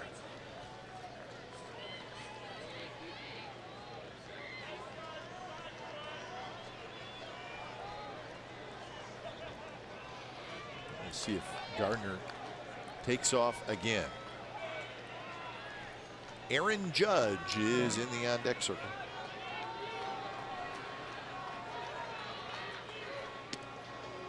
I think too, as a manager, you have to kind of think, just because you're the visiting team, Judge, if you're the Yankees and you're Joe Girardi, you're saying Judge has to hit this inning. Exactly, and that's why they'll think Gardner's got to be running. He's hopeful to get a ground ball double play. That would be the best case scenario. Oh, he almost got him. He was going. Yeah. And if you catch a guy leaning like that, you got a shot to pick him off. And Hayes will check. Nope. Yeah, he was going. If the throw is low, he's gone. He's out. If it's high where it is, he had a chance to get his hand in under the tag. And Alonso got him on the forearm. See, you could even see before he started to take off, his body, upper body was leaning towards second. So not running, and the pitch is in the dirt. Nice block by Vogt. So now it's 3-2, and he will go. And it was like Hendricks wanted to throw a hurriedly 3-2 slider, thinking he was going to run.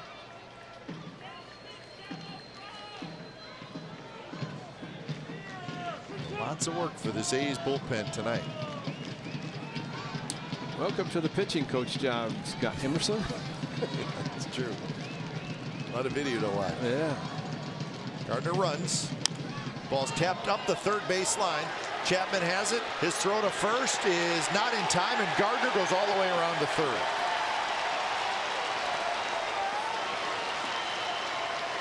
You know, it's unfortunate there, Ray. Nobody did anything wrong. No.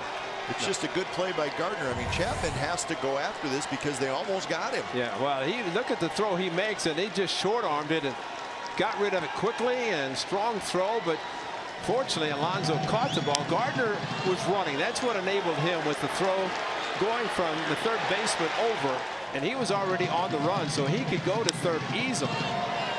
once the ball went to Chapman, and Chapman vacated third base. So a tough break for the A's. It goes as an infield hit. Now you got first and third with one out for Judge. And the Yankee fans behind the first base dugout all on their feet. In fact, all the way down around toward their bullpen. First pitch to Judge. Swing and a miss. One through a high fastball. If he could throw 3 in that exact same spot, Judge might strike out for the 4th time tonight. Pulled off that time. 94. Go with your best hitter. Infield is in.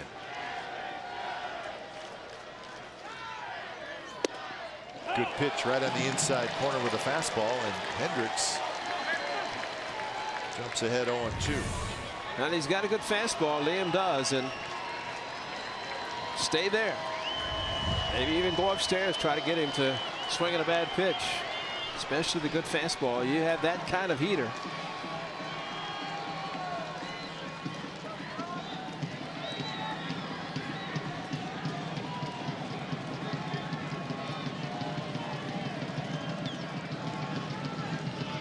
Runner goes, pitch is way high, and Refsnyder will have a stolen base. And they were going to throw through anyway. If you're playing the infield end, now they could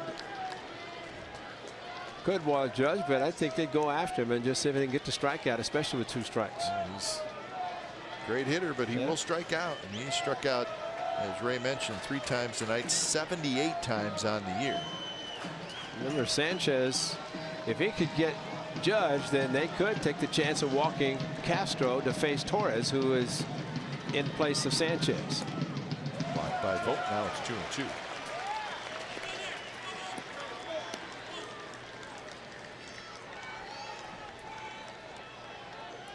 Castro, the on-deck hitter, has 3 hits.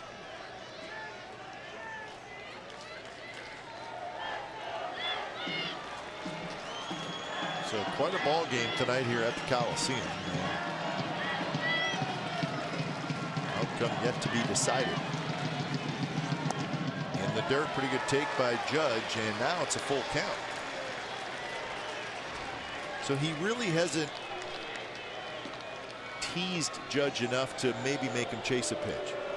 And it's to me like watching Judge now. We've seen him a little bit, Ray, that he doesn't care for the ball in tight on the hand. No. And that's not uncommon for a big, tall guy like that. And again, in this at bat, the fastball, the first 2 pitches are fastballs. One threw by him, the other was a called third strike. And then sliders trying to get him to chase. And ultimately, they're going to go back to the pitch. They another slider, and Judge walks.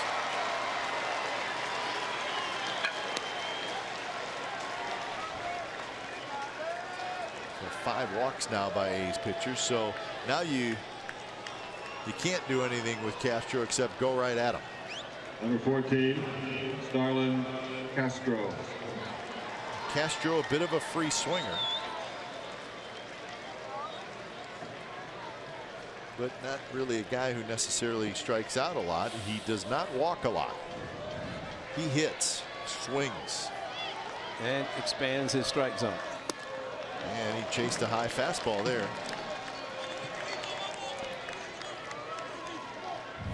He had 2 singles, a double. He has scored 3 runs.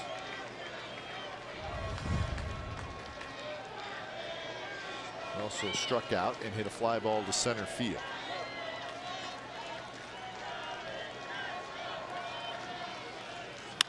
And he drives one toward right. A long run for Joyce. Joyce makes the catch. He spins around. Here comes Gardner, and he's going to head first slide. He's safe, and the Yankees take the lead. So Starlin Castro got a pitch up out over the plate. He gets a sacrifice fly to give his team the lead.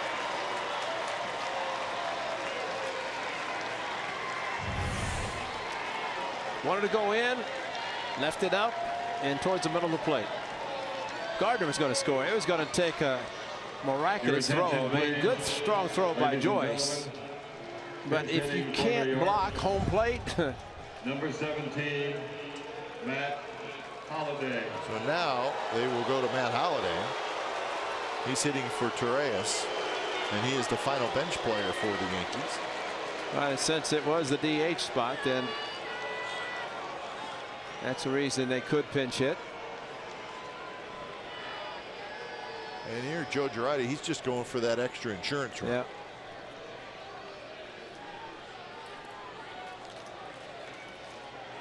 And you can't go soft with him either. You got to go hard. You got to go hard. Hard upstairs if you can do it. Gallegos, the right-hander, is in the bullpen. And the first pitch to Holliday is a strike.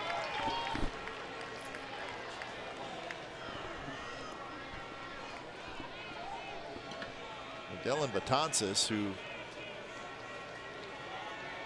looked like he's going to go back out there. No, he threw 39 pitches.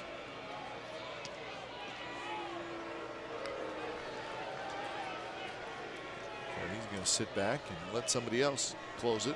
He does have a chance to get a win.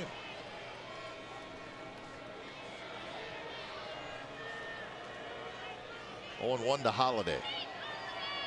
Refsnyder is at third, and now it's quickly 0-2. Inning started with a strikeout. Sure did. Just thought I'd let you know that one. Yeah, I know.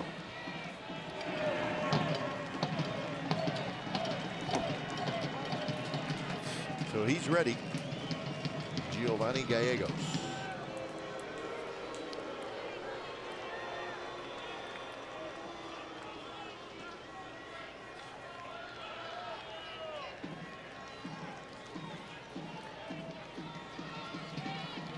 On 2 to Holliday. And he got him swinging on a fastball outside. So on 3 pitches, Holliday strikes out, but the Yankees get a run. So Vogt's going to lead it off. He'll be followed by Joyce and Davis. 7-6 Yanks.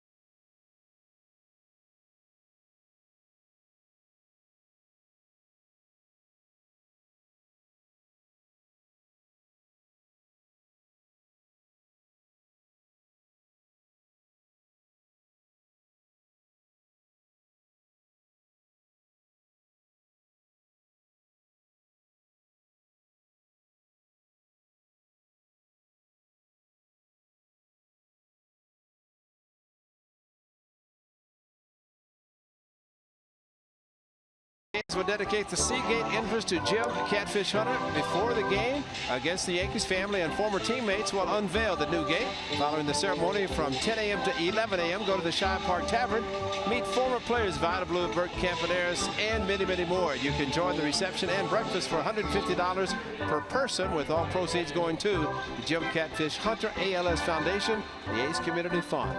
Game tickets and the separate reception tickets are available at athletics.com/catfish.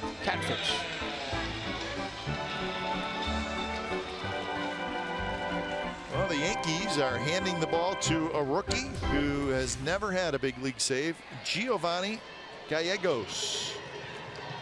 No record, a 5.91 ERA. So his first pitch to Vogt is in for a strike.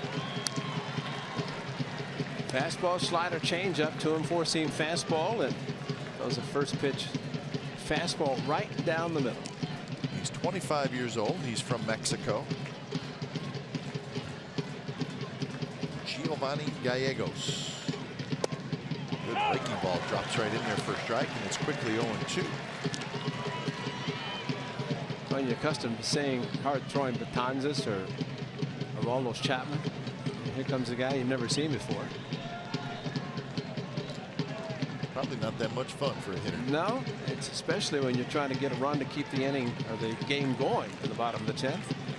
0-2 pitch is tapped right side to first, and they just got Vogt. That was Headley, the third baseman, who was playing in the middle of the dive, and Gregorius stayed at his normal shortstop spot with the shift. Let's see how close it was, and it was that close. Look at the delay of Now batting right fielder. first base umpire, but Stephen 23. Vogt's foot not quite there. Joyce. And maybe the first base umpire can slow it down and watch as we do when it's slowed down with the ball entering Carter's first baseman's mitt. But, you know, they lack of familiarity with the pitcher, and the guy goes to throw an 0-2 curveball. Here's Joyce, and the pitch is outside. That's coming in, pinch hitting since the 7th inning. He's had a busy night.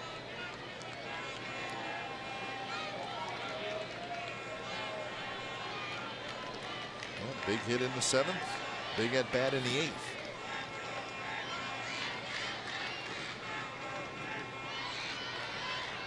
Gallegos now steps back. Davis, Rajai Davis to follow. The way this game has gone, wouldn't surprise me if the A's tied it. It's been that kind of night. Take a lead tie, take a lead tie.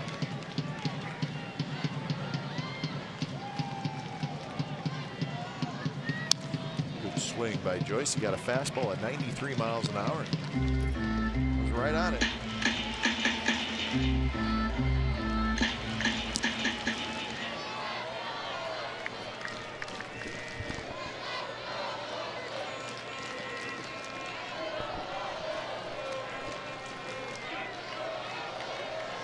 So 1-1 to Joyce. A little bit outside. Rajai Davis, the on-deck circle. See what Matt Joyce does. Either Rajai can try to bring him in, or Rajai gets on, maybe in honor of the great Ricky Henderson in the house somewhere. Get on, steal, and score like he did in New York on the Friday night. Rolled foul. So now the count even at 2-2. Gallegos is the 5th pitcher for the Yankees. Again, Dylan Betances, their very fine closer, threw 39 pitches in an inning and a third. Now, as always, did a good job. A's did tie the game against him.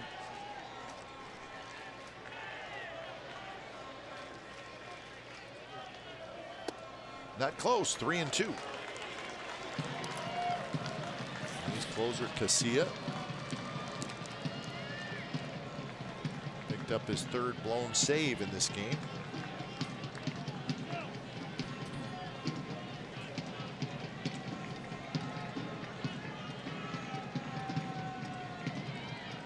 Payoff pitch and a big one. Here it is. Foul back. A's post-game live is standing by. Matt Joyce, the big grand slam that he hit. Sean Manaea will be pitching tomorrow night. In the half hour it's going to be tonight. Tonight's the night. Stay with the heater. Shift is on for Joyce, and he got him swinging. Joyce, unfortunately, swung at ball 4, and he is not happy with himself. Boy, seriously out of the strike zone. Center fielder, number 11, Rajai Davis. Fortunately, not close. Almost like what Montgomery was throwing with a curveball down in the same zone. But figure fastball 3-2, you could pick it up a little bit easier. So do we get a Rajai run here in the 10th inning?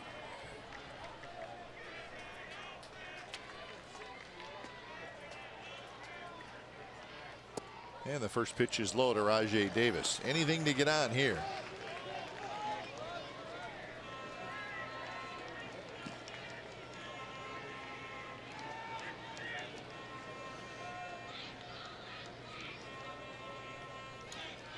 Rajai Davis is 0 for 4. He had a sacrifice in the 7th. It was a sacrifice that led to an A's run.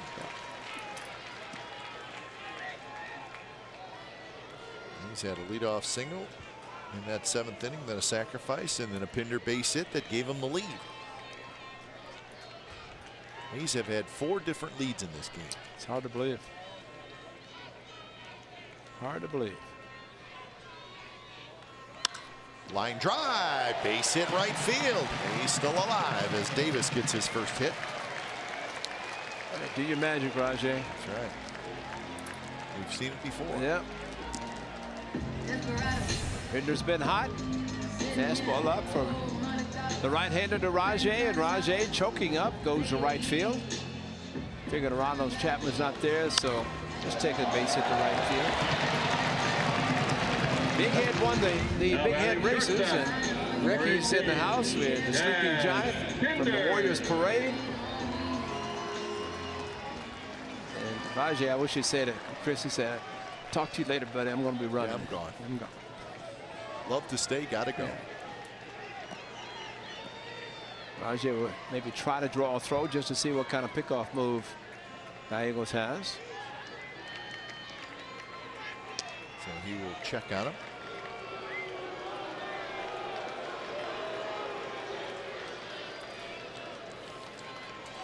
I was thinking that swing that we just saw from Rajai Davis, that's the swing we need to see more. Exactly.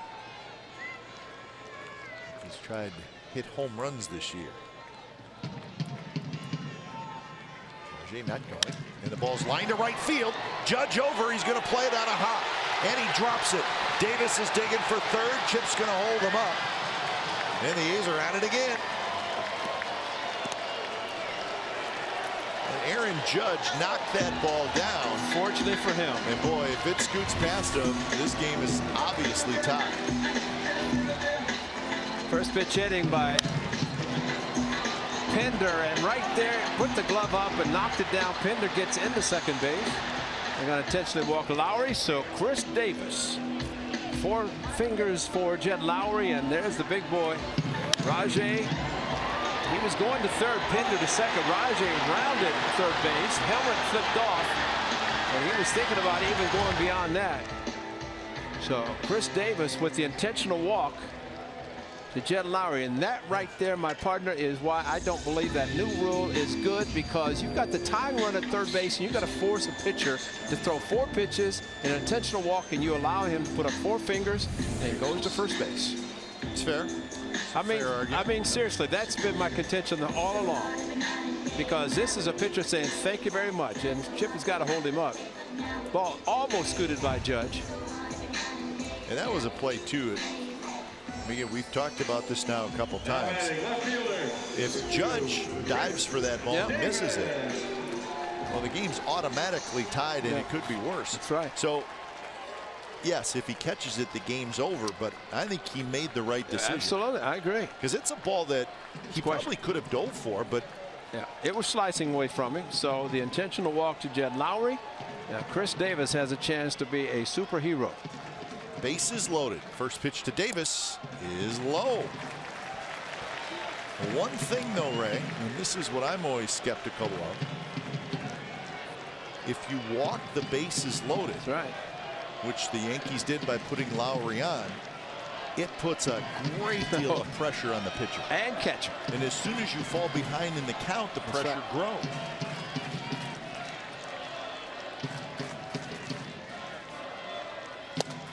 And it seemed now that right there to me is a huge pitch. Absolutely. Yeah, because if it's a ball, it's 2-0. But it's also a pitch that Chris Davis, I mean, that's perfectly thrown. And remember, Chris at his best is when he goes to right field, and especially the way everybody's been pitching him lately. So Davis is the tying run. Pinder is the winning run. They are in scoring position. 1-1 pitch. Check swing, and it's going to stay foul, thank goodness. So now it's 1-2. So Chris Davis kind of a half swing.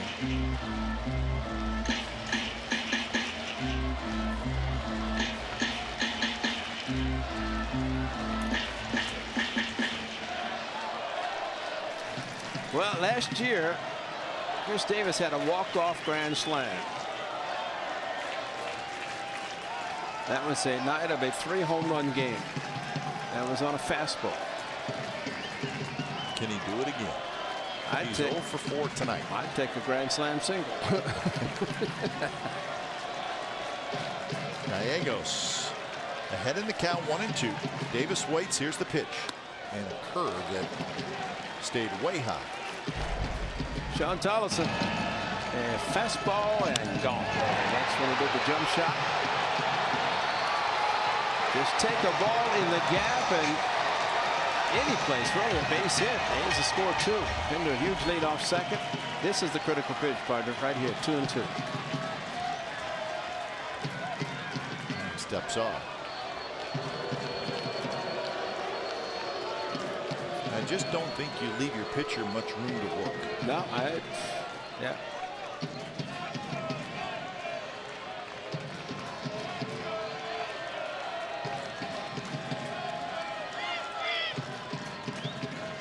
A lot of bugs flying around. Yeah, there sure are. The ball get by.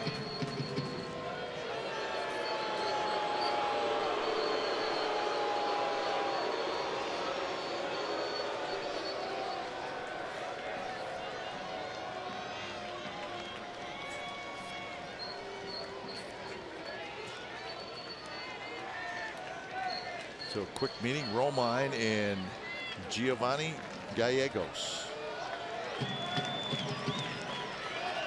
He's already told him the sign, so infielders have no idea what he's going to throw. 2-2 pitch. A little pop-up. Castro out. Second baseman, and it drops. And 2 runs are going to score, and the A's are going to win it. Unbelievable.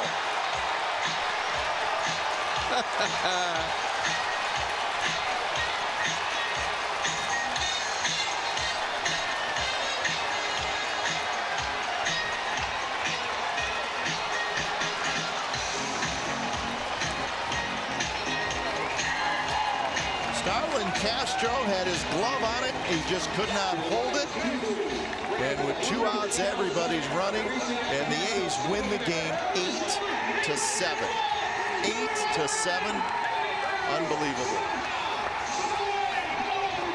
Well, this is what Romine went out to talk about. He's going to say, I'm going to hang a curveball. And Gallegos thought it's the 3rd out of the inning. 3rd out, the save is his. Instead, it just kept going. Castro out. Bang, off his glove. Trying to catch the rebound was Gardner. He could not. And Cap, what's beautiful about this, no matter what your record is, you get a walk-off win, you got everybody's happy. The team's on the field.